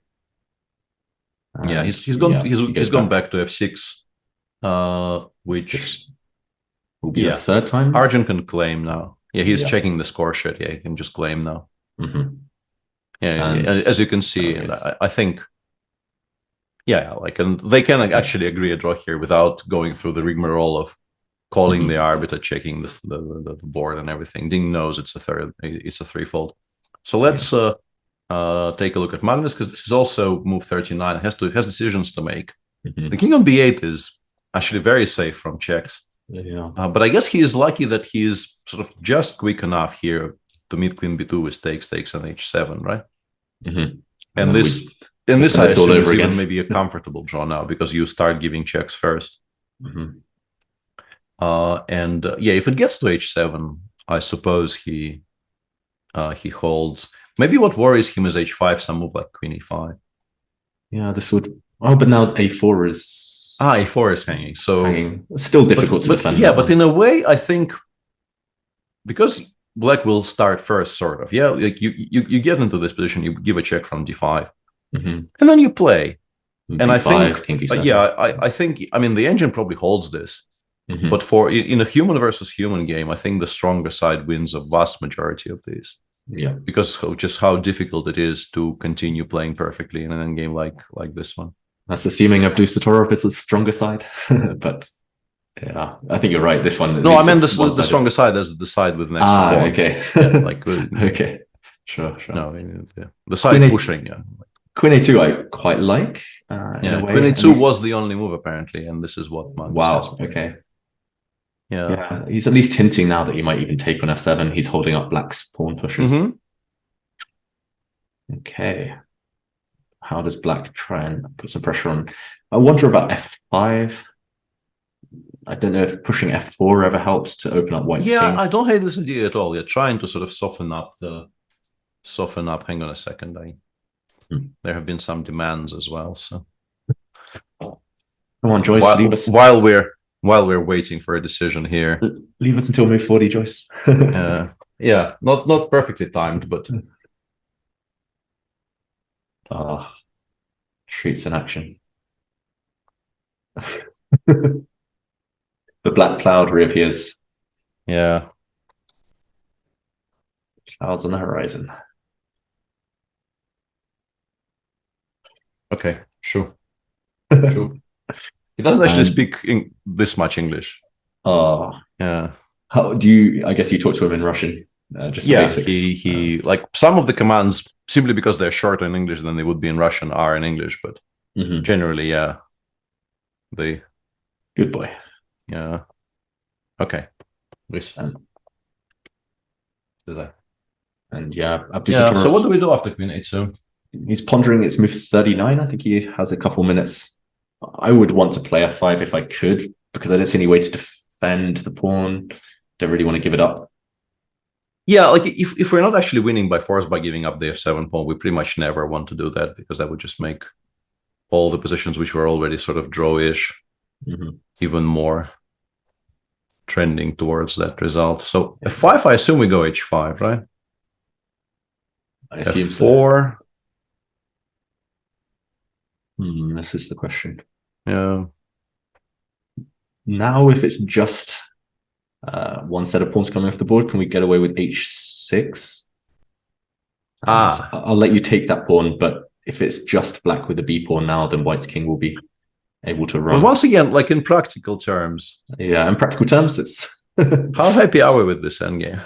Yeah, we've all lost this one at some point. Yeah, well, I think I actually haven't, because I've never had it. I would have. Okay. I would have, but I've never had it. From actually either side, both the side with the pawn and the side without. I don't think I've ever had the experience, but yeah. f5 played, by the way. Let's see what Magnus feels about it. Yeah. I think you have to play h5. You don't really want to allow... No, I think the choice will come on move 41, which is lucky for Magnus, because you don't want this choice on move 40. You very much prefer to have it on move 41 when you can pause and give it the attention it deserves.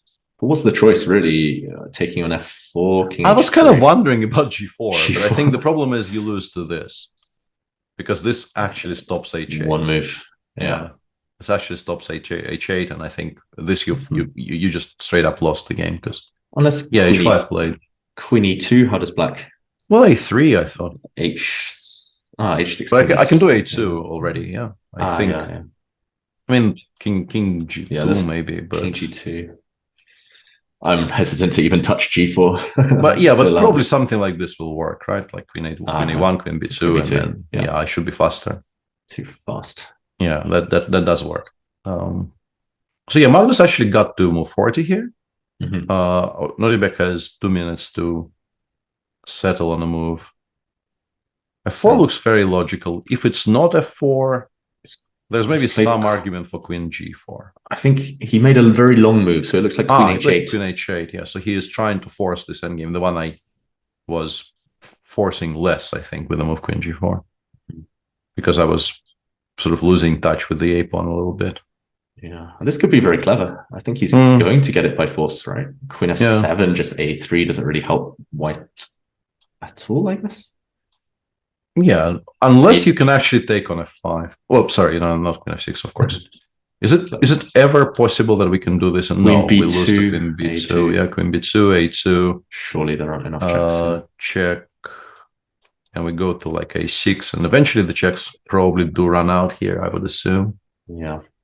Magnus has already decided that he is not, like, move 41, he could have actually spent a bit longer on this, but decided not to. This is not, I mean, I'm sure the engine just gives zeros here after king g1.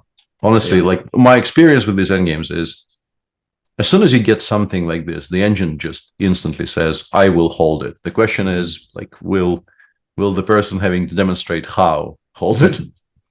Because the kings are equally unsafe, and you can even, like, if you get your king active enough, you can start maybe in some good cases just offering queen trades in order to win the f5 pawn. So it does feel like, at least for this moment, white's got the ideal scenario. There's no checks. You're guaranteed to give a check on the next move. Black, I don't know how you get the queen back. Maybe you have a job on to even prevent an immediate perpetual.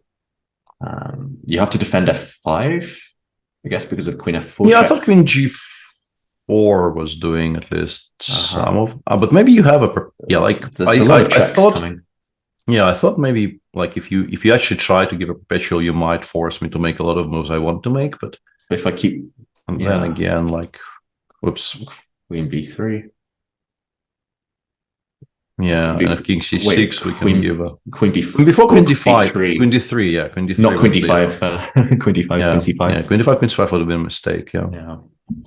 If you win that pawn, then it's a definite draw. Yeah, I guess if we want to do that, the way to do it is correctly pointed out in f3, maybe in the in the Chess24 chat. Yeah, the queen f3, and then walk this way. Yeah, Suat Atalik in Chess24 chat says it's anything but a draw. What I meant is, Suat, is that it's 0-0-0 if white is being defended by a machine. Which I can see against, which I can see Sese is claiming it's zeros. Yeah, I have the tab open. I'm not really consulting it very often, but I have the tab open. I can see it says zeros. But I absolutely agree that in practical terms, this is very, very far from a draw. Like, it might end up being a draw, but it will be a difficult and a very torturous one, and you might go through lost positions along the way, because it's almost impossible to play it as well as you have to play it. That's the only claim I'm making. I'm not saying this is easy. I'm saying this is drawn with best defense. Yeah, agreed. Meanwhile, Richard Rapport is still going against Gukesh. We thought that game was about to end. It should have ended with a threefold repetition. Interesting. Okay, so they repeated, and then Gukesh played king f1, to which, instead of king e8, which I thought was an automatic response, Richard went with g5 followed by e5. And then by not going back to d8 on move 40. He really likes chess. It's very admirable. Both of them clearly do. They both have repetitions now. And I guess he goes knight c4 here, and he is claiming that It's going to be a draw after rook b1. His best case scenario is this gets traded for this, and then he somehow wins the h6 pawn, which I think is still a draw. But yeah, he probably also doesn't get that. Like rook b1, knight e3, fe, you go rook c5, rook b4, rook c6, and I go like rook b5 here. Yeah. And you never actually get to take on h6 for nothing. I mean, zero risk for black. It's not like we're claiming he is suddenly going to lose this game. But yeah, should get still that be result a draw. either way. Should still be a draw. Is there a way maybe to go rook b8, c6, c7 is just immediate. It's even easier, yeah. It's even easier. Mm-hmm. Okay. Meanwhile, the queen is making decent progress here against the pieces because Parham actually just decided to completely forgo the pretense of pushing the c pawn and is just trying to give mate, which I think is a good idea in general in chess. Like if you can give mate, it generally ends the game, so why not? Yeah. It looks like he's quite likely to do that as well. Yeah. Like so far the h2 square is protected, so you can actually remove the h pawns and not face immediate mating threats. But then you will, at some point, like the c pawn will start going and you will struggle to control both those ideas and the ideas of queening the pawn. Plus bishop f5 might become a winning threat as well. Yeah. Levon versus Vincent. I thought Levon was just straight up winning, but Vincent found a way to continue. And honestly, this does not look immediately obvious to me at all. So it went rook e5. He's won a pawn, I guess. Lev went as we expected, bishop f4 and queen d2. And Vincent very, very correctly immediately played h5, bishop g5, h4, distracting white from their best setup. And then after bishop takes h4, I thought knight g4 check was the only move. And then I thought white is completely winning because after the trade, white goes knight e4, then goes g5, then goes queen f4, and everything collapses. But he did play queen e3, a move I completely missed. And now the position is this. And I'm wondering just how clear is this? Or I can do it in the other orders. I know. Can I do it in the other order? Bishop g8, rook b3. Let's assume that you can. Yeah, let's assume that I can. So my argument here is that if I don't lose in the next three moves, I think I have decent drawing chances. Like if this bishop gets over to b6 and the pawn on d6 is still standing, I have decent drawing chance. My problem is I think I lose to bishop f5 specifically. Yeah. Because the only square is e8.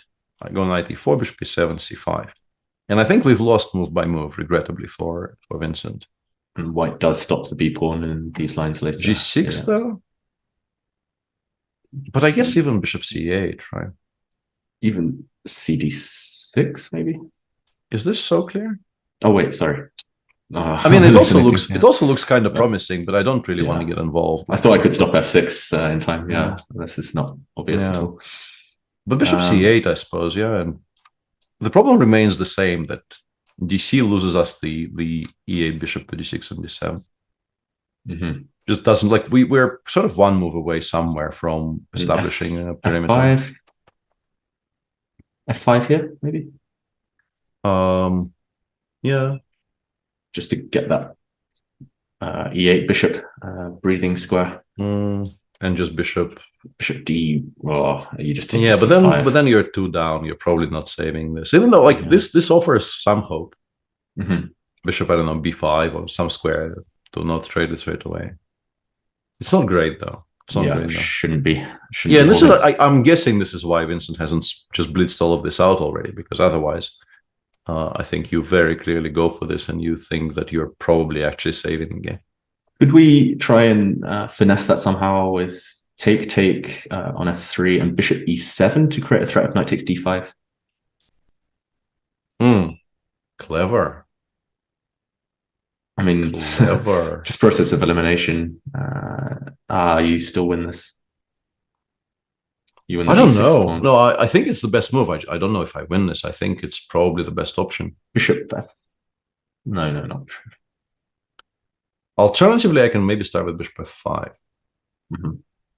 Provoke or maybe even force bishop e8 and then play. And knight e4. Knight e4. Mm-hmm. Yeah, it feels like it must be winning it. Yeah, this one doesn't look right. Yeah. I don't think we can keep the rooks on, right? Because like if the rook goes somewhere and we allow bishop f5, it doesn't feel like we should be saving those positions. Yeah, you don't really want to consider that unless last resort you calculate everything's forced loss after rook takes f3 and then you keep rooks on rook e5 maybe. But rook e5 does threaten g5. Bishop f5. No, I was hoping. Yeah, I can't. Yeah, bishop f5 is just so annoying in every single position. Every position, yeah. Just unbelievably annoying. I mean, we can play bishop e8 or whatever, but even, no. I was going to say even bishop c8 with knight f5 to follow, but that actually blunders g5. Yeah, knight g4 is maybe a threat. 92, 94, 92 though. This is maybe not that clear. Wow, we're finding resources even when it looks hopeless. Yeah, maybe it's not completely gone. Yeah, it's still a game. So let's do a bit of a roundup and then perhaps take our well-deserved second break of the day. The queen ending is exactly as we expected it to be, and I will give the same speech yet again. 2 moves draw here according to Sese. Queen e8 check is much stronger than king h2, but really only 2 moves you can, like, nobody plays queen h4 in this position. Like, you can't play queen h4 in this position. So yeah, the engine will hold this. Whether Magnus will hold this is a whole other question. I don't have an answer for it. This one we've been ignoring for a while. I assume it's a draw, but Anish has been reluctant to make a move here for a while now. My understanding, like I tried figuring out what he could be afraid of and what would be my solution. I think I go g3 here. King f1 straight up actually loses to rook a1. Maybe he is worried about a 4 check. No, but then after king f5. Oh, it's super risky. That's super risky for white, right? This is not how you play for a win. This is, I mean, maybe you still have a draw, right? Maybe you like just in time to start giving checks from behind, and the king probably still goes back to e4 only because allowing king e3 is not right. But yeah, this is not how you play for a win. So I assume the idea is to play rook d7, and then we just take, we put the rook on b5, and then we put the rook on e5, and we kind of look our opponent in the eye a little bit. Yeah. Because I like eventually something like this happens and I just chill, right? I don't think black ever loses this. It's not even difficult. Yeah, I think you're right. D3 looks. Yeah, so no. Then the question is, why hasn't this been played yet? Maybe he's also thinking about king f5, trying to just playing for a win or play for a win. I don't know. Just to be ambitious, march the king in. Yeah. I think this must be it because I think d3 is a comfortable draw, not even a difficult draw. So this has to be it. Here, maybe there's a bit more risk involved. For example, if b5, take, king e4, rook g. Wait, rook g5 isn't possible there. That's interesting. Where? Sorry, b5, ab, take, king e4. I was worried about rook g5, but just d3 anyway, maybe. Oh wait, not d3 anyway. No, sorry, rook a1 comes. Yeah, it gets to a1. Okay, so maybe this is what he's worried about, and king d3, he's doing. I mean, I assume this is still a draw, actually, like some position like this, and then king c3, d3. And he's played king f5. No, he is actually trying to play this for a win. Kudos to him. Fair play. Yeah, kudos to him. I did not expect that. I kind of didn't really appreciate that could be the evaluation that, the draw is so easy that there's absolutely no reason to beg for it. In fact, let the young man show where it is. Yeah, I mean, it has still to be equal, but yeah. Solid decision there by Anish. Vincent still thinking after rook f3. Gukesh still thinking after knight c4. I'm not entirely sure what other options are here apart from the things that we've already shown. Is he actually trying to calculate bishop takes g5 or something? We've sort of completely ignored this existed. And just allowing the b pawn to. Yeah, but like getting the b pawn to b2, allowing the b pawn to get to b2. I guess this c6. I mean f6 and the bishop takes c6 and like how badly do we want to lose with white? Like, I mean, come on. Do we really need to lose this game? Is it required somehow? This is already living on the edge. No, I think this might be gone, honestly. Like b2, rook b6, knight a3. Like every variation I'm trying to calculate here, you just end up losing the rook to this specific setup. Like maybe the bishop with bishop c1, but it's not a huge improvement. Yeah. Rook b1, just get out of there. Yeah, just play Move rook on. b1. And after a long thought there, Jordan played h4, and bishop d5 was the reply by Parham.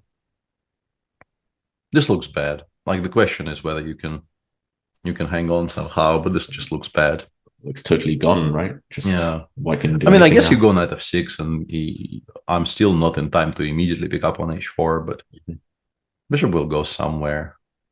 Like, I don't know, bishop c6 and then g5 might even become a threat, or what have you.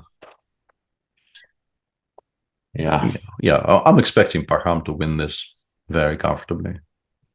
He's done everything right since he kind of got in that queen versus pieces position. That was a nice tactical flurry as well. Okay, so Magnus has not played queen e8 check, and Sese has actually revised its opinion. Okay. We apparently have lost this with white to queen e2 check and then b5. Whoa. Okay, queen e2, king. We can't go forward. Can we go forward? I don't know. Let me count. It says something like, I think it gives a check from f1 to stop queen f4 check, and then it goes b5. And now b5. Says this is now gone. And a very obviously operate in this chat says minus 87.95 is not technically lost. I'd still be afraid as black after queen a6 or something. And exactly, this is kind of an endgame where mistakes of this magnitude I'm pretty sure will be made by both sides. Like queen a6, it goes like it goes queen c4, queen c5, and says I have won somehow. And control. Like I now control everything. Do not be afeared.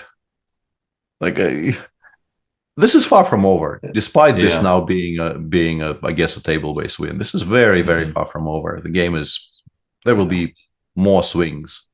I think I'm reasonably confident in predicting that this is not the last proper swing between two results in this game. Yeah, it's also slightly counterintuitive to drive White's king up the board. It's not 100% clear that you actually want to help White's king hit the f5 pawn. Unless you realize you land on c5 and you're just in time with the pawn to run. Yeah, no, this is, like, it's a mistake, but also I think it's a somewhat understandable mistake, because once you realize this is not a perpetual, which I don't think it is, you also, I think, as White, feel reluctant to actually drive the king towards where it wants to be, because the king, like, the way to convert these types of positions is definitely to get the king further up the board so that some of the checks can be met with interposing your own queen, and perhaps replying the checks with check becomes a theme.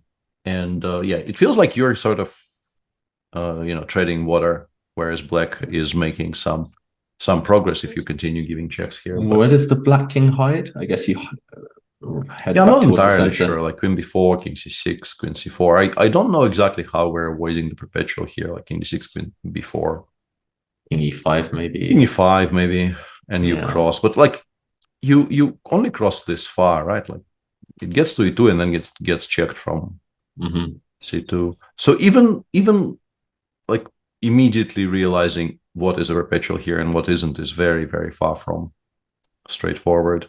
Maybe the king went over to like g6, h5, g4 for black. So we go like king e6, king f7, somewhere there. Yeah, because we don't seem to be able to give a check from a light square here, right? So it actually saves itself on h5. But yeah, I mean, imagining the king on h5, I think you are quite okay with black doing all that, because h5 is clearly not the square you're dreaming of here. Yeah. You want other things. Yeah, so this one, we're going to be with it for a long time. This is going to go 100 moves. Yeah. The dreams of today not being a 7-hour day are disappearing fast. One day we'll get a short around. Yeah, and it will be a rest day. He's played queen e2. He's played queen e2, yeah. Maybe he's seen it all, worked it all out. All right. On this note, let's take a bit of a breather, and then we'll be back with what we assume is a conclusion of round 5 of this exciting tournament. Yeah. See you soon, everyone. Think about it later. Feel it now, now, now, now. Think about it later.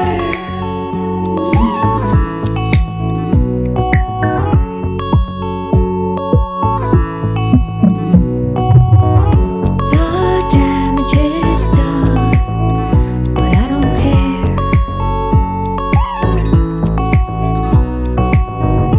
You're worth the cost. I don't care.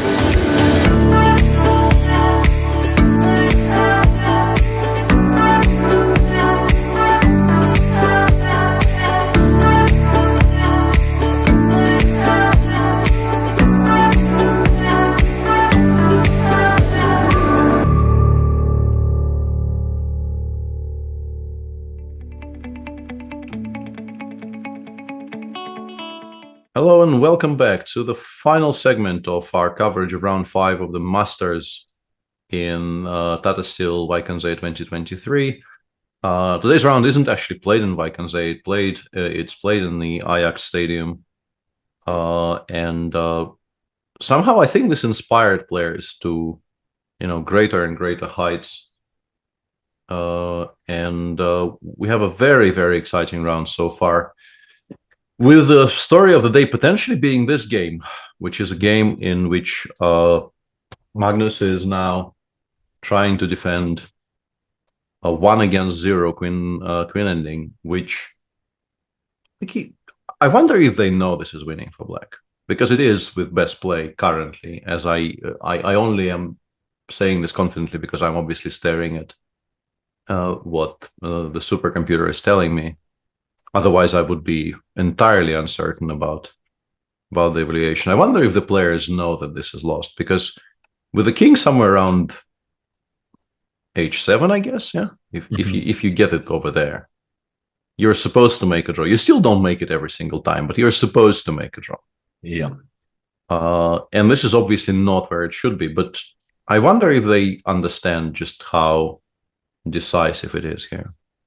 Yeah, I'm not sure exactly what they'll know, but Magnus, he is an expert at queen endgames. Usually, he normally, more often than not, wins when he's a pawn up and holds when he's a pawn down. But yeah, I guess that's the conventional wisdom, right? If a pawn promotes on b1, you want to be opposite on the diagonal over on h7, like you say. If the pawn promotes on a1, you want to be roughly around h8, just as far away as possible, so there's no counter checks. And here, it just feels like everything is perfectly aligned for black. I don't know what the margin for error is either. It feels like black can just keep the queen on e5 forever. Yeah, e5 is just such a beautiful square. The white king is far enough that you can never offer a queen trade, because black will always be in time to put the king in front of the pawn. So like if you play something like queen e2, the win is very comfortable. You don't touch the b pawn until you've planted your king somewhere around like a3 or b3, whichever way you can, and then you can start pushing. This is well established, and that means that white can't really trade queens pretty much ever. And the queen on e5 is also so good at shielding the king from checks once the checks do start.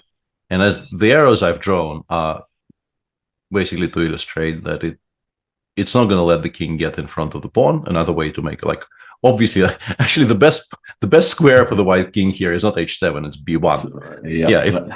If it's on b1, you probably pretty much never ever lose, as long as you keep your mind and don't actually blunder a queen trade with check somewhere. But the king is cut off both along the e file and also along the fifth, so you can't try to sort of sneak it towards h7, at least not very easily. Yeah, that's why I've got to say around what is it, move 41, 42, Magnus had the opportunity to start running with his king up the board. I'm not sure whether it would have saved anything. The computer, you mentioned, still thinks it's winning, but king h3 to me would at least be hoping to get the king to h7 far away and yeah, it's interesting that he chose to play king g1 here, because unless you see something that just, I don't know, trades queens and queens the b pawn, which, like, queen g4 check doesn't actually win here. The white king is in just inside. Yeah, just inside the square after everything gets captured and black plays b5. So yeah, I would choose king h3 simply because I would like the king to be sort of closer to those ideal squares in the future, and having it around the f5 pawn sort of generates potentially more headaches for black. And even if we talk about the position that the engine was saying is winning for black here, you can still sort of ask the question, like, I put my queen on e5 so that b5 b4 is less easy to play, and after king b7, I guess if you think about this logically, you realize that it's very difficult to make moves. But still, like, I think we're still in time to trade queens here. Like, do I lose to queen b6 check? Like, if we lose to king b6 check here, that's regrettable. But king e4? King e4, king c4, king e3. G4 maybe? We promote with check. Oh wait, black promotes with check. Black promotes with check, but I think we go king e3, king c3, and now it's equal. So yeah, this is the trick. So, and this is why I was even sort of floating this argument, is that on this end, on this square, this is a check. But we do have time enough to threaten king d2 here to force the king away from b1 check tactics, and then this is just a draw with b1 g8. So yeah, I would have gone for this, and I would have, I don't know, play king g6 here and say, show me. Yeah.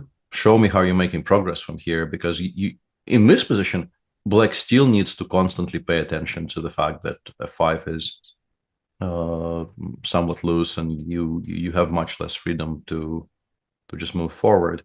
But yeah, he's gone king g1, and as you said, he is pretty good at endgames in general and queen endings more specifically. So I would always trust his instincts about this over mine, but it's a bit of a weird one. It is a bit strange. And now in the game position, the pawn's already on b4. The black king has an easy route forward, I guess, to c3, to b2, and I just don't foresee. Yeah, the black king wants to be somewhere here specifically, and then checks will be very, very difficult to give to the king on b2 when there's a queen on e5. Eventually, you'll get to the situation where you still have to calculate. You will have to kind of peek out to continue pushing the pawn, and then you will have to avoid checks. But the calculations aren't impossible. Yeah, it feels like Abdusattorov has done everything right, and it's just step by step now, just move by move. If Magnus can't find any checks, any defensive setup, then it's maybe my prediction of 100 moves was wrong. It looks quite straightforward. It could be fewer, yeah, it could be fewer. Meanwhile, we'll see if Magnus can cause any problems. Levon's made a committal decision against Vincent. Yeah, but I guess what he's claiming here is that I'm not intending, and they actually went through the line that we were showing. Rook f3. Let's show how they got here. So Vincent did play bishop b7, your clever suggestion of creating a threat knight takes d5, and Levon made a couple of interesting ones here. First, he did not play knight e4. Perhaps he didn't like bishop f5, actually. Come to think of it, you have to be certain nothing queens here, but maybe you are just in time with this counterplay, and then it's just a draw. So maybe this he didn't like. But more interesting, at least to me, is the moment after bishop f5, bishop e8, where once again this was an option. Yeah. And maybe here I'm more confused about what exactly he didn't like, because 95 we take on e7, 97, 96, and I thought maybe this, but I have 94. I don't actually have to react. You can also take on a4. Oh yeah, and then 97, 95. Yeah, of course. Yeah, that's even simpler. 97 brings me back in contact with the b1 square, and we win very, very confidently. So 94 seemed extremely critical here. Because obviously we would like to take on f6 and force you to take gf, and then the game kind of ends, really. Bishop b1 would be coming as well. Yeah. Maybe this variation after knight takes d6, just king f8. Perhaps he's worried about knight c6, knight d4, or knight c6, knight a5 type of position. But then we come to a different question. So the question then becomes, do we like this one more than the one he got? Because he took on f6, bishop takes, he played f3, f4, and as I understand his argument here, he is saying, I will force you to play bishop b7, and then d6 is hanging, and I also want to go knight f2, knight d3, knight takes before. Yeah. And bishop on e8 is dead.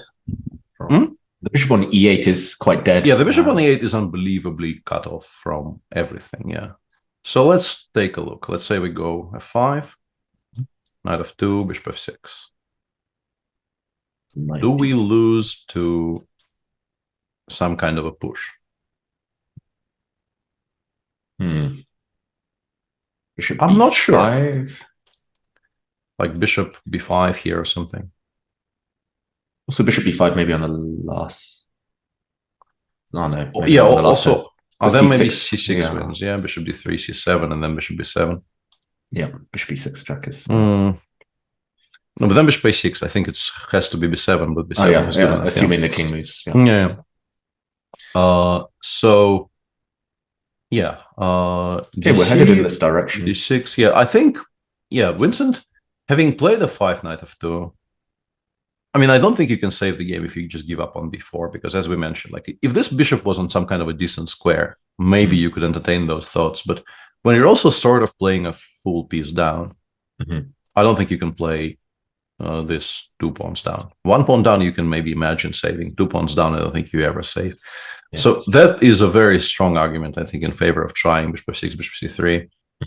And then another question would be, can we maybe just play h3, h4?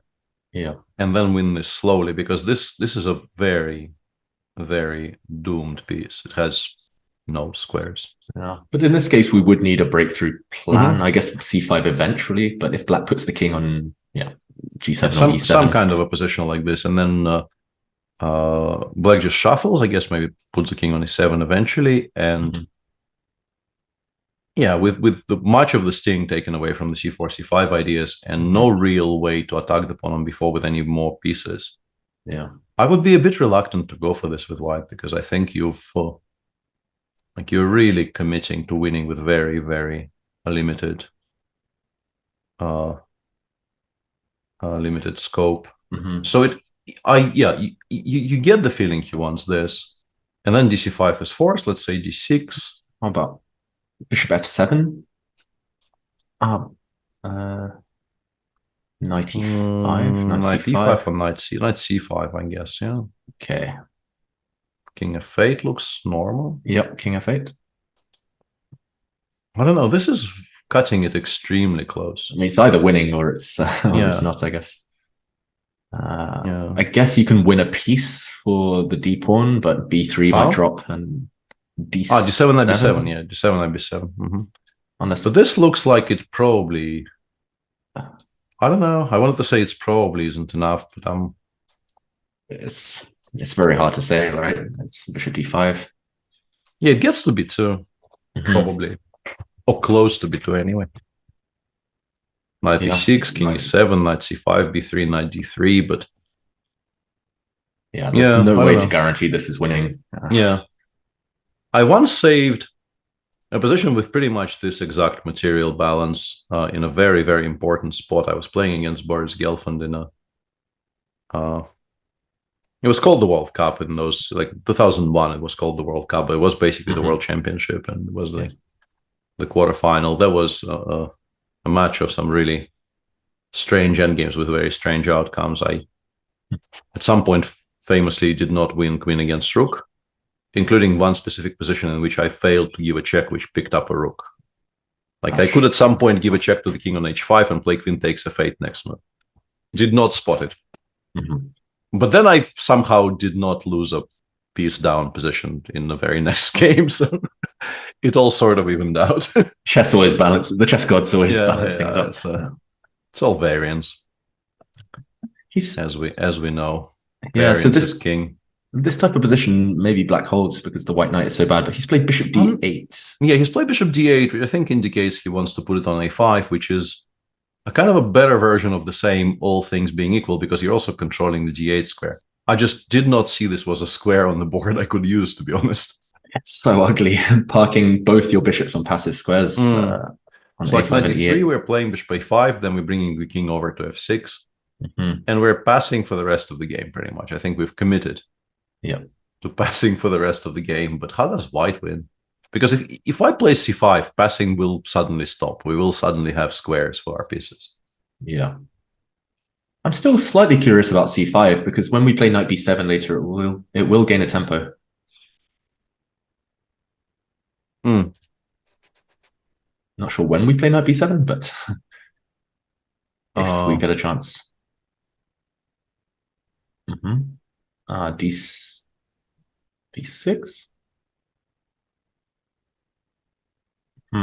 Something like this, I don't know. Yeah, it's maybe just about holding. Something along these lines. It's very difficult for me to. Yeah, this needs to be calculated much in much more detail, because it might allow black out of the box. Yeah, I think you pretty much only do this if you've spotted how it wins, because otherwise, like you give me a tempo here, I'll play bishop b6 and I'll start pushing stuff back, and white will just suddenly become a draw. Maybe white needs to kind of prepare this. Black's just shuffling with king e7, king f6 anyway, so I'm not sure how. So what would be the best setup? Like you can put the bishop on e6 and then this one never moves. Like you can get some kind of a setup like this where Black legitimately only has king moves, which is quite remarkable. Like you genuinely cannot move anything else, and yet still we're not certain this is winning for white. Yeah, I just don't see any way in for the white knight ever, which is frustrating. Yeah, I really don't see a path. There might be some lines where we can kind of swap the h pawn for the f pawn, but that sort of revives exactly. the bishop on e8. So I'm really reluctant in general to do that, or to even think of that as a winning plan.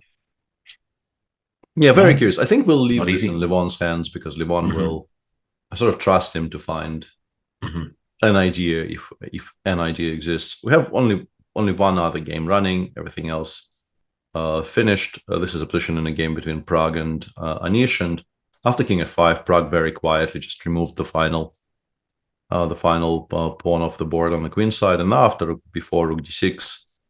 I think pretty much anything sensible you do here is a draw, like king e4, a6, rook a4. White doesn't really have any way forward, but white also definitely doesn't lose after king f1. You just give a check, go back, and we continue the shuffle. I don't think it's possible to, like, if we lose a tempo somehow, like if we imagine this is with white to move, I still don't think there is a threat. Like, I think I can go king h2 quite safely. I do not imagine rook a2 to be strong enough. Like, yeah, the king just sort of never crosses. The absence of the e3 square here is felt quite keenly. But also, if you want, you can just go rook a4 now.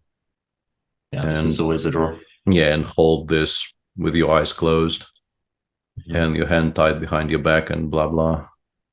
Yeah, not a very exciting position. Yeah, this game won't go on for too much longer. I wouldn't expect so. Yeah, it's interesting that Prague after king f5 took so long to come to a decision. Maybe he was actually genuinely looking for a way to play this for a win. He was wondering maybe that, king f5 is a bit too arrogant and there might be a way to punish it. But no, it's fine. And what he's done is, I think, perfectly sensible. Removing everything from the queen side just makes all the assessments much simpler. And whatever Anish decides to do here is, perfectly good enough. Yeah, king e4, a6, I guess, just immediately solves it. Otherwise, rook d4 might have been a threat. But no, I mean, if you actually pass for 3 moves here, you might lose. But it's unlikely to be the decision Prague takes. Yeah. So where do we go? Do we go to Magnus holding this grim endgame?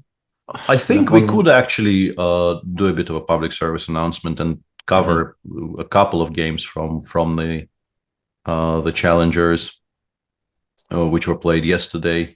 In particular, maybe some of the decisive games which happened at the top.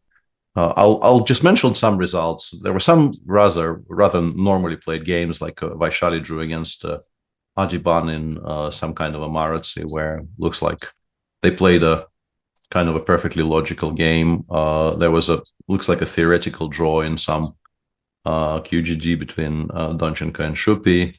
Ervin drew against Velimir Ivic in some theoretical Slav. Max Farmadam and Mishra made a draw in the what I just call the E3 B3 line. Like this has become very, very serious. A lot of very strong players are doing this. And I think people are paying attention. And Mishra actually showed something I haven't seen in this position. He played c5, bishop b2, and then after cd4, knight d4, he just went e5, knight c6.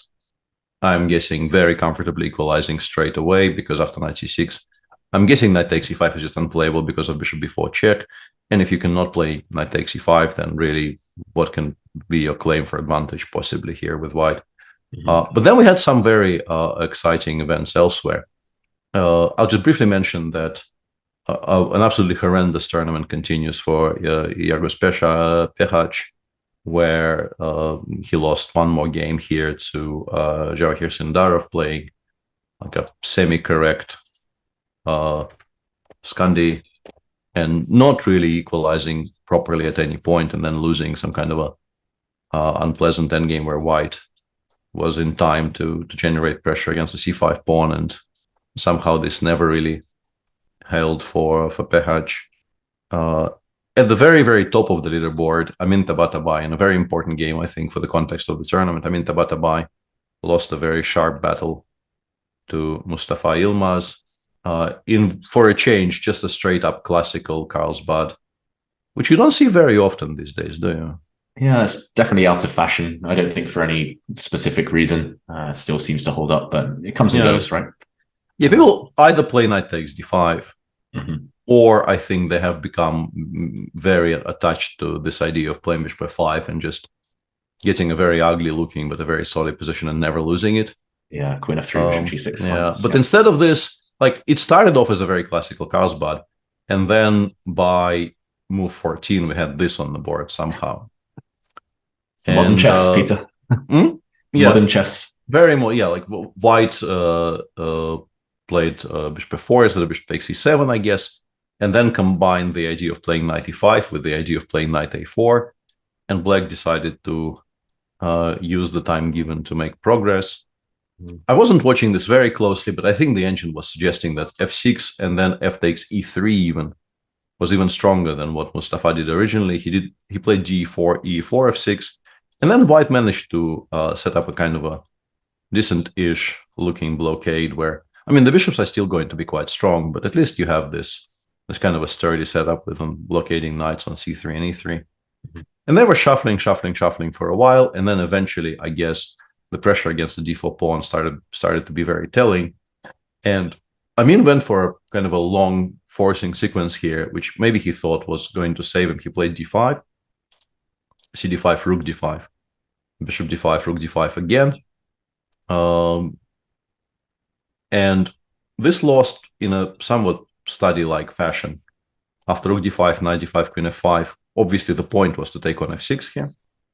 Queen f6 runs into knight h5, bishop d4 runs into queen c7, so those things are not very clear. King f7, knight d5, also a very nice geometrical motif here, using the fact that rook d5 runs into queen b3. And then Black won by playing I'm guessing maybe starting with rook d5 was also fine. Maybe it's a transposition. But basically in this position, he found a very cute way to unpin the rook. Starts with e2, forcing White to go back from the best square on the board. And then check, check, check. White still has only squares at every single point of this very forcing sequence. Now, if you go to g4, h7, h5 forces you to either get mated or move the knight away from the attack on the rook, and then, of course, you lose. So king e4, and now queen d4 check, and White resigned because suddenly there is going to be a check from d1, which forces White to trade one of the pinning pieces. And then we have the game which really prompted my decision to cover the challengers, the game between Thomas Bertsen and Elina Roberts, which was a kind of a tragic game for the young Dutch player. She was completely winning out of the opening. Thomas went for a kind of a gambly line here with White, which sort of existed forever, but I don't think it has a very good reputation. I don't know anything about this at all. Do you? I looked at it briefly maybe 10 years ago. I remember Nigel Short was showing me some stuff in this line from the White side, trying to persuade me it was worth a gamble, but I was never attracted. And like you, I heard it had a bad reputation. I never really looked deeper. Yeah, I think there are some Fischer games here, which I mean, it's a very, very old line, which I think, as I mentioned, like it's existed forever, but people rarely do it. And I think when people do play it, it's with the hope that Black doesn't know what they're doing. But this didn't pan out because Elina very confidently just picked up all of this material using the fact that we currently have the h4 square to escape if bishop b3 happens. G3, queen c5, and somewhere around here, I think you start getting an impression exactly why this line doesn't have the best of reputations. You're 2 pawns down, you have a very strange queen on h3, which does nothing, and Black is just kind of winning. Bishop g2, e3, bishop e1, knight c6, knight g2. I quite like the idea to switch to just kind of giving mate with rook c4, g4, e5, queen f3. So far, she was playing pretty much a perfect game. Bishop e7, g5. Bishop g4, queen f1, knight g4. I started watching somewhere around here. I was doing some other stuff yesterday, and I switched the live transmission on somewhere around here, and I thought, this is fantastic. She will win again. She will beat a very strong player again, and will be on a plus score going into the rest day. And then things went kind of pear-shaped. Thomas played king b1. Rook takes c3 here is very strong, but what she played is also completely fine. Knight e2, knight e2, rook c2. Bishop f3 is sort of the only way not to resign. Bishop f5, bishop c6 is sort of the only way not to resign. And this is where I think her kind of youthful exuberance maybe got the better of her a little bit. Because from a practical standpoint, you take with the queen, white takes your bishop on f5, you take on e2, white takes on f6, you take with the queen. And then let's say after queen h6, you just trade it on g6. And you are like 3 up, and one of them is on e3. And even if one of them drops at some point, you just win very, very easily, and you also really no longer have to think about things very much. Instead, she took with the b pawn, I guess, because it also gives you an additional b file to give mate on the other side of the board. But then and she was also running on half an hour, I think it would have made no difference. Yeah. But I think she had maybe 5 minutes at this point for the rest of the first time control, and this is move 22. Queen f5, rook e2, gf, bishop takes f6. Black is what 4 up now? 4, I think. I'm guessing, yeah. It is winning. It is winning, but suddenly, because white has the c2 square covered, there are suddenly some counter threats. King f8, I think, was still correct. Bishop c3. And here, I think rook b8 was the only move that was winning, which was found, creating a very cute idea of rook b takes b2. And then queen c2, queen takes b2. Very nice. Thomas played king a1. Rook f2 is still fine, queen takes h7. But by this point, she had so little time that I think she just kind of automatically played e2. And suddenly and heartbreakingly, there's just no defense against queen d8, d7 that does anything. And after queen d6, white even had a very kind of a stylish finish with bishop c4, bishop takes c5. If you play king e7 in this position, black is still winning, but it's sort of less clear by this point than it used to be some moves ago.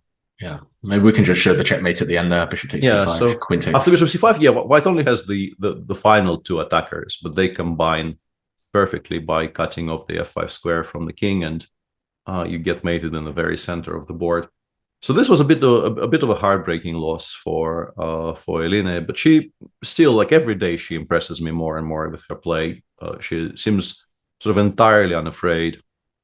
Is playing very confidently, is not really trying to play to sort of limit the damage in any way, shape or form. Plays actively, calculates well. It's just that clearly some more experience perhaps is needed to put games like this to bed very confidently. But yeah, I'm extremely impressed with her. She's gaining a bunch of rating, and yeah, I mean, she could have had more, like you said. Beating Maxwell Madame would have been nice, winning this game, but yeah, very impressive. We're both members of the fan club, Peter. Good, yeah, and she'll be back in action tomorrow, so we are certain to be providing more coverage to the challengers in general and Eline in particular. So let's go back to our tournament. This has been agreed drawn as expected, sort of exactly in the way that we expected, with rook a1, rook a4 here, forcing a very, very easy draw for Anish, but also nobody really is better, so why not? In Levon's game, this will be here a while. Knight e3, bishop a5, and Levon now has to sort of nominate a plan and then execute it. We are not sure what it is. Yeah, I'm really unsure. I was wondering about also trying to push the black light squared bishop to a different diagonal. At some point, white can play like bishop b7, bishop c6, putting the black bishop either on f7 or c8. I'm not sure which way black goes. Actually, maybe c8. Yeah, maybe c8 is... Although c8 then maybe it allows for some h4, h5 ideas for the future, which I think... good question. Like, do we do it immediately, or he's gone king g3? But let's say king g7. I don't know why. Let's say we do this, and this. So this has given us access to some more squares, maybe. But again, what's the next step? I was wondering if we could, continue chasing that bishop around. But bishop d7. Anytime we play bishop e6, will always just be met by bishop e8. Yeah. Also, a kind of a stupid theoretical question. Let's say this happens. Are we taking twice, or? That's a very good question. I would be scared, but also I don't know how I lose, so maybe we are. Yeah. Maybe black's fine there. Yeah, because like this appears. First of all, bishop d8 check exists, but also, yes, I don't know what my next move is, but the same sort of applies to white as well, right? If I could put the knight on d5, maybe. Yeah, but then I'm winning. I think we'll have too long. We'll have to protest and Yes. and ask to show us how it gets teleported from d3 to d5. Yes, black's bishop is terrible, but that's not enough. Yeah, so king g7 on the board in the meantime. And in the game that we are all sort of the most excited about, Magnus continues being completely lost in this queen ending because his king really isn't where it's supposed to be. And as you mentioned, yeah, it seems like the conversion even isn't sort of that time consuming. Yeah, because black is making tremendous strides. Like the pawn went from b7 to b3 in like 5 moves. Yeah, and it's going to go to b2 in a couple of moves. It's going to be on b2 very soon. Yeah, or maybe you just put the black king on b2, guard the checks, and then just get it out the way. Yeah, white's king. Yeah, I guess you need these checks from the side occasionally as well for white, and you get in the way of any kind of lateral checks on the second, third rank. Yeah. So how would you like? Let me just close the blasted thing so I don't get any help. King c3. Let's try and play out. Yeah, king c3. We give a check from here, I assume. Okay, queen d4 maybe. I'm not sure whether we need to move the queen again, but it's nice to have it in one of the central squares. I guess. King c2, g6. I mean, if I really want to push the pawn, I could have played king d2 maybe last move and then put the king. Yeah, but I want to I want to aim for more. I want to actually get to a position where there are no checks and I play b3, b2. Okay. But I'm not sure if I'm succeeding. King c1. King c1 here. I think this avoids any checks. Choice. Hello, doggo. We need your help with this queen ending. Yeah, Magnus is going to be feeling a black cloud in his mind right now as well. D for doggo. Yeah, I think king c1 here just pretty much ends the check. So we go. Yeah, he is also kind of stepped on my mouse operating arm, like, and he does weigh like 24 kilos. So playing king c1 currently is a bit difficult, but I'll try. That's a heavy dog, I've got to say. Not very, like it looks like he should weigh more, but it's all fur basically. It's all fur, and I think he kind of felt shame because he kind of stepped back, and I can now operate the arm a bit more.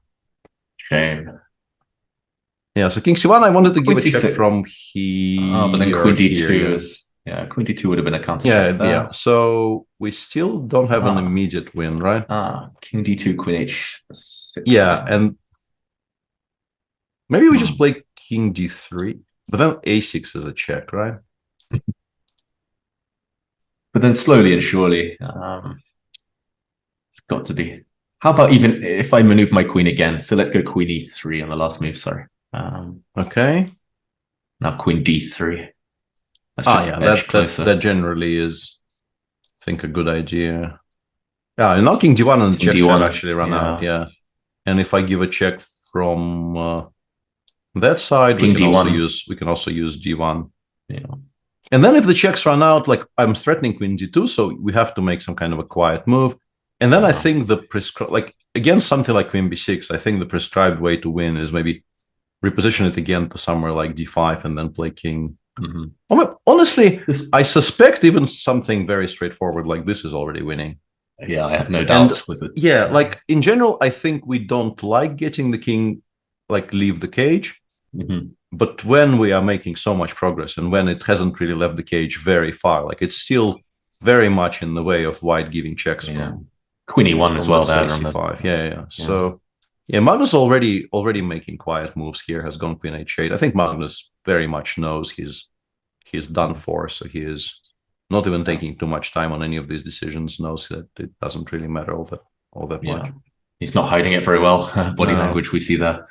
Yeah, maybe we can show as well if the king had been on h8. I guess it's hard to show, but if the white king had been on h8, for example, then white could have sat in some of those positions. I think we sort of can, right? Yeah. Just make a bunch of mistakes at once. Yeah.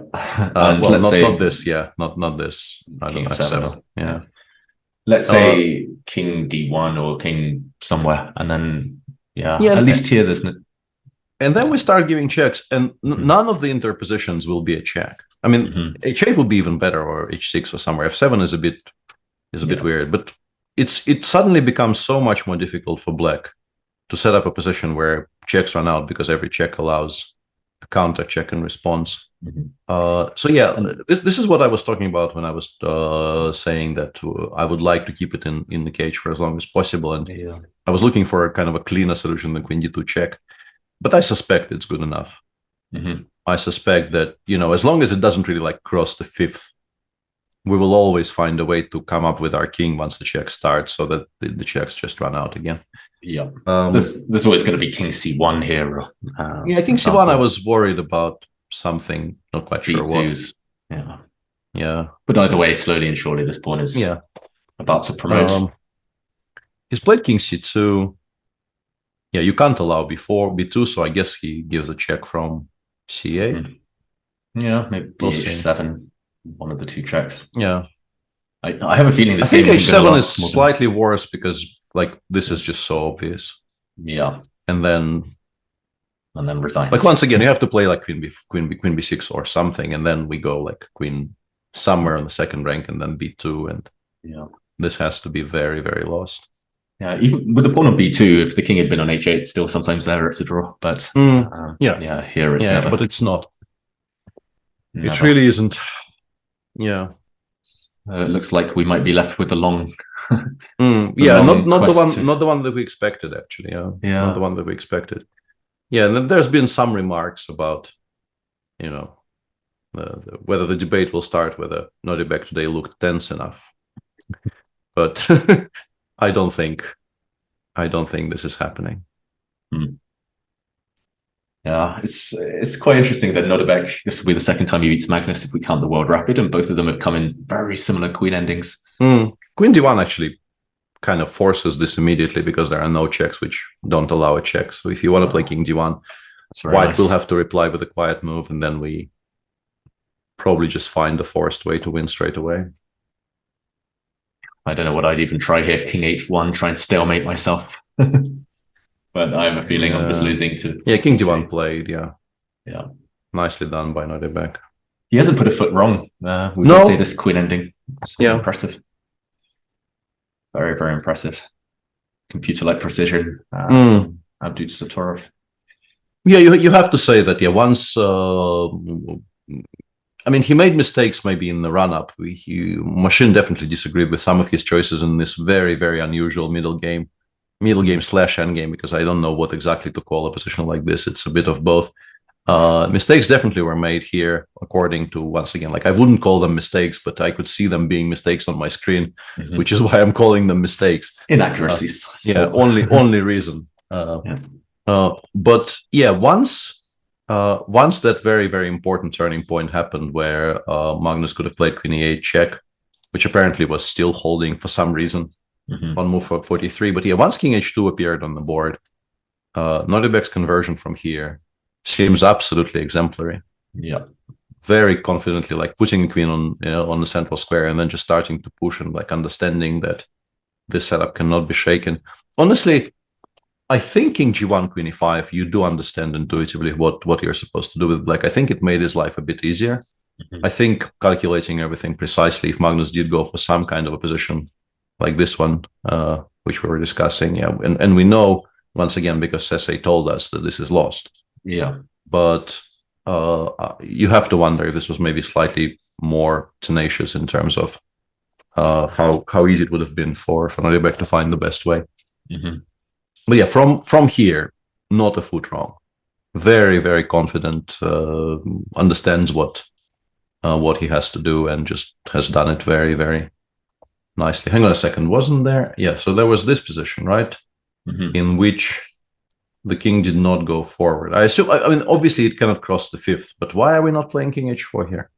Yeah, good question. I guess black could. No, I mean you can put it. You can back. put it back. Yeah. Because king h5 would immediately resign to queen h2, queen g1. But why are we not at least trying? Like if we're playing king g2 here, yeah, it's sort of equivalent to resigning. Mm-hmm. Yeah, I guess black maybe would have gone, I don't know, queen d4, queen d3, force the king back to the second. I mean, in a way, the fourth is also quite a bad spot for the king to be in, because very often, like something like queen d, if I just play b3 here, maybe I just win. Because like eventually with the black king on like c4, d3 squares, all the checks will start running out into queen d3, queen e4 in their positions. And at least you're closer to the dreamland, I guess. Yeah, slightly. And we know that no mistakes were actually committed by black, so it was still winning. But from Magnus's perspective, I wonder why he didn't at least try to get the king to where it's supposed to be. Ah, wait, king h4, queen e1. Ah, sorry, yeah, okay, I'm losing my mind. Yeah. Okay. And thank you. White queen drops off. Thank you. Yeah, but I mean, the sentiment's the same. He just couldn't get his queen to where it wants to be. Yeah, queen and here you like, even let's say queen d2, b2, I think is winning, right? Queen d2, and we can choose a square, but yeah, which one? Yeah, I think it actually might be f1 because it takes away some of the squares from. But then maybe we just do this and then we put it on d2 again after we get checked. Yeah. And then something like this happens, like you give a check and I eventually just come out and play queen c3, and then the checks should run out. Although honestly, I feel like I'm not doing it right. I feel like in some position like this, I have actually created problems for myself. Mm-hmm. Maybe. Feels like it must still be winning, but at least some work to do. Yeah, queen d2 played, by the way. Yeah, so yeah, I think what I'm trying to argue for is that king back here provides better drawing chances than king to the third, because in all of these positions, as you can see, I'm constantly playing queen c3 and moves of that kind, and with a king on like g3 or h3, you just resign here because all of that will be a check. So I'm pretty sure the king has to go to the back rank here. You're still losing, but you're maybe losing slightly slower. Yeah, maybe after king f1 rather than push b2, just king c2, and again or king c2 here. There's always just king c2. Yeah, that's a clever move. Yeah, and then we want to put the queen on c3 and play b2. Yeah, c3 or d3, and there's always there's always blocks. Yeah, this one is ending very shortly. Maybe we should stay on it until the end. Yeah, I think so. This is move 60, so they will get more time. It's not the last 7 minutes of Magnus's time here. So if he wants, he can tank for 25-ish minutes here almost, but I don't think he will. There's really not very much to debate. All of your moves lose, and really when you're sitting there with white, you don't really care if it's in 25 moves or 17. Yeah. So you just choose something. Just about setting one final trap, maybe. Mm-hmm. Or one if you final question. If you can find one final setup which requires your opponent to think, you're quite happy. Yeah. That's going to be tough. How do you think he's going to recover, Magnus? 2 in a row. The tilt is real. Yeah, I think that will be. We were discussing how calm he seemed to be after losing to Anish, but losing 2 in a row in what is his home tournament, by and large, he's gone king g3, which I really think is just resignation. Yeah, like now after b2, your checks will run out kind of instantly. Like queen h1, king c2, you no longer have checks. It really is just basically a resignation. Yeah. I think he's also very done with this game. I think this move shows that he is very done with this game. Is no longer really interested in trying to prolong it. Yeah, understandably. I mean, this position is beyond. Yeah, I mean, he'll probably play queen h7, but now there will be a way probably to just give enough checks so that one of them is from the b file. Like I go queen d6, and then I would just like ladder myself to the b file and go b1. Yeah. There's nothing gonna save white now. For sure. No. Yeah, even King C1 next. Yeah, like King G2, King C1 is pretty good. Yeah. Yeah. I mean, wherever you go, it's Queen C2 and Queen D3. Yeah. Queen D3 and then something. Yeah, Queen C1, King G1. And he's what does Nodebek played? Okay, he's pushed B2. Magnus left the board. He's gone to the bathroom, but I think we'll see a handshake as soon as he gets back. It's just totally hopeless now. Yeah, and very, very impressive victory for Nodebek. And once again, the kids are like day in, day out, the kids in this tournament are reinforcing I think the pretty clear idea that the new world order is it's not on the horizon, it's here. It's a brave new world. Yeah, it's not that the old guard is completely incapable of playing against them, but they very much hold their own against the absolute best, and they're clearly will only get better. Yeah, and it's impressive. He'll move to +3. He'll be the sole leader after Giri drew. Still early days, long tournament, but he's, I think, looking the most impressive from the bunch. So far in this tournament, yes, yeah. Like if we neither of us are on the CCC, but if you reopen the can of worms, which is the junior power rankings, yeah, Nodebek clearly is now the leader of the pack with this result and the previous games in this tournament as well. Yeah, +3 after 5 rounds, including a victory with Black against the world champion. Has to be quite something. I need to get back to my CCC listening days. I've missed a few episodes now. It's been a while. And okay, will we see Magnus offer his hand? Okay, he looks away. Not just yet, yeah. This is just, inertia, I guess, preventing the resignation. I think we'll see it any moment now. Queen H7, yeah, like you say, he might as well try one more move. Yeah, because like check from H1 does resign, basically. Like check from H1 is just to... Like you might as well do it now, but Queen H7 still asks one slightly pertinent question. Yeah, and he's got the same impression, Magnus, as he did yesterday when he resigned against Giri, just kind of shaking his head. Last look at the board, coming to terms with it. Yeah, I'm surprised. Normally Magnus does bounce back, especially after a rest day. He played football yesterday. He seemed to be feeling confident, feeling sharp, but that doesn't save you in these games. I can't remember the last time he lost with White, actually. Was it Hans Niemann? It was probably yeah. I mean, that is sort of recent enough to be the answer, clearly. But I think before that he'd gone years without losing with White in a classical game. Yeah. And he's not enjoying this at all. No, not at all. No. Yeah, meanwhile, the other game between Aroni and Vincent Keimer hasn't changed. Yeah, not really going very far. Yeah, Lev for now is just shuffling. Also, interestingly, he is shuffling in a way that allows G6, G5, which is, frankly, a bit of a surprise to me. Because it's difficult for me to envisage a situation in which having squares for the E8 bishop is not something that we want with Black. Yeah, and there we have it.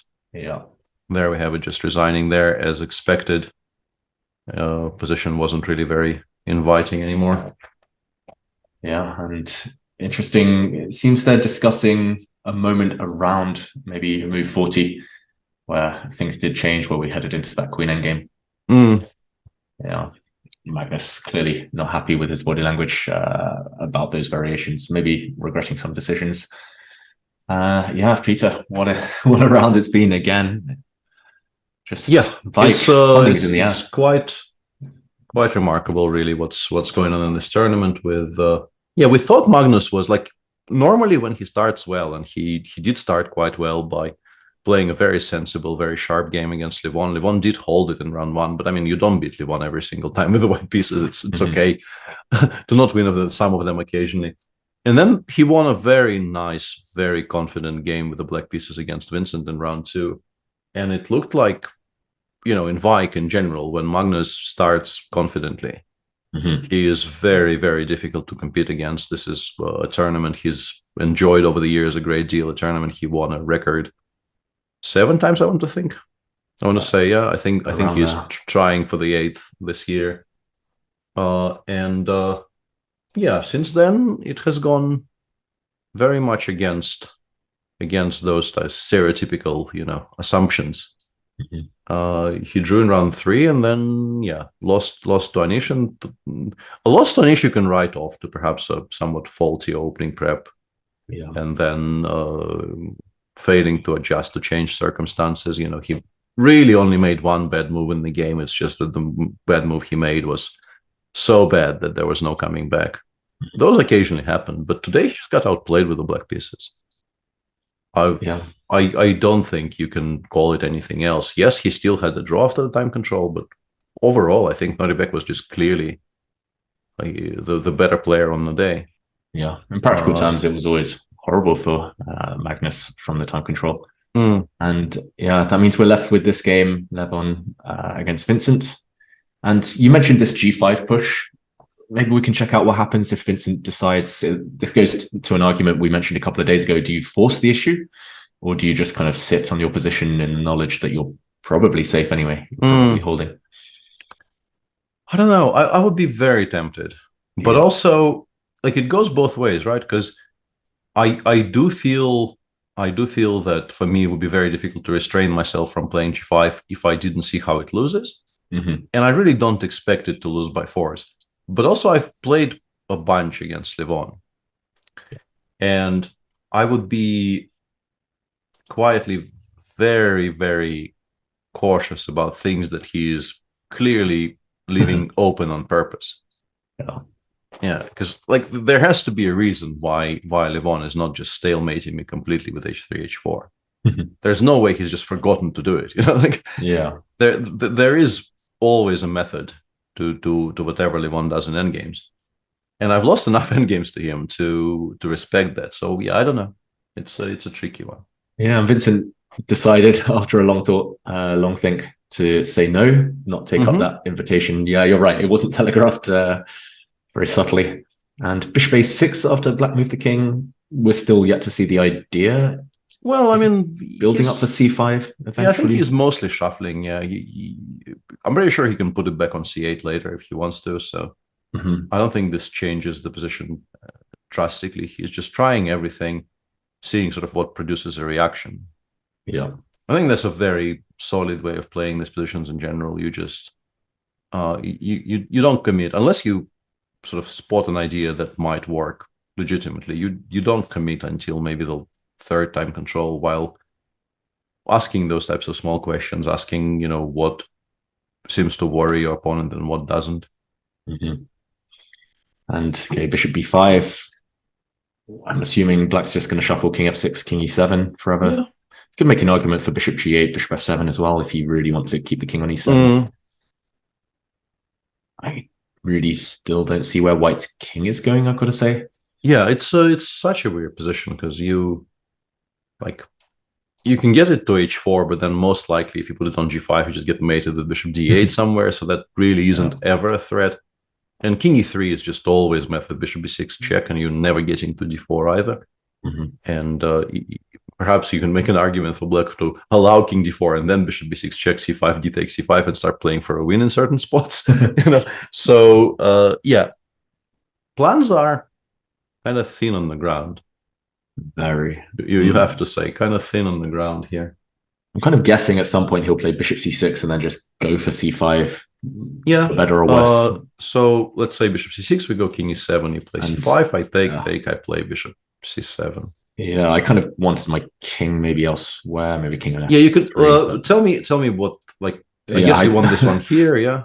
Yeah. Because I'm pretty sure I can have any position. You can get the absolute maximum. So tell me what you think is the absolute maximum, and let's analyze that position.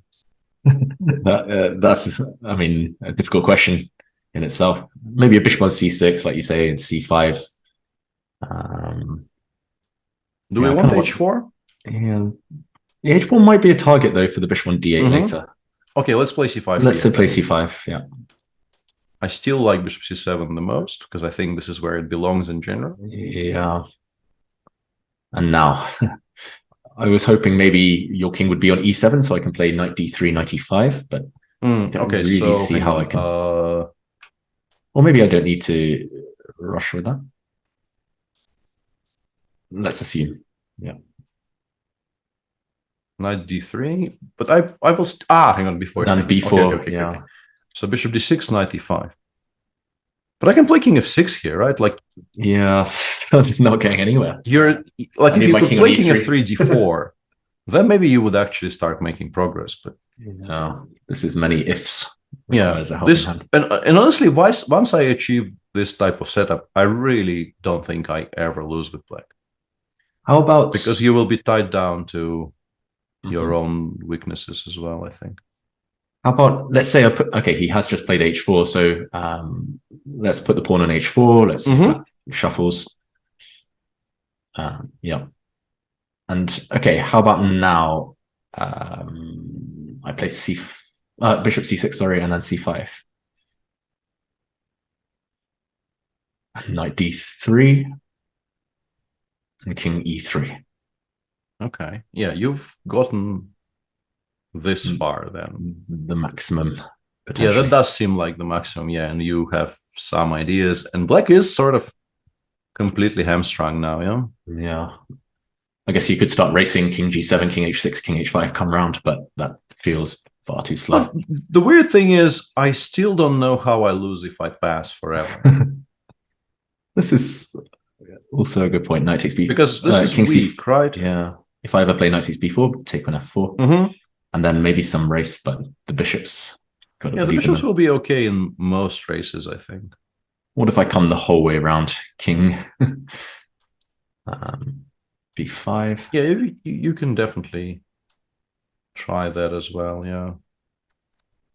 So eventually I will have to address it. Yeah, I can't do nothing absolutely forever. Yeah. Yeah, this looks iffy suddenly, because let's say if I go king e7 here, then after knight e5 I might... I thought king f6 would still make a draw, but yeah, I'm not altogether convinced this is a draw. Bishop takes b3, actually, yeah? Yeah. Specifically here, I probably do make a very comfortable... I mean, I wonder if white makes a draw. Yeah. Maybe I can... Oh, no, bishop d7. Yeah, I mean, obviously this would be misplayed. Yeah, I'm not claiming this is the position we'll get. But, yeah. Interesting. Along these lines. At least that seems like a slightly productive plan for white, or yes, at least it would ask some questions. I like this, yeah. Yeah, you have to time it right, but yeah, I wonder if black plays this plan with putting the bishop round on d6, or whether black just waits. Maybe you wait and put the king on d6 if you can. So, for example, bishop c6, bishop g8, and if c5, take bishop b6 or bishop c7. I still yeah, okay, bishop b6, and then yeah, I was hoping king d6, but now b4 is hanging. Yeah, I would prefer not to have to give up on b4 so easily. We're also getting some very cryptic messages that the knight needs to be on d4, which I sort of agree with, but I also don't quite understand how we're meant to achieve it, because the moment you decamp from d3, I think I will quite happily play bishop b6 and wait for you to allow me to get to c5, and then it will be on a arguably a better square. So let's say, I don't know, knight e1, I play bishop b6, and knight d3 still forces me back to a5, but if we're being told it needs to be on d4, okay, you can put it on d4, but then my bishop will be here. It's always bishop f2 as well. Yeah, how are you making progress? Like, now I pass again. And it seems to me that I've achieved something, because maybe bishop d7, bishop e6, and then something. Yeah, this is very confusing. This is very confusing. Yeah, maybe bishop d7, maybe the white... maybe there's some way but then to what? Force an exchange. I don't see it yet. Yeah, this is my point, because knight e6 is never really a threat, because I will always very happily snap it off. I'm wondering if there's some Zugzweinings after knight c6. With the intention of knight b7 d6, or... yeah, knight d8, you always play bishop. Sorry, not right now, but for example, king e2. Knight d8, king e7 is always an issue. Yeah. Hmm. No, I mean, you can probably avoid it being an immediate draw, but let's say I go bishop b6, knight b7, king e7. King like, e7. what is it doing there? Yeah. Yeah, I'm not sure. Like, I can sort of understand the idea that d4 is a nice square, but I still am not sure what the supposed payoff is.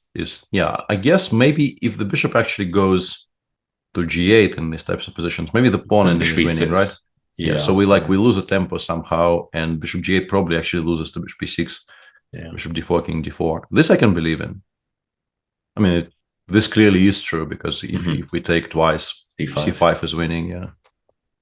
But the bishop never goes to g8. That's the problem. Yeah, but if we realize that with black, we just never go to g8. We just pass in some other fashion. Even going to e8 is fine now. Right? No, it's been there before. Yep. Yeah, really hard to believe that this isn't a fortress. We'll see. We'll see. Move 16 in the meantime has been reached, so this is entering its very, very final phase with Vincent. He will have to do on 25 minutes until the rest of the game with a half a minute increment from here on out. But that's enough. Yeah, I mean, generally should be kind of comfortable considering how few your choices are every single time. You not very many pieces of yours will move from here to eternity. We'll be here for another. Yeah, and I got some confirmation from the same person, Rimsalok, who suggested the knight needs to be on d4. That I'm guessing the variation improves a little bit, and then you play through what it says, and it is still making no real progress. So it's not really doing very much. Yeah, the knight's gone back. Yeah, well, I mean, for now, it can return at any point. Yeah. Yeah, I still don't see the route this knight wants to take. Yeah. And he says still +1 on depth 53, which generally does suggest it's a draw, I think. Yeah, I think once you get to those depths and it doesn't bottom out, you start feeling that you know what the answer is. In my experience. Yeah, bishop b6, I'm expecting. Yeah, you can play bishop b6 and then return it to a5 if need be. Yeah, worst comes to worst, you can always kind of scare white, put the bishop on d8 in some positions, and force the white king to g3. Not sure you need to do that. Yeah. Yeah, I was for a second there. I was wondering if we can actually now do this, but I think it loses, and there's really no reason to try. I think it eventually loses to something like takes, and then I go like king g3, I play bishop d7, bishop b6, eventually I play h5, and I think there will be some zugzwangs. But that's also, nice, maybe. Yeah, but also from a very simple practical viewpoint, like nobody ever does this with black, I don't think. Yeah. Maybe we can show how that king of one ending wins. That's quite nice. Yeah, so shall bishop, we? Yeah, bishop b6, takes, h5. And gh, king h4 is pretty straightforward. The slightly more tricky one is something like king f6. Although I guess maybe h6 is even winning now. No, h6 is a draw, so we go king h4. And it's just a zugzwang because it comes in. So if we go king h7, but king now h4, king h4 and h6. Yeah. So the way to continue fighting here would be to play bishop b8, but then I'm guessing, although let's not blunder bishop a4 and lose, I guess, yeah? Oh, whoops. Wait, are we suddenly... Are we in trouble? Yeah, it would be extremely funny if we were actually suddenly in trouble. Right? That's probably karma. But... yeah, that would be truly hilarious. So I guess what we do instead is we actually, like normal human beings, we do this. Yeah. And then we go king g3, we go h5, gh, king h4. King g5. 5, and then something. King d8. Yeah.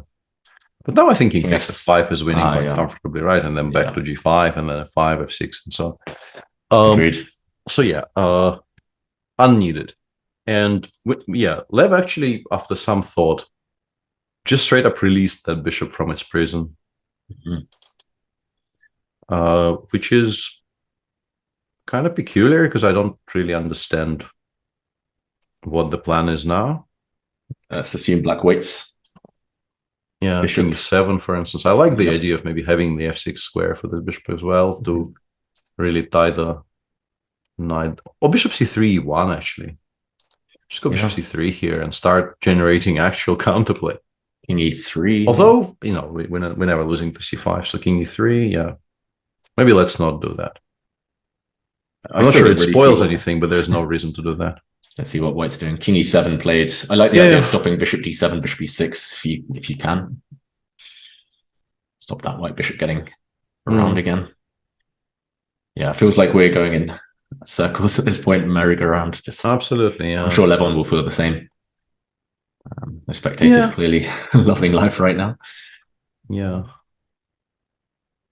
I wonder if it was, let me just briefly check because we are sort of nearing the end of the show. If it was ever winning for Levon? Yeah, 94 gives white a very large advantage. And it does seem like that was the point where it sort of went south. That 46, move 46, which we covered in depth.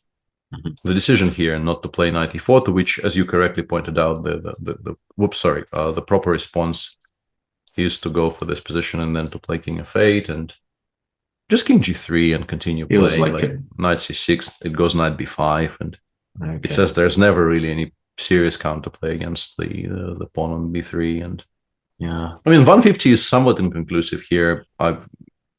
I'm certain you can still fail to win this, but he definitely prefers this to what he did. Thinks it was a much better practical choice. There's clearer plans now. I mean, any minor piece exchange should win unless black can get a blockade. And there was actually a very kind of an important point which was missed earlier, which we also have kind of blitzed past. Queen d2 is a good move here, but if he goes queen c2, I think the point the engine is making here is that like you cannot move anything at all anymore. Because h5, h4 is arguably maybe the only thing that black has going. Knight takes h5. And now that we always have knight takes h5, I don't know what the current threat is. I'm not sure, let's say knight h5 is a threat yet, because the king will run away to e7, and I don't know if it gets mated there. But we, I think, can improve forever, and eventually we will find something. I don't know, maybe bishop c1 will just like, I don't know, if black passes here in some fashion, I don't know, queen b6, we go to bishop c1. And eventually knight h5 will definitely become a threat once we've moved enough pieces away from the f5. Or just bishop b2 take on. Or just bishop b2 and then something, yeah. So this would have been very, very strong. Queen d2 h5 is actually only +1. Okay. That's easy to miss h5 somehow. Or misunderstand how strong it is, yeah, because it seems like it's just desperation. It seems like everything else loses faster, but this should still lose. But it seems like specifically connected with this idea of queen e3, which I certainly missed. I thought the only idea here is just to play knight g4 check, but that loses. But the fact that queen e3 exists, more or less forcing white to go into this endgame, is mightily important. Yeah, maybe this ending was just drawn all along then. The two bishops, we should never doubt the bishop pair. Somehow it's just... Even when one of them is basically a pawn. Yeah, even when both of them were basically pawns, when the bishop was on a5. Oh yeah, f7. That's crazy. That's quite remarkable. Yeah, that appears to be holding even the worst bishops as good as the best knight. The one obviously is not at all incentivized to call it quits here. I think he will continue pressing, but rightly so. The knight on g5 isn't really, generating an impression that is going to win very much. Yeah, I don't really see where it's going. Maybe he has to come back to the plan again, putting the knight on d4, king e2, king d3, knight f3. But now the h-pawn is super weak in a lot of these lines. It's also a target, yeah. I'm wondering if black can even, for example, with king e2, I don't know, pass bishop g8. Black puts the bishop on f2, g3, and pretty much a stalemate. Okay, bishop a6, he's coming back around Levon. But where from there? Oh, Peter, this one is. I mean, I love my long grinds, but this one is hard. To Yeah, you would like get for excited there to about. be slightly more events to cover, right? Like it's. Where's the challenger section? Yeah, maybe the plan now is to put it back on c8 and push for h4, h5, as Chad is mentioning. But yeah, I don't know if that does very much. Yeah, and he could have been there as well already. H5 doesn't necessarily improve things. Bishop b6, just waiting. Maybe now is a good time for chat to just throw topics at us. Yeah, would be good if if there is something you want us to discuss, we would welcome it with absolutely open arms by this point, because I don't know what else we can say about this position, to be entirely honest. Literally anything at this point. Bishop b6. Yeah, I don't see it. I think you're right. The only plan will be to play with h5, but that isn't risk-free, actually, if black gets past h-pawn. Yeah, and the first question has come in. Are you going to Astana? Extremely unlikely, no. Just I assume the world championship. I assume the world title match is being meant. I am not involved as is, and I don't expect to be involved with anything that's happening on site. Yeah, I've been to Astana once. I think it was minus 30 degrees. It's very not cold. in April, and I'm not as worried by cold as all that, because right now, for instance, like it's been minus 20 for a couple of weeks here, and now it's like +2, and minus 20 is infinitely preferable, because like everything melted away, and like what's under your feet right now is a combination of very, very dangerous thick ice and reasonably deep puddles. So sounds like a walk in the park. Yeah, so like whenever you have to step away from paved roads, which, because these days my walks are generally me walking Joyce, and he doesn't really enjoy paved roads all that much because there's not a lot to sniff. For him, the whole point is to read the timeline. For like it's his Twitter basically. He needs to know who is doing what and where and with whom. Yeah. And that is not really available if you only used pavements. And if you step off the pavement, like you're very likely to at some point slip, fall, and break something. A pretty close friend of ours has done exactly that on New Year's Eve. Just like took her dog for a brief walk half an hour before the ringing of New Year, and is now has like 3 metal things in her leg. Ouch. Had like multiple surgeries. Oh, that's way more painful. So yeah, like minus 20 and a very thick covering of snow is so easily preferable to this. Yeah, meanwhile, we do have some action. H5 has been played. I'm not sure whether Vincent could have avoided this. Maybe by keeping a king on f6. Okay, and apparently this should not have been allowed and is now completely lost. Wow, okay. Amazing. It did feel like he was setting a trap, Vincent, when he played bishop e8 a moment ago. Trying to play bishop a4? Or... Yeah, I felt like he was hoping for like bishop e6, bishop a4, and trying to win the game.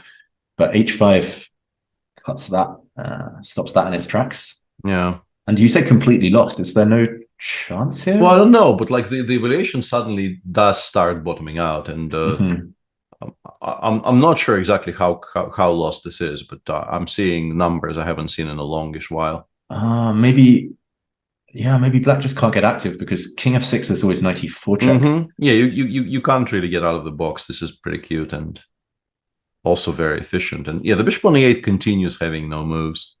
Yeah. And now you can imagine how white makes some progress, I suppose. Even though, like, I still don't quite understand why something like this loses. But now maybe just simple plan of knight e4, king g3, king h4, and then I understand, but my question is still.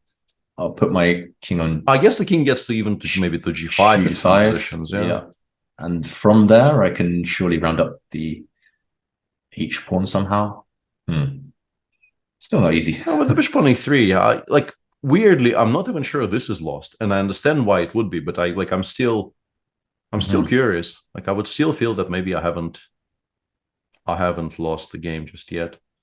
Yeah, I've got to be slightly careful of bishop a4 still, but I kind of want to play bishop. Yeah, I don't think so.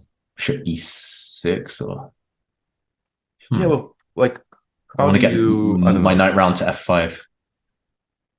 Yeah, okay. You should stop me. Yeah. Bishop h3. So I think the setup currently, and I am sort of very much cheating by this point in the broadcast. If h4, the way the machine sets it up is it goes bishop g4, then it goes f5. This completely kills off the bishop on e8 again. And then we go king g2, king h3. And there is no way to actually stop the king from taking on h4. And this is understandably lost. What happens if we don't push h4, though? Yeah. So how do we wait? Just bishop f7. King g3. g3. I guess what we want with white is now play something like bishop c8 and then f5, bishop e6. Yeah. And then once again get the king to h4. Maybe that's achievable. Yeah, I think yeah. Having spent some time reading what the screen does, you start seeing the outlines of exactly how it will be converted if you're an engine. It basically is very much connected with the idea of pushing f4, f5, getting rid of the last few squares, and then black will just be unable to deal with the threats to the pawn on h5 and maybe f6 or c5 if the bishop is very distracted by the threat of f6 and so on. Yeah, that white knight on e4 just controls all the squares for the dark square. It's a very strong piece. So it seems like a very important kind of a mistake here was not going king f6, where after h5 you would not be giving up the pawn on f5 so easily. That so seems to me that bishop e8 was a bit of a kind of an autopilot move by Vincent, which may have been a decisive mistake. Yeah, so that knight g5 maneuver looked kind of, I don't want to say pointless, but it looked like a bit of a bluff. But yeah, the whole idea was to get it to e4 afterwards, and looks inspired now, I've got to say. Yeah, king f6 would have been kind of a no need to calculate type of move. Just stop just keep it on f6, since bishop a6, bishop c8 was sort of telegraphing the intention to play h5, and Vincent definitely did not have to allow it. Maybe he just thought bishop a4 was a threat. White had to react, but no, this h5 stops that. Yeah, bishop f7 played. King g3 looks. King g3 is fine. It's also like it's doing it in an incredibly disgusting fashion. It also goes bishop h7 now, with a very, very same idea of f5, bishop g6. Yeah, it just likes pushing this bishop around and forcing it to worse and worse squares. I would be slightly worried about putting my bishop on g6, putting the pawn on f5, just in case black could block and like get the bishop round to a4. But with knight on e4, we really aren't worried about bishop a4 at all, because we always have 92 there. So no, that's true. I think it's a mirage. Yeah, it looks like we're giving away some. He's just blitzes bishop h7. Yeah, Lev is. I think now that he probably realizes he is most likely winning, he will play quickly and confidently. Yeah. No, it's a boost, definitely, that he even forced Vincent to think, let alone the fact that it's objectively winning now. Yeah. So it went from us kind of struggling to find a topic to discuss in this position to us choosing the cleanest way to win. We cursed him. We absolutely did. That is what happened there. Yeah. Bishop on d4 just has nowhere to go. Just if you could somehow plant the bishop on, I don't know, e7, black king on g7, that's on h4, maybe some chances of a fortress. Yeah, but you like d6 is so weak that you never ever have time for any of that. You don't get there. You can play bishop f6 here. But I guess like this changes very little. I just go f5, bishop e6 against most things. Bishop e5. And yeah, you have to kind of calculate this, I suppose. Yeah. But how much do we need to calculate? A little bit. Yeah. A little bit.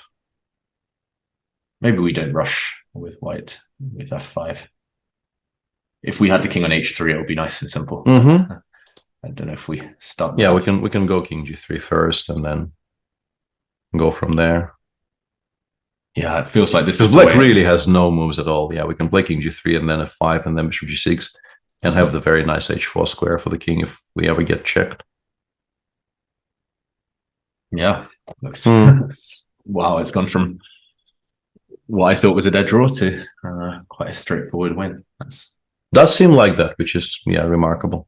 Yeah, and Vincent is sitting there. Yeah, he's one of the young ones that I thought wouldn't take his eye off the ball, wouldn't kind of flinch for a second. But yeah, that bishop e8, a bit complacent. Yeah, I guess we can maybe start drawing up some conclusions about what we will see once the round is over. Nojibek is in clear first, as you already mentioned, on +3 for 4 out of 5 with this very impressive victory over Magnus with the black pieces, having beaten Richard Rapport also with black in round 1 and Maksudlu yesterday. Anish is on clear second with 3.5. There will be 3 players on 3 out of 5, Fabi, Prague, and Levon after this victory, if we assume Levon wins this. And then there will be 3 players on -2. That's Gukesh, Jordan Van Forest, who lost today, and Vincent, who is in the process of losing this one and also lost with white to Magnus in round 2. Yeah. And on -1, we have Richard Rapport and Magnus Carlsen himself, who is not really in the minus in round robins very often. Especially not in Wijk. In Wijk, this probably since that very first year when he was losing to absolute donkeys like me here. He probably wasn't in the minus since. Yeah. Which year was that? One of his first years? 07, I think, maybe 06. You're too harsh, Peter. I'm sure that was a great game. It wasn't a bad game, actually. Yeah, it was some kind of a weird. He played the A3 anti-marshal against me. Not D3, A3, straight up A3 on move 8. Okay. A line that I think Nigel at some point championed as well. Yeah, I think I remember that game all those years ago. So you've beaten him twice on the black side of an anti-marshal. Is that? Yeah, I think so. As well. I think so. Those were my for the longest time. The score was 2-1 in my favor, and all 3 games actually were black wins in the Spanish. Okay. That white game, and then we traded wins with black in the London candidates. Yeah, he beat me very, very convincingly in the first half of the tournament. And then I won that somewhat famous game in round 14. So the score now is 2-2. It's worse. I think it's actually 2-2 because I stopped playing against him. Okay, that's better than most. It's acceptable. Yeah, this is very very important to kind of stop the rot the only way I can by not being good enough to be invited in tournaments he plays in. Should have stopped in 07. Yeah. From playing. No, I'm okay with slipping in 2013. Actually, yeah, that was like if that would have been my last ever game against him, I think I'd be kind of okay with that. But no, we played some game. We played some fun ones since actually. How about against Levon? Lifetime. I think I'm like -2 against Lev. Okay. I don't really with people where the numbers go kind of high up. I never really know those scores. I occasionally check just to be able to answer those questions. I think I'm on -2 against Lev, maybe on I played such a lot of games against Levon and like Wesley and players of that gen. Yeah, Boris is maybe at some point I also checked that out and I have already forgotten the answer, like who I have the most games career-wise. It must be 3 figures against one of them. Yeah, it's either slightly above 100 or slightly below 100 against one person. And it's like Boris. I also played a ton against Sasha Grishuk. I played a ton against Kramnik. I played, Yeah. So yeah, Levon grinding this one out. Bishop E8. Does that Bishop E8 change anything? chosen, and it doesn't really change very much. We've established that Bishop A4 is never a threat, so whatever you do, King G3 is very clean, just continuing to improve, but I don't think anything else is much weaker. Yeah, it looks automatic, just King G3, F5, almost pre-move. Yeah, pretty much. Yeah, against most things. You know what you're doing here. You have a very clear-cut idea of what you want to achieve, and you're just going to get there eventually. I wonder if his intention is to put a bishop on F6, put the pawn on H4, and just play bishop D7, just avoid any light square bishop trade. And yeah, but the thing is, I actually considered this, and the problem with this plan is that I think this is completely lost. Bishop D7, unless bishop D7, bishop A4 works. A4. So yeah, like you. At least that's the only intention. Oh yeah, this is now. Yeah, this is very unclear. So in this position, we will have to find a better way. The C5, D6. Yeah, but C5. Yeah, we just break it open from the other side. Yeah. Yeah. Because things are, once again, you are running out of squares for your stuff. Yeah, this never going to hold. Yeah, and people are confirming that I'm on -2 against Lev. +6 -4 equals 27 in his favor. It's a lot of games. That is and that's not counting all the rapid and blitz that we played over the years. That's just classical. Yeah. I don't think Vincent's going to last too much longer. Probably not, yeah. Probably not. Yeah, you still get these like weird artifacts here because like for some reason the top line on my screen right now is bishop h8 against which no, this is okay. Like we don't really care which square we choose on the long diagonal. I can definitely get behind the idea of bishop h8 being a move. Yeah. But for some reason it likes king h3 here. Like why? Why exactly? Like, what are we achieving with this? I guess we're playing a 5 and not allowing 5 to be a check, yeah? Yeah, that must be it, right? Yeah. And apparently after king h3, black becomes dispirited enough to just go h5, h4. Like, you see king h3 being played and you kind of nod your head and just start throwing things because you're so lost. Yeah, that would be awfully sadistic. King h3. Yeah. But of course, going f5 probably just wins anyway. No need to finesse too much. How about if... Oh, yeah, black can't keep the blockade. Just f5, no, h6. No, yeah, 5 h6 just comes in and you start dropping material. Yeah, it's hard to find anything positive to say about this. Talking of lifetime scores, what are your best scores against some of the top players? Do you have any clients? Well, also, Chuck has done some Googling and is telling me that I'm on +3 against Ivanchuk. Okay. I still have a very good score against Grishuk. Not as good as it used to be at one point, but pretty sure it's a good score overall. In the positive. In the plus. Yeah. But against the the absolute legends of the game, I think I'm in very big minuses against. Like I used to have an absolutely horrendous score against Kramnik. It's still bad, but it's improved. I haven't won a single classical game against Vishy. I'm in the minus against Gary. I think it's 1-3 with some draws. Okay. Still better than most against Gary. Well, I also haven't played, like, it was definitely going in only one direction. I did win my first ever Blitz game against him and my first ever classical game against him. And then once you start losing, you kind of don't stop. And what did stop was me playing against him. So once again, the score would have gone, I'm pretty sure the score would have only gone in one direction, but he just stopped playing tournament chess. Where was the win? Which year was Tilburg 97. Tilburg 97. Okay. Yeah. I think if I've seen that game. It was that weird knight of 3d6, c3 Sicilian. I'm sure you've seen it. Yeah, it's actually a fairly spectacular game. I'm still very happy about it.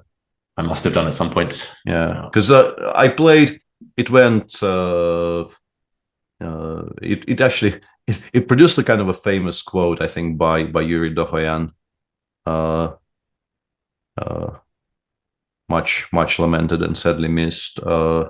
He said after the game that, if we start looking at C3 Sicilians, we'll never get anything done, which was sort of exactly my point when I played it. And I played this, and Gary just assumed that, if I'm playing this against him, I want to draw or something.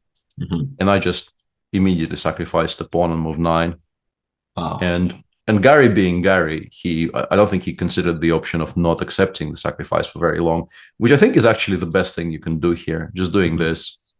E5 doesn't work very well, and if you don't play e5, Black just gets a very, you can even play e5 very quickly. You get very, very decent King's Indian type positions.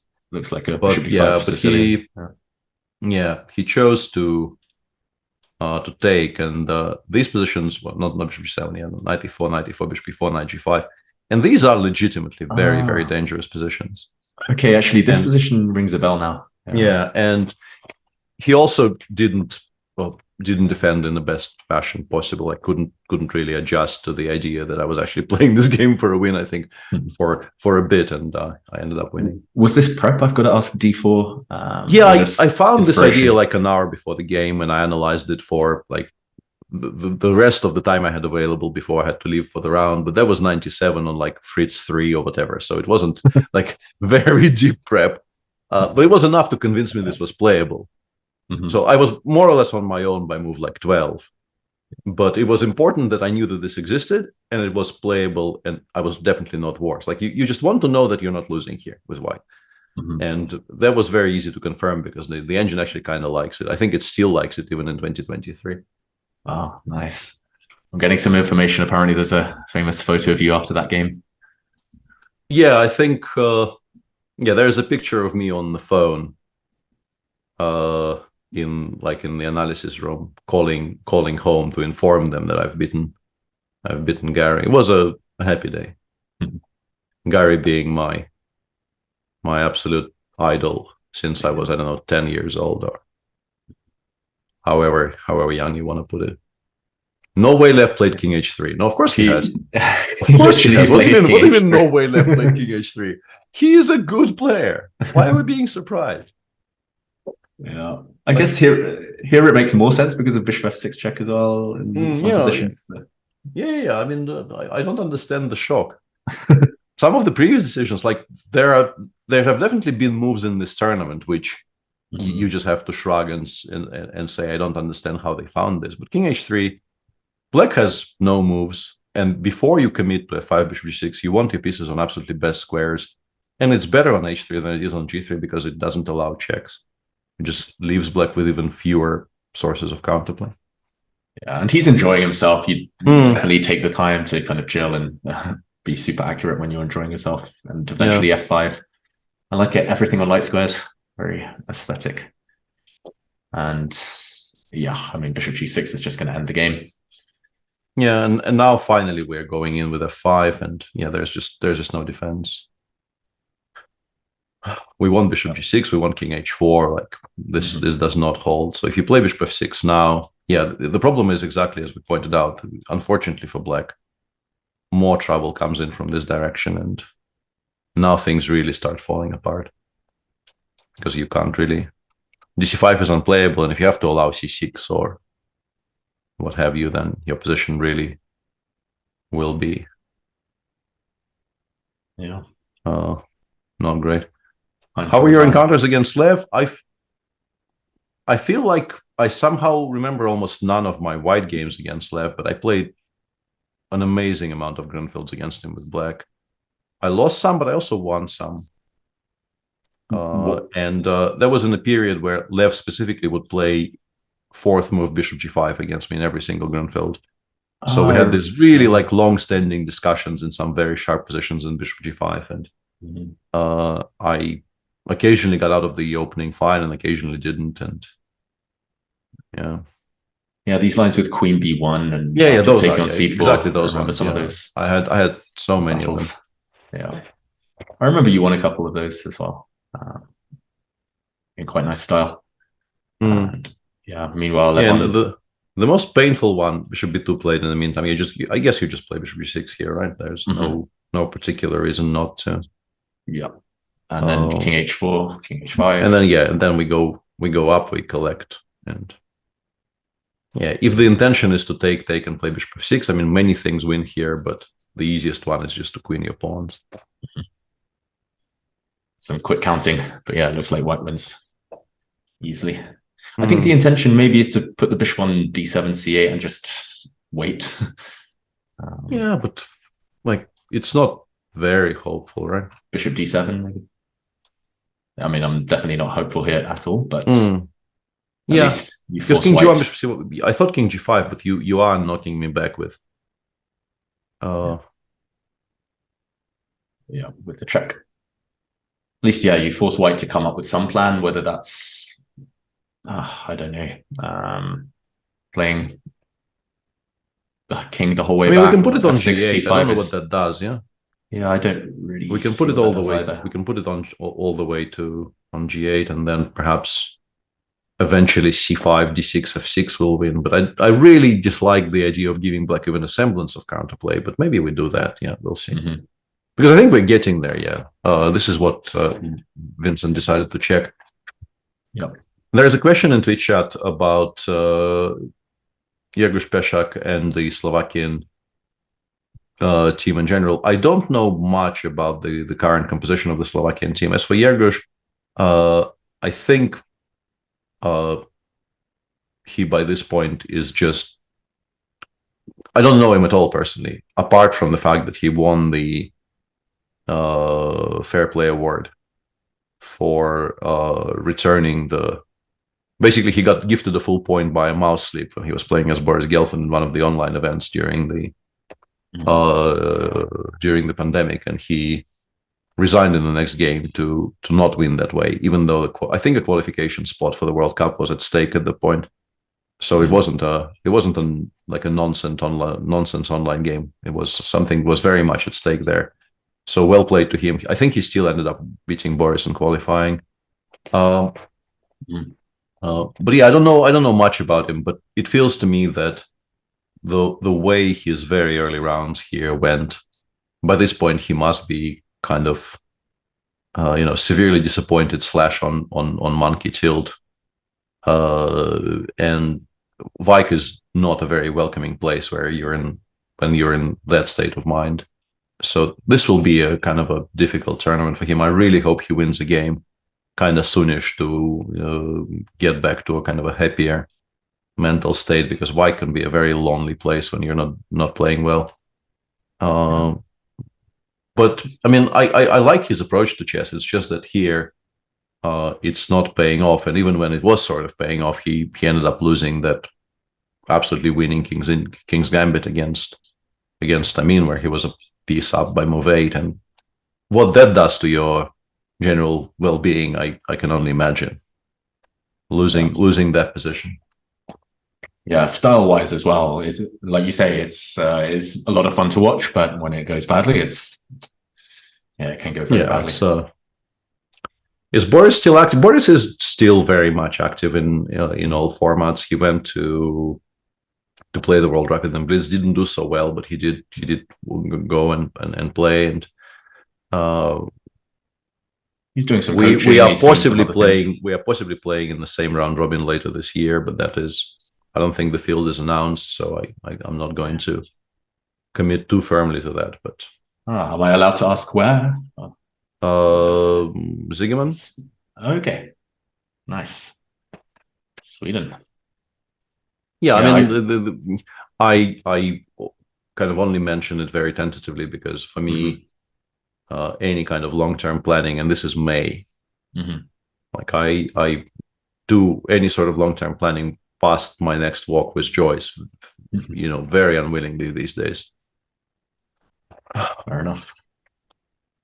Meanwhile, should we try and crack this fortress that we've got ahead in front of us, or the attempt from Vincent? Yeah, I mean, honestly, at some point c5 I think will win. It's just that I kind of dislike the idea of giving black anything at all. But yeah, I'm like, if we sort of, yeah, he's gone king. I wonder, maybe he wants to bring the king back to like d3 and then play c5. But my idea would have been something like this. I assume black passes, right? So we can quite confidently do this. Yeah. And then eventually I wanted to play like c5, d6, f6 in some order. Maybe even immediately like this. And potentially comes at the cost of a few pawns if I can survive the next few moves. Yeah, but the question is, does black have a way not to resign straight away? Can I take? I don't think I can take. I don't know. I was trying to calculate this because 96 you're taking on f6. Yeah. And that might be...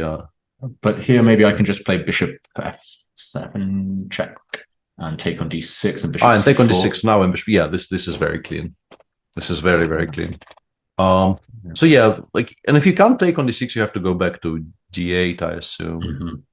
I just want to go f6, f7. No, but then I take on b3. No, losing the b3 pawn, I am very much not in favor of. But bishop b6, maybe bishop f7 again, just to bishop f5. Bishop f5.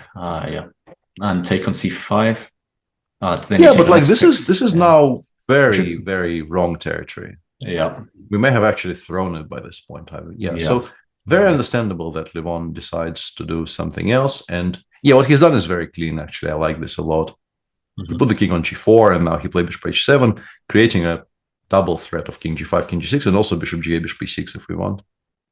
And those two, I think, are going to be unstoppable.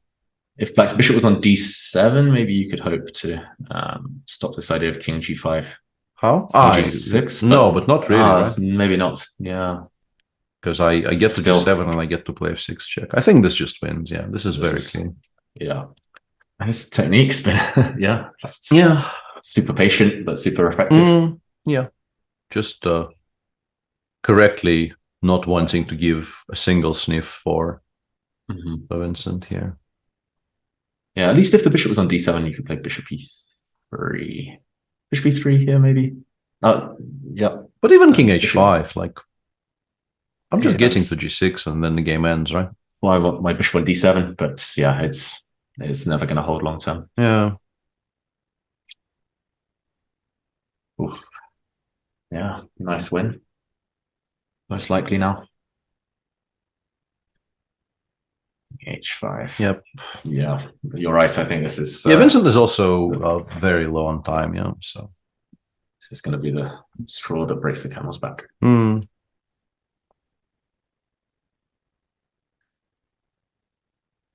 So those are your next plans in terms of playing, Peter? I don't have May potentially. Like I have this thing lined up for May, and until then, I have absolutely no idea what I'm doing. Hopefully, doing some more of this because this is very much my comfort zone. It's a nice workout, analyzing some chess. Yeah. Don't see anything at all for Vincent here. I don't think he does either. Yeah, he's gone bishop f6, and the problem for him is that okay, this is the sort of the final trap, right? If you honestly, the way pieces are, you can actually take, I think, right? Because I bring the king back in time. Yeah, bishop a4 never materializes, and then I just go king d4 and c5, and I'm pretty sure this is also just completely winning. Yeah, but there is no reason not to play king h5 or bishop g8. Yeah, Lev is doing it this way. Bishop g8, bishop e6, and then c5 will just crush. Yeah, already smash. C5 is a big threat. Hulk smash. Yeah. Nothing to do now. Smash is inevitable when we get the handshake. End of round 5. Yeah, so we've had 3 decisive games today, with Magnus, of course, losing with Wijk to Abdusatorov, Parham Maksudlu winning that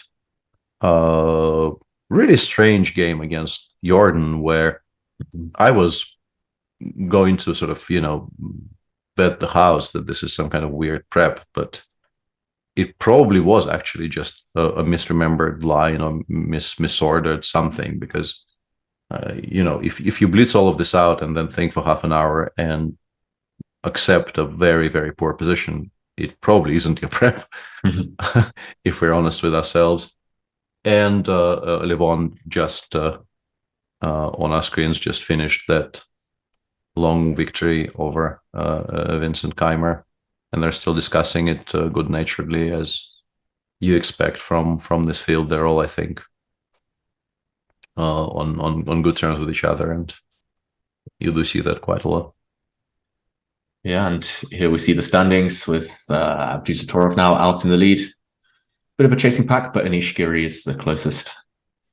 Yeah, still too early to talk about standings, right, Peter? There's a long way to go. Yeah, and so many rounds yet to go. We still have 8 rounds in the tournament, so half a point lead for Nerbeck is by no means safe. And honestly, Magnus is on -1, but there is enough rounds here for him to mount a comeback. So you wouldn't rule it out necessarily. But of course, -1 after 5 is not where he wanted to be, and not where, honestly, we expected him to be after the way he began. Yeah, talking of Hulk, he needs to get angry, I think, Magnus. He needs to needs something to change. It just looks like he's not playing with the same energy as usual. In such a field, it's difficult. Definitely. And once again, like the temptation to engage in some psychobabble about whether, he really lost any passion for classical and what have you, I think is to be avoided. Only he knows, and there's really not very much point in us even going there. If he's playing, he's chosen to play classical chess. He wants to win, clearly, and I'm sure he'll launch a comeback. But disappointing game. Shout out to Abdusattorov though for finishing it off in such style. Absolutely. And on that note, a slightly shorter day for us today, only 6.5 hours. We're slacking. We are very, very grateful for a breather we're getting there. We'll be here tomorrow, same time, same place with round 6. In round 6, the most obvious pairing to look forward to. Abdusattorov is playing against one of his closest pursuers. He's playing against Pragnananda, who's tied for 3rd. Magnus is black against Jordan van Foreest. Giri is white against Arjun Gaisi, also a very interesting pairing. As usual, like all 7, whichever game you pick out of the 7 would be a headliner in most other events. So tune in tomorrow, 2 p.m. Central European time for round 6 of Tata Steel Masters and Challengers. The Challengers also return tomorrow. See you then. Yeah. See you, everyone.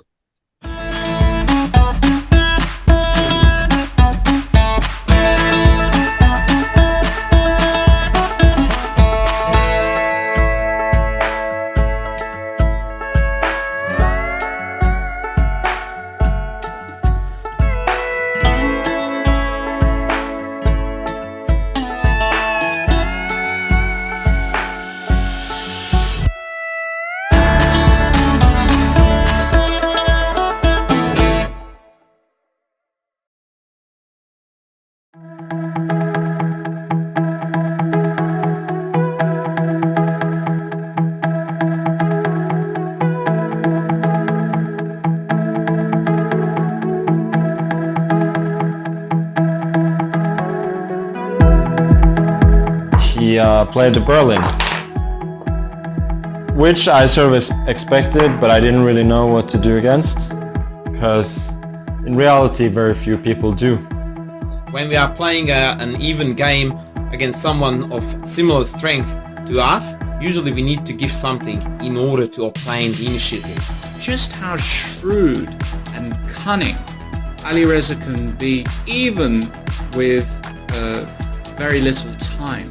I want to show you a game just to prove that I play these lines that I played against former world number 2 and a bit of a superstar, Gukesh. Chessable, the definitive solution for studying chess. Choose from one of the largest online chess libraries in the world, with hundreds of titles ranging from classic books through to our exclusive Chessable courses.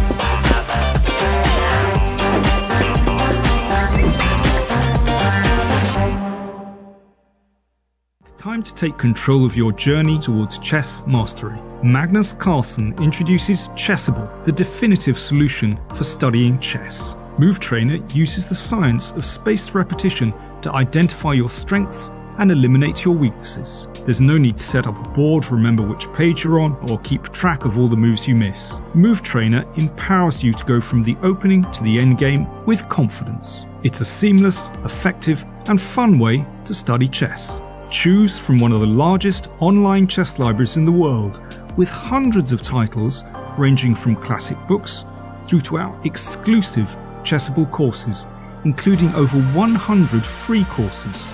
Get expert insights from International Master John Bartholomew, Grandmaster Sam Shankland, International Master Christoph Sulecki, Grandmaster Simon Williams, World Champion Magnus Carlsen, and hundreds of other instructors. Get started now and join our growing community of over 100,000 chess enthusiasts at chessable.com. Chessable. Take control of your journey towards chess mastery. Welcome everybody. My name is Jan Nepomniachtchi, former world chess champion. Are starting a new course here for Chessable. A very special Chessable course. Master your chess with Judith Bolger. You know what? I learned a lot.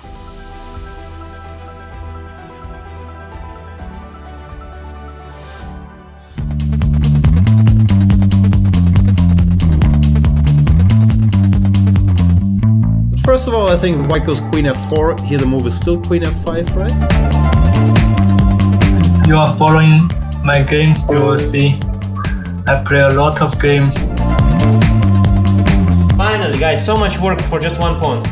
It's so much happiness.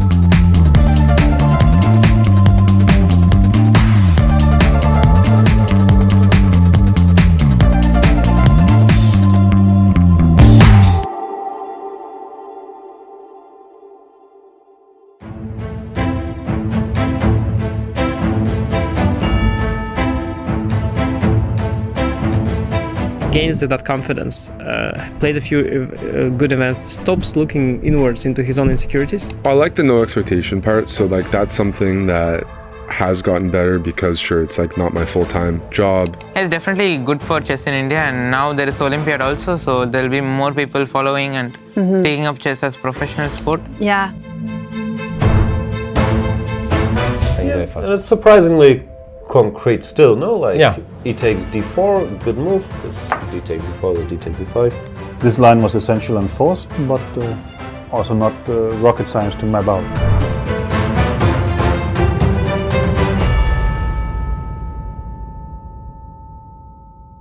I'm ahead of the game.